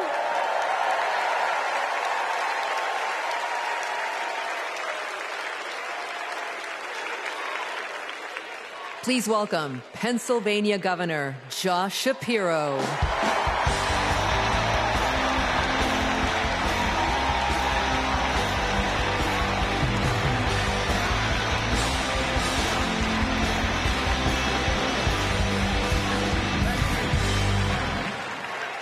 Thank you. 2.5 centuries ago in Philadelphia, a band of patriots declared their independence from a king and set ourselves on a path of self-determination.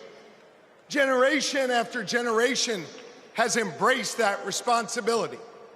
Ordinary Americans rising up, demanding more, seeking justice. And in every chapter of our American story, we've made progress and advanced the cause of freedom. Today we find ourselves writing that next chapter. Will we be a nation defined by chaos and extremism? Or will we choose a path of decency, honor, and continued progress? Kamala Harris, well, she has spent her entire career making progress. Donald Trump, a man with no guardrails, wants to take away our rights and our freedoms. And listen, while he cloaks himself in the blanket of freedom, what he's offering isn't freedom at all. Because hear me on this, it's not freedom to tell our children what books they're allowed to read. No, it's not. And it's not freedom to tell women what they can do with their bodies.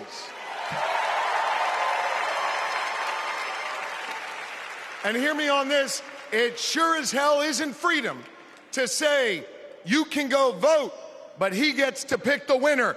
That's not freedom. But you know what? You know what, Democrats? We are the party of real freedom. That's right. The kind of real freedom that comes when that child has a great public school with an awesome teacher because we believe in her future. Real freedom that comes when we invest in the police and in the community so that child can walk to and from school and get home safely to her mama. Real freedom that comes when she can join a union, marry who she loves, start a family on her own terms, breathe clean air, drink pure water, worship how she wants, and live a life of purpose where she is respected for who she is.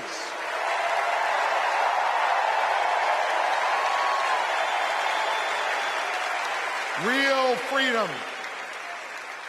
freedom that comes when she can look at Madam President and know that this is a nation where anything and everything is possible. That is real freedom, and that is what we are fighting for.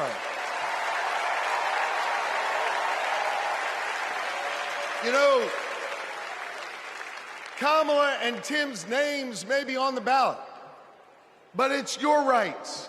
It's our rights. It's our future and freedoms that are on the line. And you have the power to shape the future of this country. Just like our ancestors who fought for freedom on the battlefield and sat in at lunch counters so our kids could stand up. Now it's on us. It's on us, my friends, to organize in our communities and on our For You pages around three basic American principles. We value our freedom, we cherish our democracy, and we love this country. And listen,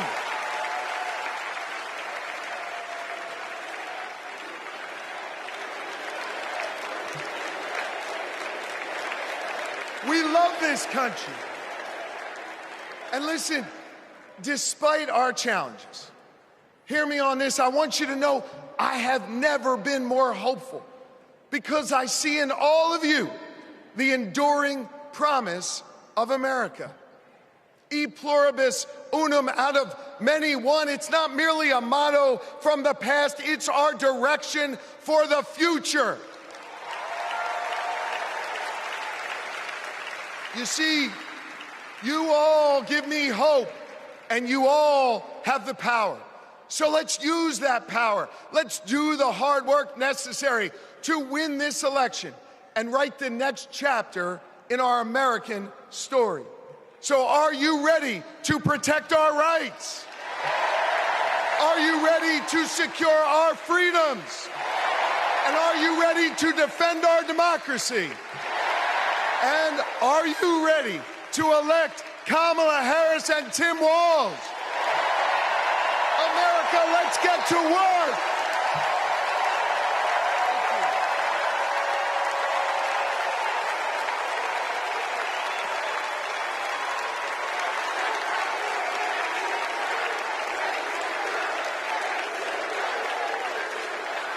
Please welcome author, activist, and youngest presidential inaugural poet in American history, Amanda Gorman.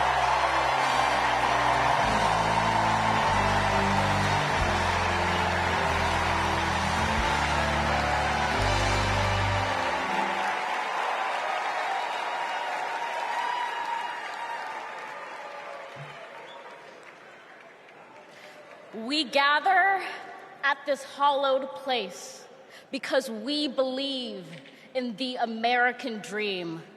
We face a race that tests if this country we cherish shall perish from the earth, and if our earth shall perish from this country. It falls to us to ensure that we do not fall, for a people that cannot stand together cannot stand at all. We are one family, regardless of religion, class, or color. For what defines a patriot is not just our love of liberty, but our love for one another.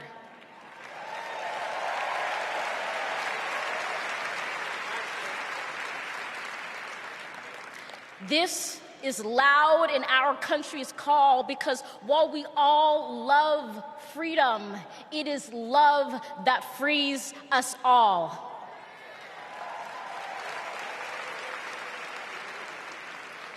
Empathy emancipates, making us greater than hate or vanity. That is the American promise, powerful and pure. Divided, we cannot endure, but united, we can endeavor to humanize our democracy and endear democracy to humanity.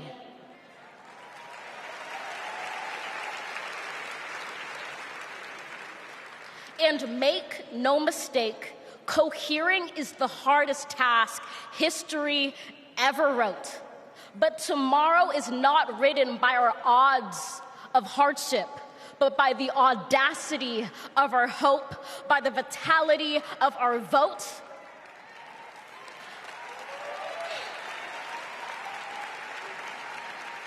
Only now, approaching this rare air, are we aware that perhaps the American dream is no dream at all, but instead a dare to dream together.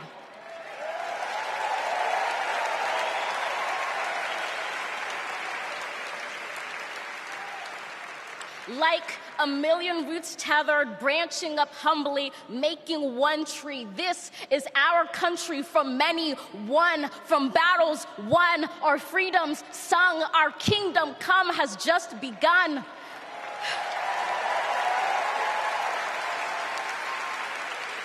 We redeem this sacred scene, ready for our journey from it. Together, we must birth this early republic and achieve an unearthly summit. Let us not just believe in the American dream, let us be worthy of it. Thank you.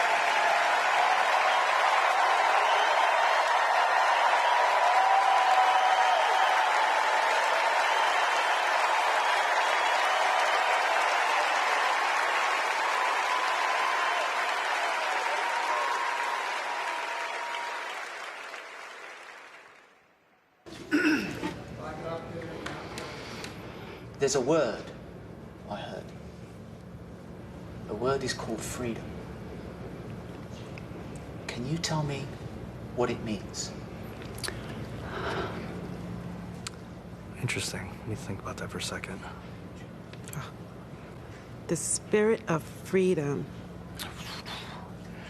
For me? Oh, yeah. Freedom, to me, means choice. The ability to laugh with friends. Be who you want to be. Go where you want to go. Living your life day to day. Having new chapters in that life. I believe in having your own words and being able to do what you want to. The freedom to raise our family in healthy communities. The idea that I can turn to my partner, my husband, and say I love you with every being of my soul. Being able to start a family when I want to, being able to, support the missions that I want to go to the church that I want to. Not everyone has the same opportunities, but the United States is, of anywhere I've ever been, just the one place where you can accomplish more. The big, fantastic thing about America is that it is the land of opportunity. I know it sounds trite, but it's the truth. I grew up with a single mom, and she really imbued in me these qualities that you just really have to care about your neighbors and your family and your friends. I feel like the American dream is having opportunities, having the opportunity to go to college if you want to, having the opportunity to get any job you can, no matter who you are or where you come from. The American dream is about having the ability to make choices about your medical care and do whatever you want to do with your life without anybody telling you if it's good or not. We are in an incredible moment in history. We've seen women stripped of their most fundamental right to autonomy over their bodies. The freedom to make choices about your body, your life, your career should be entirely in your control. But I have found that good people want to do good things. That you find a way to move forward under ugly and scary circumstances. The work that lies ahead is to make America live up to its highest ideals. And, we're proud to go to work. The work to build a better future really depends on all of us coming together. We have to bring back that respect for everyone. I don't think we're as divided as we seem. Let's come together as one big nation. I feel like we are on the verge of something very amazing in this country. It makes me want to fight for our children and future generations to ensure they have just as many, if not more, freedoms than we had. I believe in a future where my mom can feel safe no matter where she is in the country. A future that is filled with a healthy and vibrant planet, where families are not separated by fences or jail bars. A future in which we all get what we need. I want to see that for people who are younger than me. Hopefully the kids I teach can chase their dreams and believe in what they want to be. I want a future for him that he knows that he's covered and protected. Everyone should think about what we can leave to the next generation. It's our responsibility. It's what we have to do. My name's Tyler. My name's Yvette. And we believe in love. I'm Alex. I'm Kiara. My name is Steven. My name is Charlie. I'm a proud 7th-generation Texan. I am from Waterford, Michigan, just north of Detroit. I'm from East Tennessee. And we believe in the American dream. We believe in a better world for our child, and we believe in this country. My name is Karen, and I believe in justice. My name is Nancy. My name is Thoreau. My name is Jennings. My name is Dana. My name is Todd. And we believe in freedom. My name is Gina, and I believe in freedom. My name is Pat, and I believe in the freedom to work together.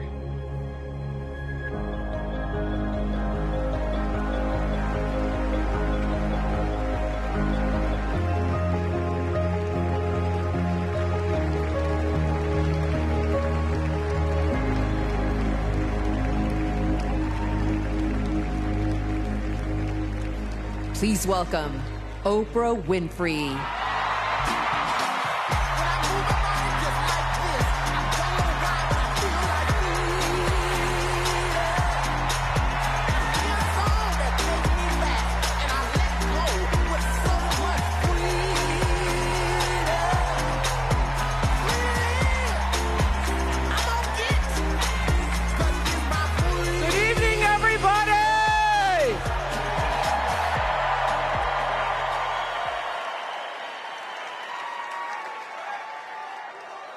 Who says you can't go home again?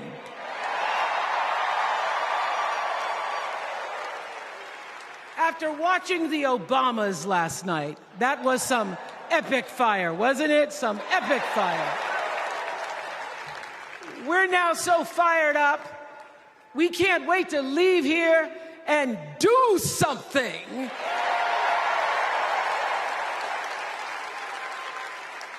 And what we're going to do is elect Kamala Harris as the next president of the United States.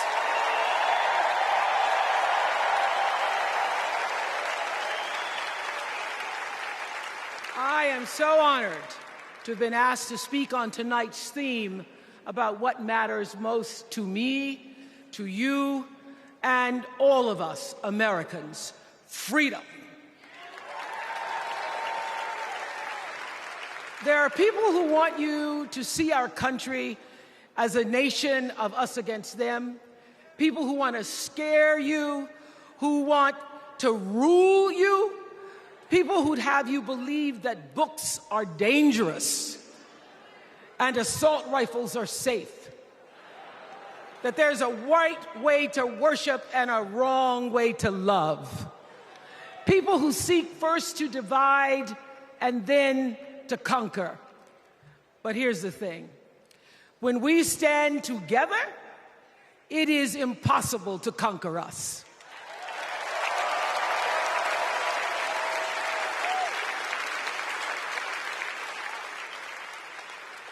In the words of an extraordinary American, the late Congressman John Lewis,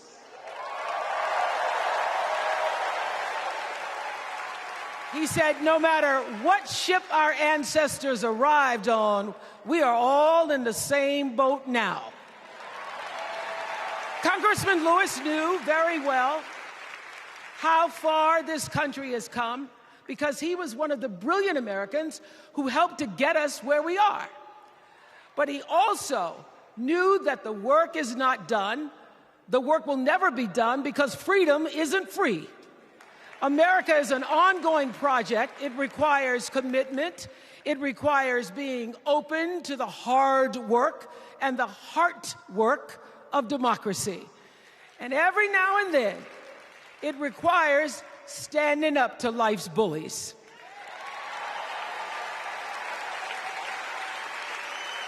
I know this. I've lived in Mississippi, in Tennessee, in Wisconsin, Maryland, Indiana, Florida, Hawaii, Colorado, California, and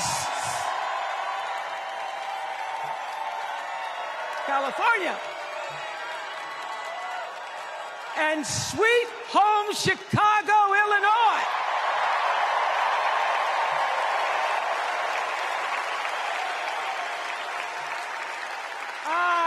Have actually traveled this country from the redwood forests, love those redwoods, to the Gulf Stream waters. I've seen racism and sexism and income inequality and division. I've not only seen it, at times I've been on the receiving end of it. But more often than not, what I've witnessed and experienced are human beings, both conservative and liberal, who may not agree with each other, but who'd still help you in a heartbeat if you were in trouble. These are the people who make me proud to say that I am an American.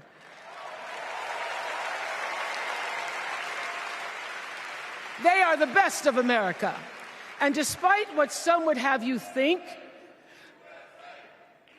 we are not so different from our neighbors. When a house is on fire, we don't ask about the homeowner's race or religion. We don't wonder who their partner is or how they voted. No. We just try to do the best we can to save them. And if the place happens to belong to a childless cat lady,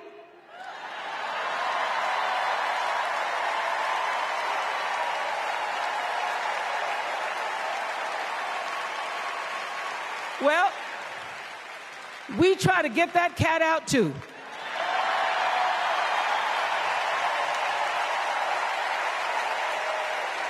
Because we are a country of people who work hard for the money. We wish our brothers and sisters well, and we pray for peace. We know all the old tricks and tropes that are designed to distract us from what actually matters, but we are beyond ridiculous tweets and lies and foolery. These are complicated times, people, and they require adult conversation. And I welcome those conversations because civilized debate is vital to democracy, and it is the best of America. Now, over the last couple of nights, we have all seen brave people walk onto the stage and share their most private pain. Amanda and Josh, Caitlin, Hadley, they told us their stories of rape and incest and near-death experiences from having the state deny them the abortion that their doctor explained was medically necessary. And they've told us these things for one reason, and that is to keep what happened to them from happening to anybody else. Because if you do not have autonomy over this, if you cannot control when and how you choose to bring your children into this world and how they are raised and supported, there is no American dream.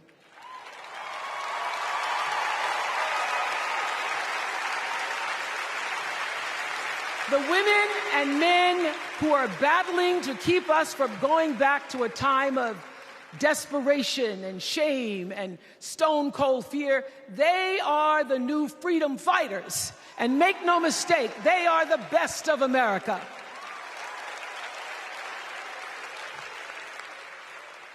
I want to talk now about somebody who's not with us tonight.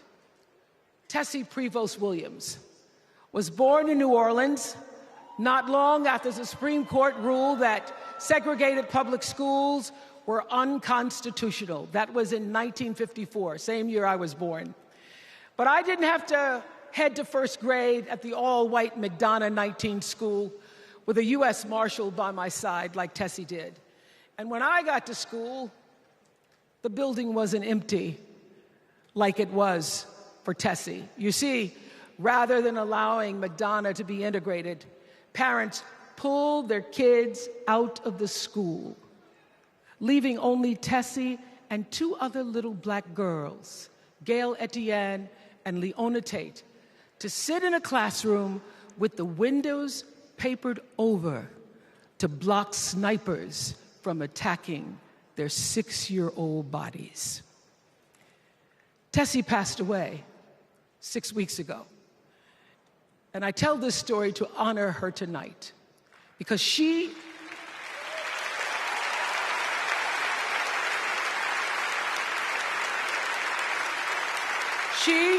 like Ruby Bridges and her friends, Leona and Gail, the New Orleans Four they were called. They broke barriers and they paid dearly for it. But it was the grace and guts and courage of women like Tessie Prevost Williams that paved the way for another young girl who 9 years later became part of the second class to integrate the public schools in Berkeley, California. And it seems to me that at school and at home, somebody did a beautiful job of showing this young girl how to challenge the people at the top and empower the people at the bottom. They showed her how to look at the world and see not just what is, but what can be. They instilled in her a passion for justice and freedom and the glorious fighting spirit necessary to pursue that passion. And soon, and very soon,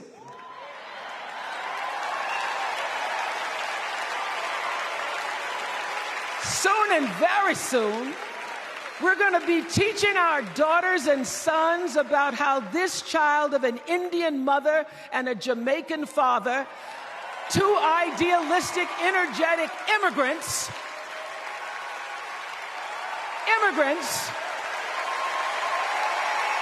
how this child grew up to become the 47th President of the United States.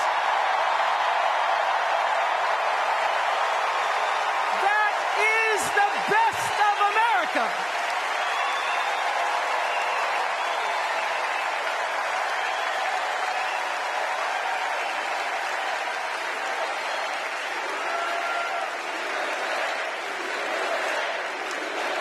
You know, let me tell you this. This election isn't about us and them. It's about you and me. and what we want our futures to look like. There are choices to be made when we cast our ballot. Now, there's a certain candidate that says if we just go to the polls this one time, that we'll never have to do it again. Well, you know what? You're looking at a registered independent who's proud to vote again and again and again because I'm an American and that's what Americans do. Voting is the best of America. And I have always, since I was eligible to vote, I've always voted my values. And that is what is needed in this election now more than ever. So I'm calling on all you independents and all you undecideds. You know this is true. You know I'm telling you the truth, that values and character matter most of all. In leadership and in life. And more than anything, you know this is true, that decency and respect are on the ballot in 2024.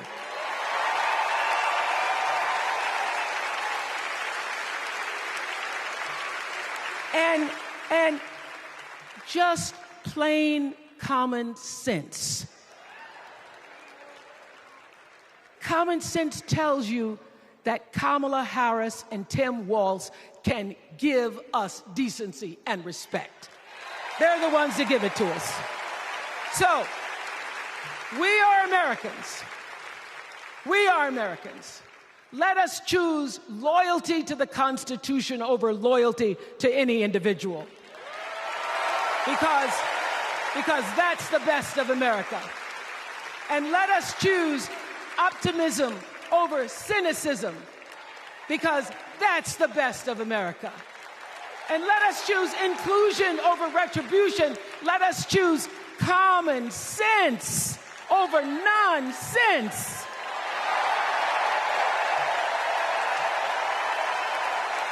Because that's the best of America. And let us choose the sweet promise of tomorrow over the bitter return to yesterday. We won't go back. We won't be set back, pushed back, bullied back, kicked back. We're not going back.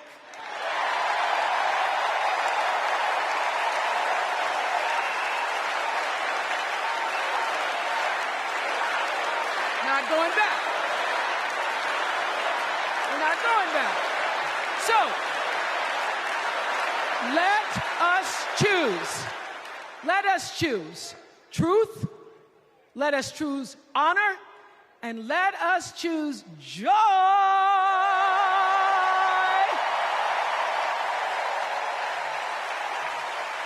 Because that's the best of America. But more than anything else, let us choose freedom. Why? Because that's the best of America. We're all Americans, and together, let's all choose Kamala Harris.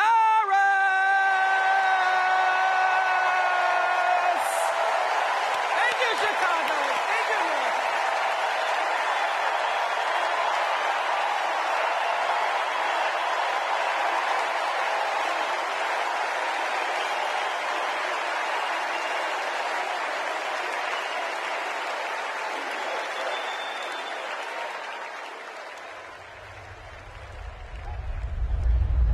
Here's what I want people to know about Tim Walz. Well, everybody at Mankato West High School loved Tim Walz. Yeah, I mean, Tim was jovial. When he would start teaching, it was like full contact teaching. You could not help but be interested in what he was talking about. He seemed to care about everybody in his class. He knew everyone's name. He wanted to know what interested you, how to engage you, what you were excited about, what you're feeling bad about. Mr. Walz was my geography and social studies teacher. Mr. Walz was my football coach. My middle school basketball coach. When we were doing doing the high school play The Nerd, he was the person building the sets. I don't think that there has ever been a moment where I've seen Tim exhausted from giving or engaging. He always seems like that person that's got the never-ending gas tank who can keep going. When I decided to come out as gay, we started the Gay Straight Alliance. Tim Walz was the faculty advisor. We saw him not only as a teacher, but a mentor and a leader. Mr. Walz was a really big part in helping build this community, and he's a big reason why I became a teacher myself. It was inspiring being in his classroom.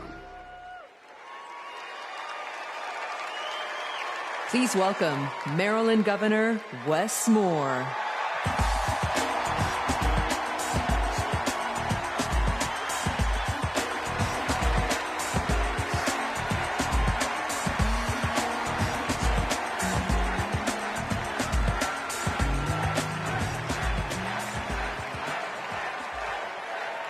Thank you.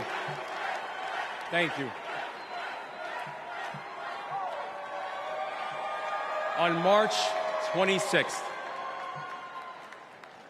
at 1:30 in the morning, a container ship, the length of 3 football fields, slammed into the Francis Scott Key Bridge in Baltimore, and the bridge collapsed.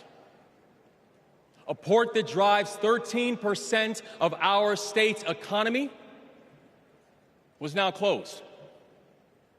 Thousands of workers were hours away from waking up and realizing they no longer had a job.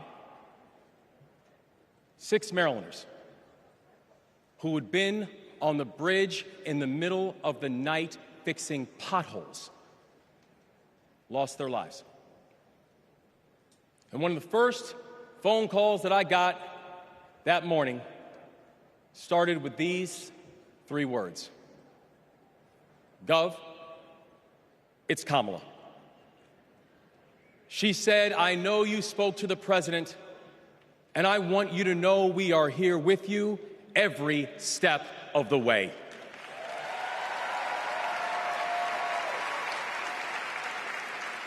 Now, I joined the Army when I was 17. In fact, I was too young to sign the paperwork.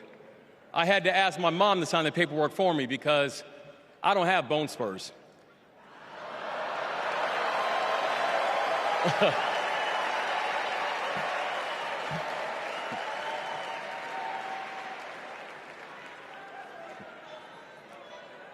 I led soldiers in combat in Afghanistan.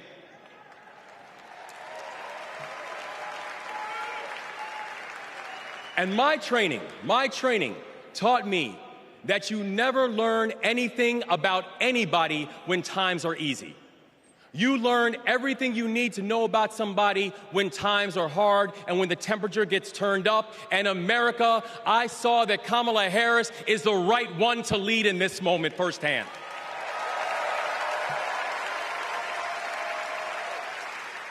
And united,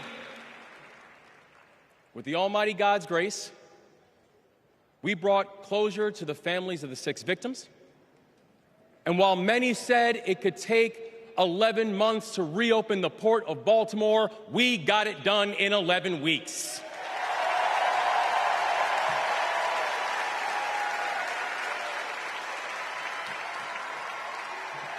Because that is the story of America. We are a nation of patriots who serve when the mission is hard and who serve when the destination is uncertain. And I know our history isn't perfect. The unevenness of the American journey has made some skeptical. But I'm not asking you to give up your skepticism. I just want that skepticism to be your companion and not your captor. And I'm asking that you join us in the work. Because making America great doesn't mean telling people you're not wanted.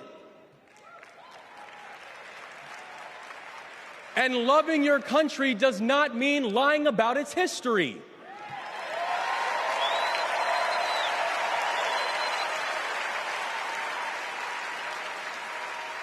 Making America great means saying the ambitions of this country would be incomplete without your help. It's the legacy of those 6 workers who fixed potholes on a bridge while we slept, who were born in a different country, but who knew that America was big enough for them too.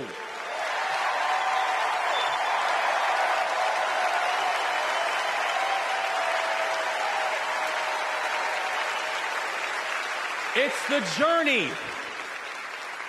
It's the journey of a man raised by a remarkable immigrant single mom, a man who felt handcuffs on his wrists at 11 years old, who now stands before you as the 63rd governor of Maryland and the first black governor in the history of our state.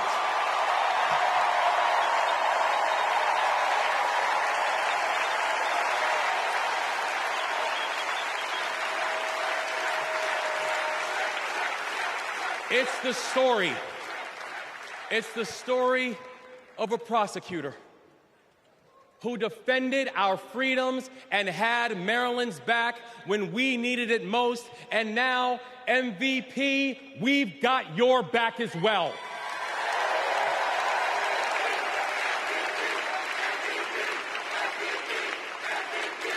That's right. It's my fellow veteran, my brother, and the next Vice President of the United States, Tim Walz. And now, Tim knows that in the military, you count the days towards mission completion. So guess what, y'all? We have got 75 days and a wake-up until Election Day. 75 days in a wake-up for us to prove what Americans can do when the pressure is on. 75 days and a wake-up for us to show that true patriots do not whine and complain. We put our heads down and we get to work.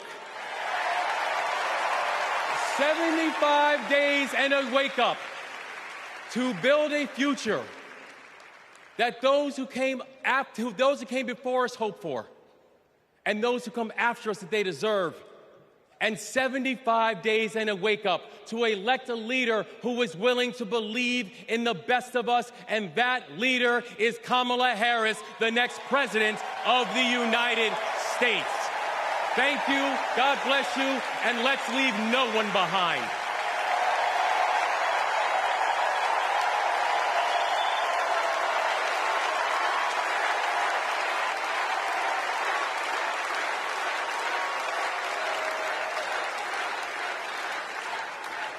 Please welcome former South Bend, Indiana Mayor Pete Buttigieg.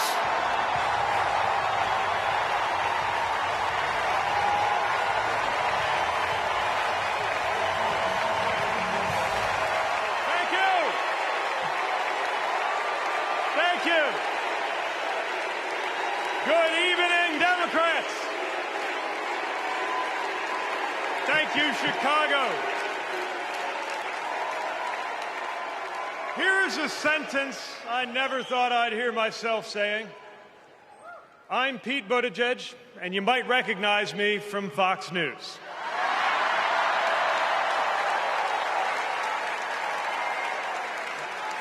I believe in going anywhere,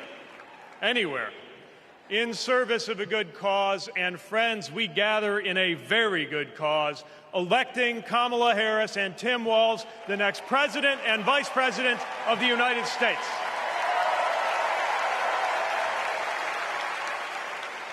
The choice could not be clearer. Donald Trump rants about law and order, as if he wasn't a convicted criminal running against a prosecutor. As if we were going to forget that crime was higher on his watch. Talks about the forgotten man, hoping we'll forget that the only economic promise that he actually kept was to cut taxes for the rich. And don't even get me started on his new running mate.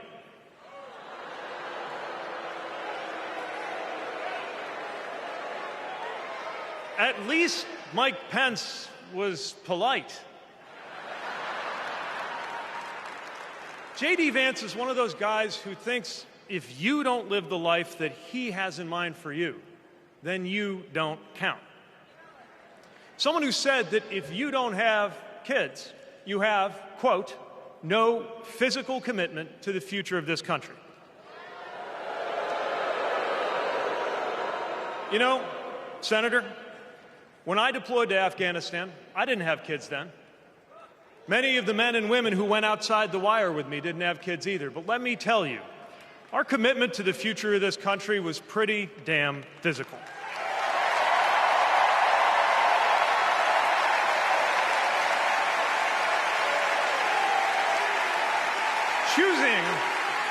Choosing a guy like J.D. Vance to be America's next vice president sends a message. And the message is that they are doubling down on negativity and grievance. Committing to a concept of campaigning best summed up in one word: darkness. Darkness is what they are selling. The thing is, I just don't believe that America today is in the market for darkness. I believe America is ready for a better kind of politics. Yes, politics at its worst can be ugly, crushing, demeaning, but it doesn't have to be. At its best, politics can be empowering, uplifting. It can even be a kind of soul craft. My faith teaches me that the world isn't made up of good people and bad people, but rather that each of us is capable of good and bad things.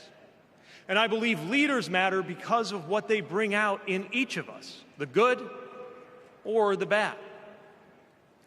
Right now, the other side is appealing to what is smallest within you. They're telling you that greatness comes from going back to the past. They're telling you that anyone different from you is a threat. They're telling you that your neighbor or nephew or daughter who disagrees with you politically isn't just wrong, but is now the enemy. I believe in a better politics, one that finds us at our most decent and open and brave.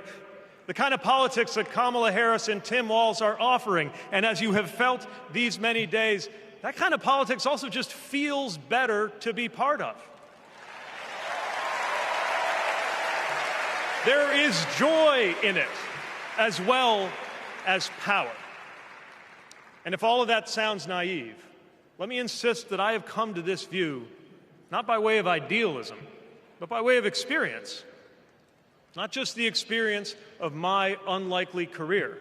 Someone like me serving in Indiana, serving in Washington, serving in uniform. I'm thinking of something much more basic.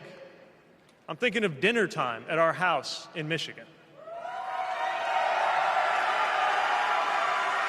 When the dog is barking and the air fryer is beeping and the mac and cheese is boiling over, and it feels like all the political negotiating experience in the world is not enough for me to get our 3-year-old son and our 3-year-old daughter to just wash their hands and sit at the table. It's the part of our day when politics seems the most distant. And yet the makeup of our kitchen table, the existence of my family, is just one example of something that was literally impossible as recently as 25 years ago, when an anxious teenager growing up in Indiana wondered if he would ever find belonging in this world.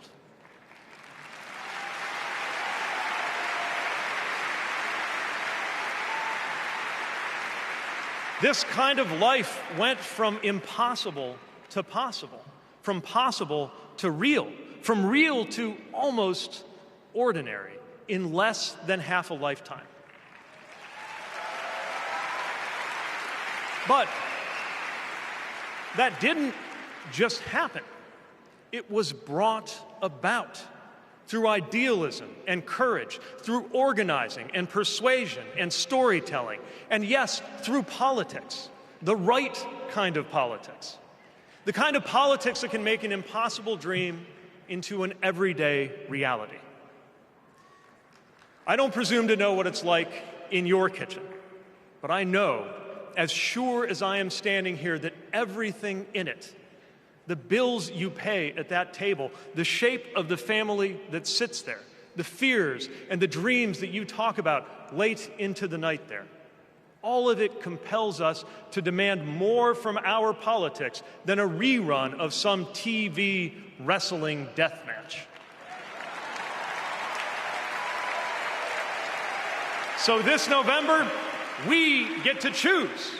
We get to choose our president. We get to choose our policies, but most of all, we will choose a better politics.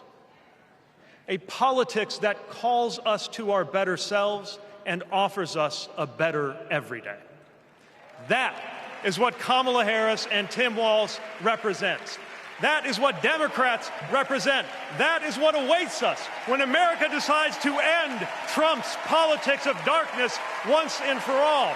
That is what we choose when we embrace the leaders who are out there building bridges and reject the ones who are out there banning books. This is what we will work for every day to November and beyond. So let's go win this. Thank you, Democrats. Thank you.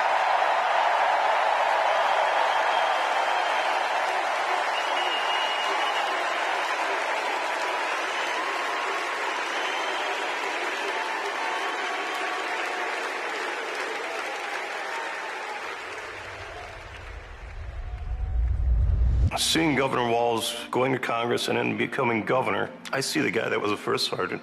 I see a guy that's full of energy, always busy. And like he says, you get enough time to sleep when you're dead. I first met Governor Walz and Congressman Walz when I was transitioning out of the Marine Corps, going back to school. He really wanted to know what the experience was of those that were actually using the GI Bill and how it could be improved. It seemed to be a continuation of focus on improving the lives of veterans. Governor Walz in our unit always would say his catchphrase was, "We'll get it done," and we always did.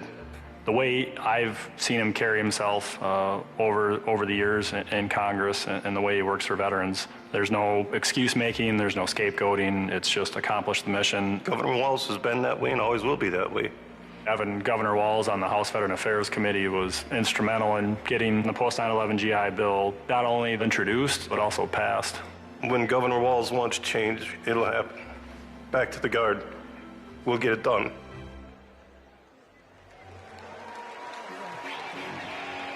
Please welcome EGOT-winning, multi-platinum artist and activist, John Legend, and Queen of Percussion, Sheila E.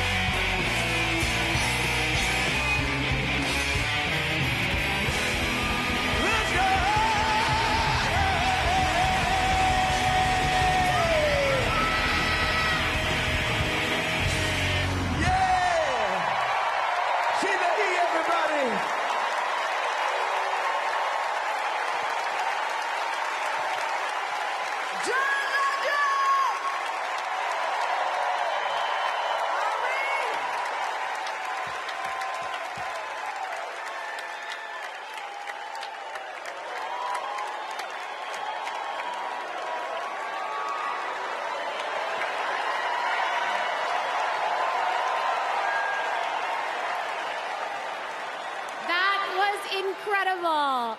I just want to say I feel so motivated after tonight. It's like never been more clear that if Kamala Harris and Tim Walz are elected this November, they're going to protect our freedoms. The freedom to read whatever books you want.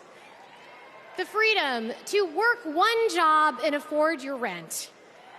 And Kamala Harris and Tim Walz will protect your freedom to start a family on your own terms. And if you ask me, that is something worth fighting for. So guys, let's do it. It's time. Let's nominate the next Vice President of the United States, Minnesota Governor Tim Walz. And to take us there, please welcome to the stage, Minnesota Senator Amy Klobuchar.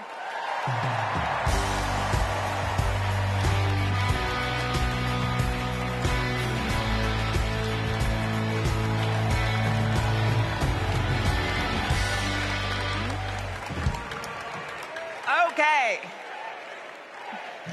that was a warm-up act. On behalf of the great state of Minnesota, where purple reigns,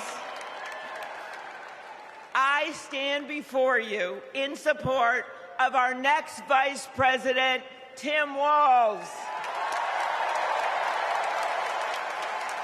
In Minnesota, we trust a coach who turned a team that was 0-27 into state champions. In Minnesota, we trust a hunter who has stood in a deer stand in 10-degree weather.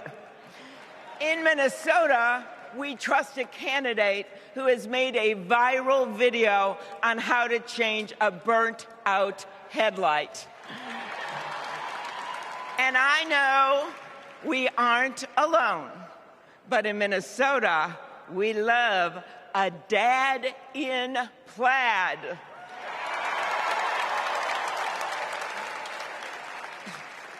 So Tim and I go way back. He taught high school right down the road from where my husband John grew up. My mother-in-law even brought him and Gwen a Parmesan chicken dinner when their son was born. That's what we do in America. We look out for our neighbors. Tim has been doing that his whole life, on the farm and in the factory, with his students and his fellow service members. And the truth is, that matters. Who better to take on the price of gas than a guy who could pull over to help change your tire? Who better to serve our nation than a guy who has served in uniform? Who better to find common ground than a guy with Midwestern common sense? A former football coach knows how to level the playing field. And a former public school teacher knows how to school the likes of J.D. Vance.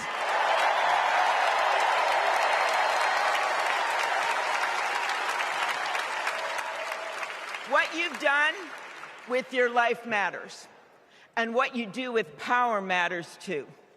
Tim has delivered paid leave, school lunches, and the biggest tax cut in Minnesota history. A Democrat from a red district in a purple state, Tim has brought Minnesota together. And together with Vice President Kamala Harris, I know he will do the same for our nation. America, there is so much that we share, so much that connects us. Way up north in Minnesota, out of Lake Itasca, flows the Mississippi River. It starts small and it grows wider. It flows down to Wisconsin and to Iowa. It goes down to Illinois and to Missouri. It goes to Kentucky and Tennessee.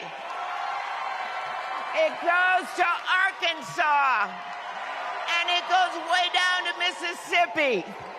And then it goes all the way down to New Orleans, Louisiana, where the spirit of our nation's resilience abounds.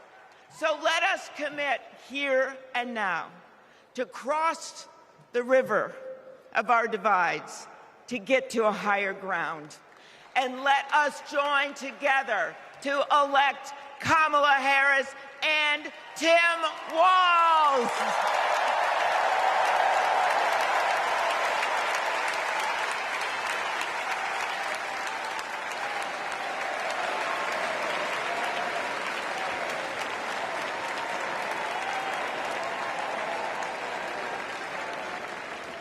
Please welcome Ben Ingman from Minnesota.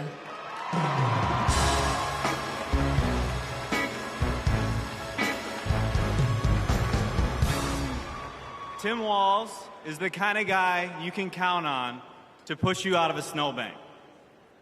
I know this because Tim Walz has pushed me out of a snowbank.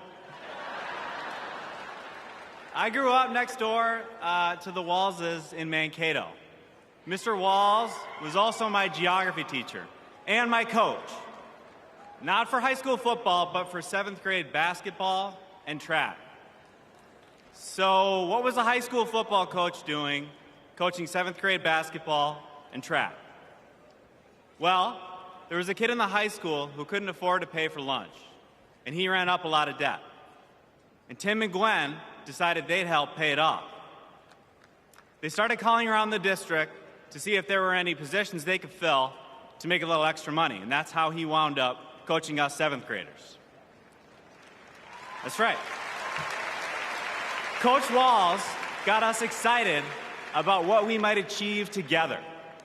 He believed in us, and he helped us believe in each other. And his leadership stuck. That track team went on to win a state title, just like the football team. That's right. Speaking of which, come on out, Scarlets. Yeah!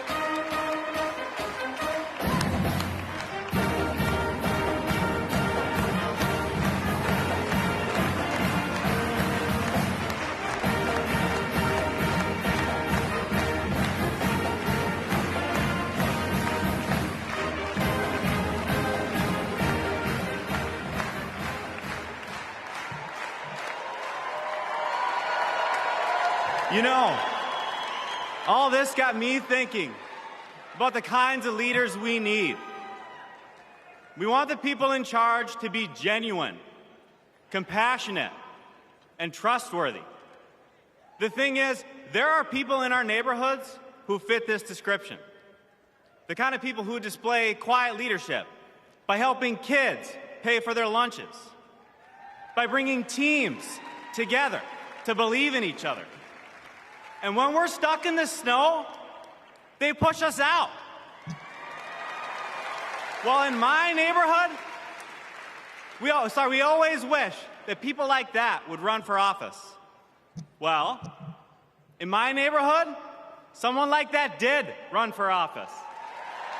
And he's going to be a wonderful vice president. Thanks very much.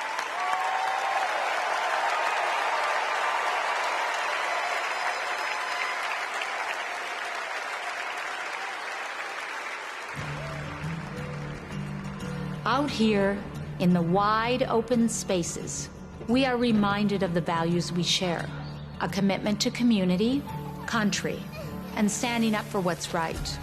Tim Walz grew up in a small town in Nebraska where he spent summers working the family farm. There were just 24 students in his graduating class.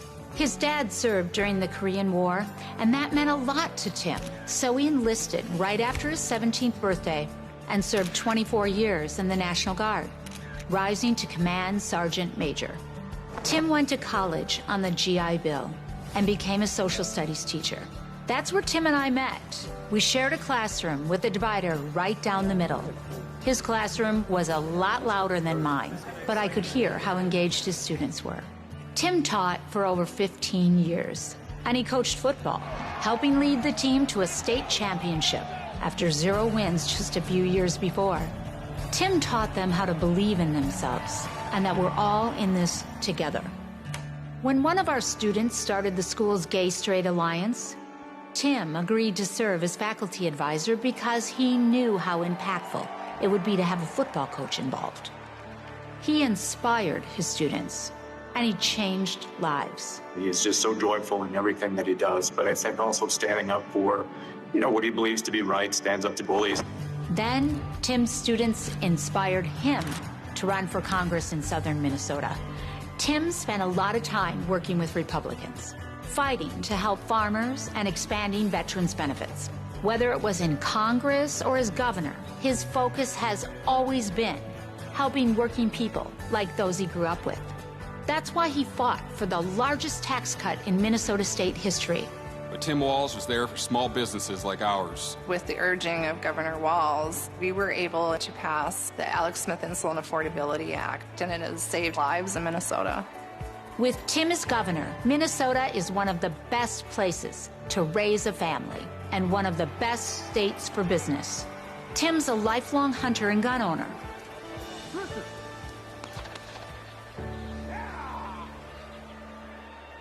But after the Sandy Hook school shooting, he knew that we had to do something. So he's fought for background checks and red flag laws.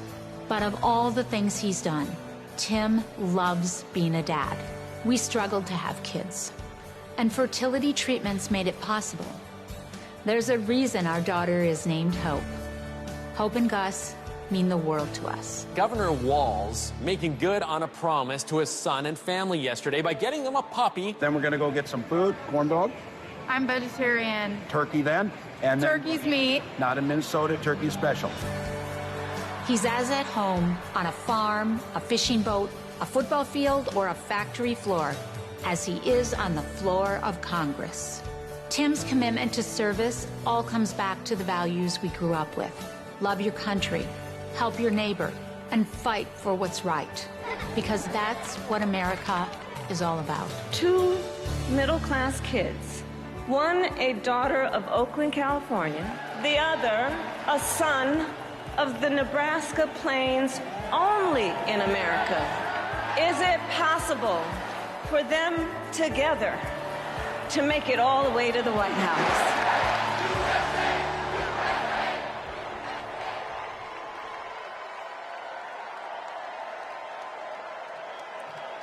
Please welcome the Democratic nominee for Vice President, Governor Tim Walz.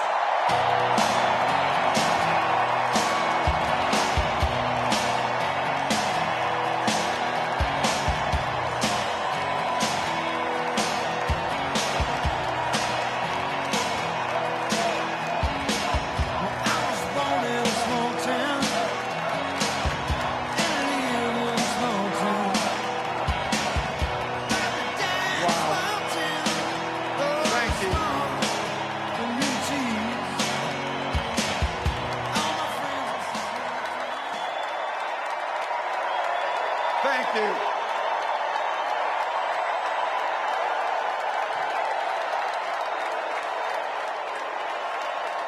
Thank you.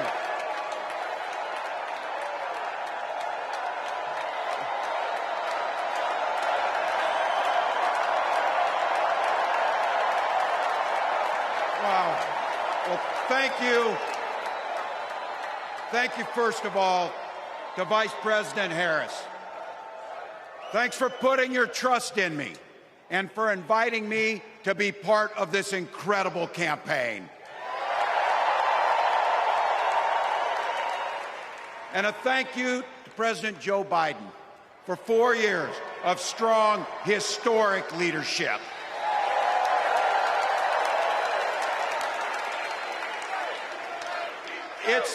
It's the honor of my life to accept your nomination for Vice President of the United States.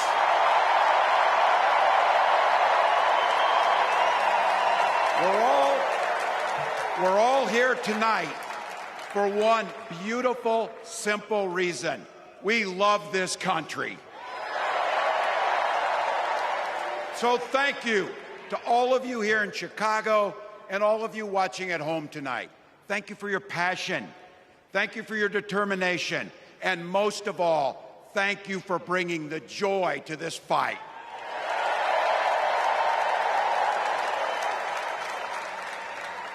Now, I grew up in Butte, Nebraska, a town of 400 people.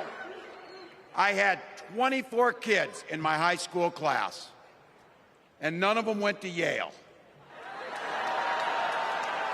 But I'll tell you what, growing up in a small town like that, you learn how to take care of each other.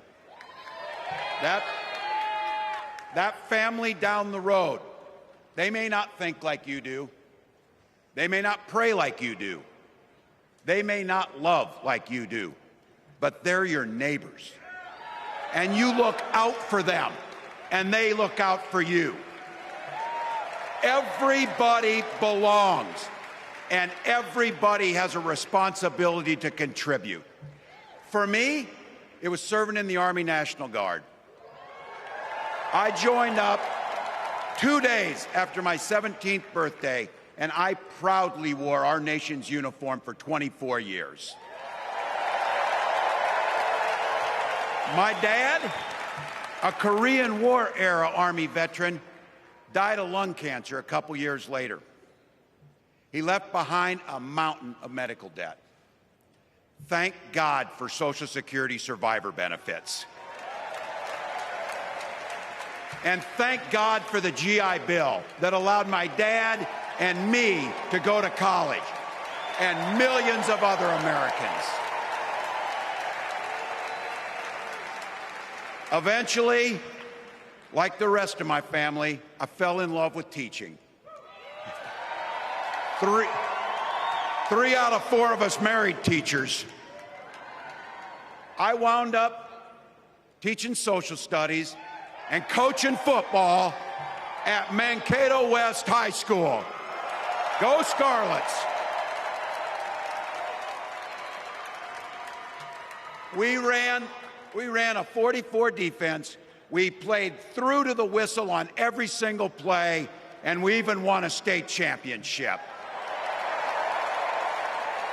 Never closed the yearbook, people. But it was those players and my students who inspired me to run for Congress. They saw in me what I had hoped to instill in them, a commitment to the common good, an understanding that we're all in this together, and the belief that a single person can make a real difference for their neighbors. So there I was, a 40-something high school teacher with little kids, 0 political experience, and no money, running in a deep red district. But you know what? Never underestimate a public school teacher. Never.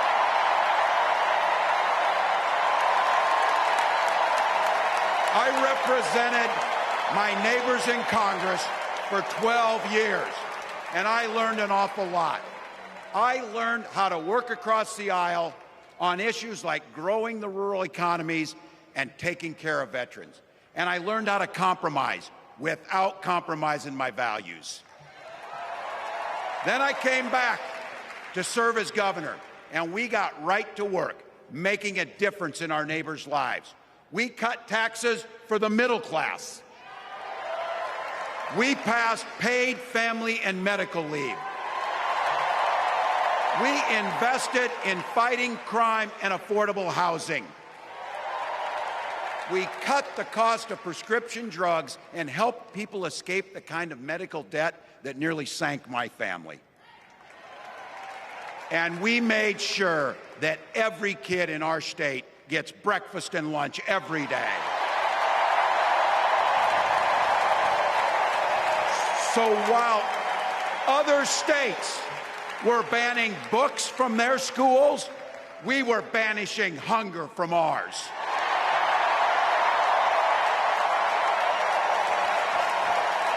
We also protected reproductive freedom because in Minnesota, we respect our neighbors and the personal choices they make.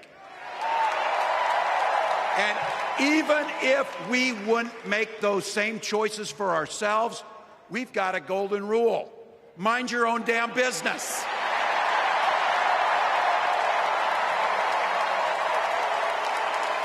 And that includes IVF and fertility treatments. And this is personal for Gwen and I. If you've never experienced the hell that is infertility, I guarantee you, you know somebody who has. And I can remember praying each night for a phone call. The pit in your stomach when the phone had rang, and the absolute agony when we heard the treatments hadn't worked. It took Gwen and I years, but we had access to fertility treatments.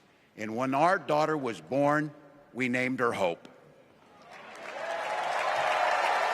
Hope, Gus, and Gwen, you are my entire world, and I love you.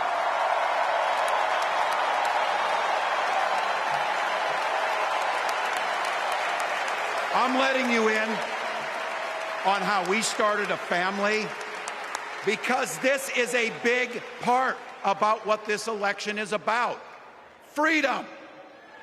When Republicans use the word freedom, they mean that the government should be free to invade your doctor's office. Corporations free to pollute your air and water. And banks free to take advantage of customers. But when we Democrats talk about freedom, we mean the freedom to make a better life for yourself and the people that you love. Freedom to make your own health care decisions. And yeah, your kids' freedom to go to school without worrying about being shot dead in the hall. Look, I know guns. I'm a veteran. I'm a hunter. And I was a better shot than most Republicans in Congress, and I got the trophies to prove it. But I'm also a dad. I believe in the Second Amendment, but I also believe our first responsibility is to keep our kids safe.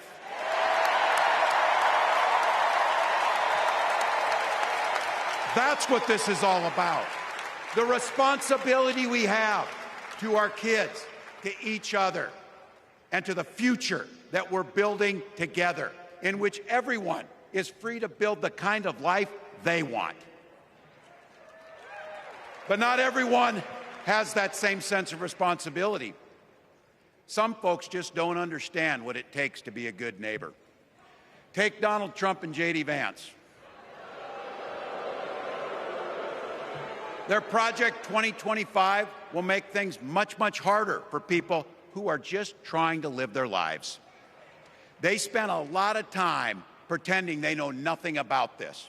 But look, I coached high school football long enough to know, and trust me on this, when somebody takes the time to draw up a playbook, they're going to use it.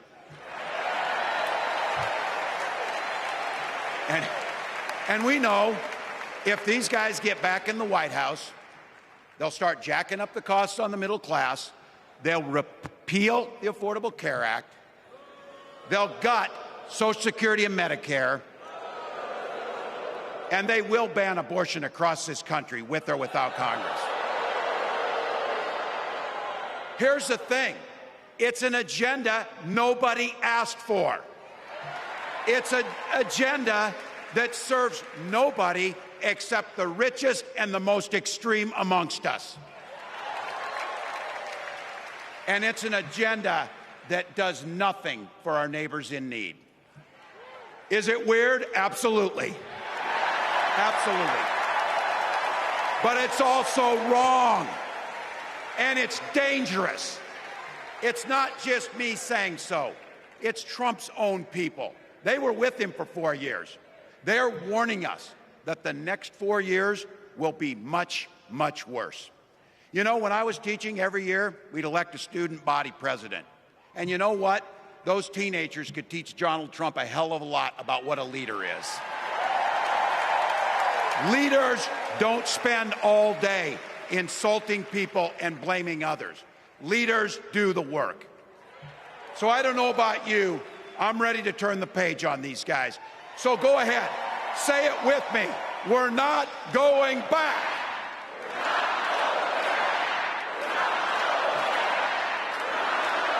We've got something better to offer the American people. It starts with our candidate, Kamala Harris. From her first day as a prosecutor, as a district attorney, as an attorney general, as a United States senator, and then our vice president, she's fought on the side of the American people. She's taken on the predators and fraudsters. She's taken down the transnational gangs, and she stood up to powerful corporate interests. She has never hesitated to reach across that aisle if it meant improving your lives. And she's always done it with energy, with passion, and with joy. Folks, we've got a chance to make Kamala Harris the next president of the United States.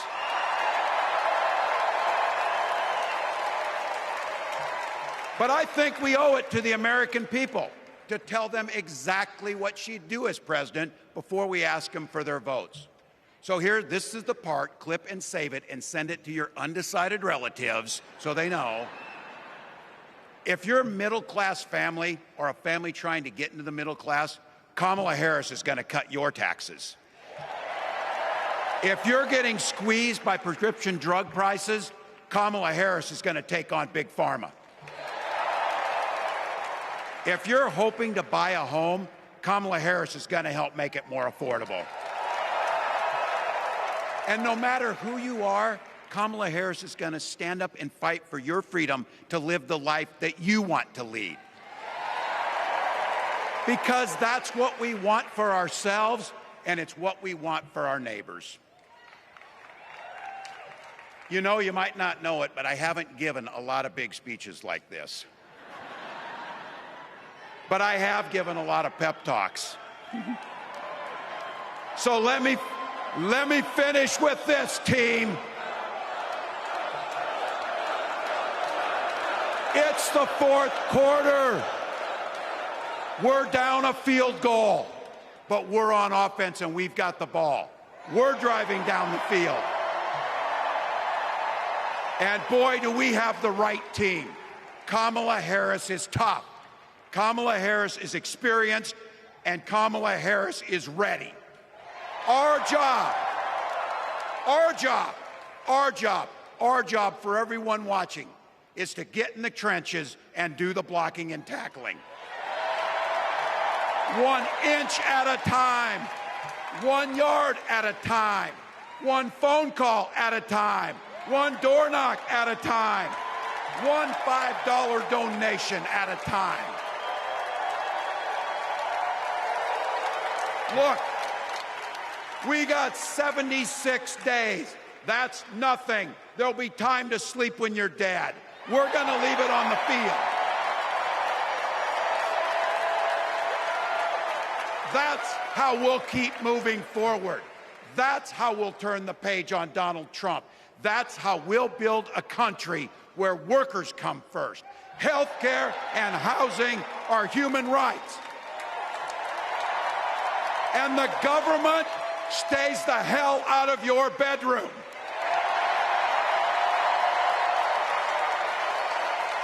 That's how we make America a place where no child is left hungry, where no community is left behind, where nobody gets told they don't belong. That's how we're gonna fight. And as the next president of the United States always says, when we fight, when we fight, when we fight, thank you. God bless.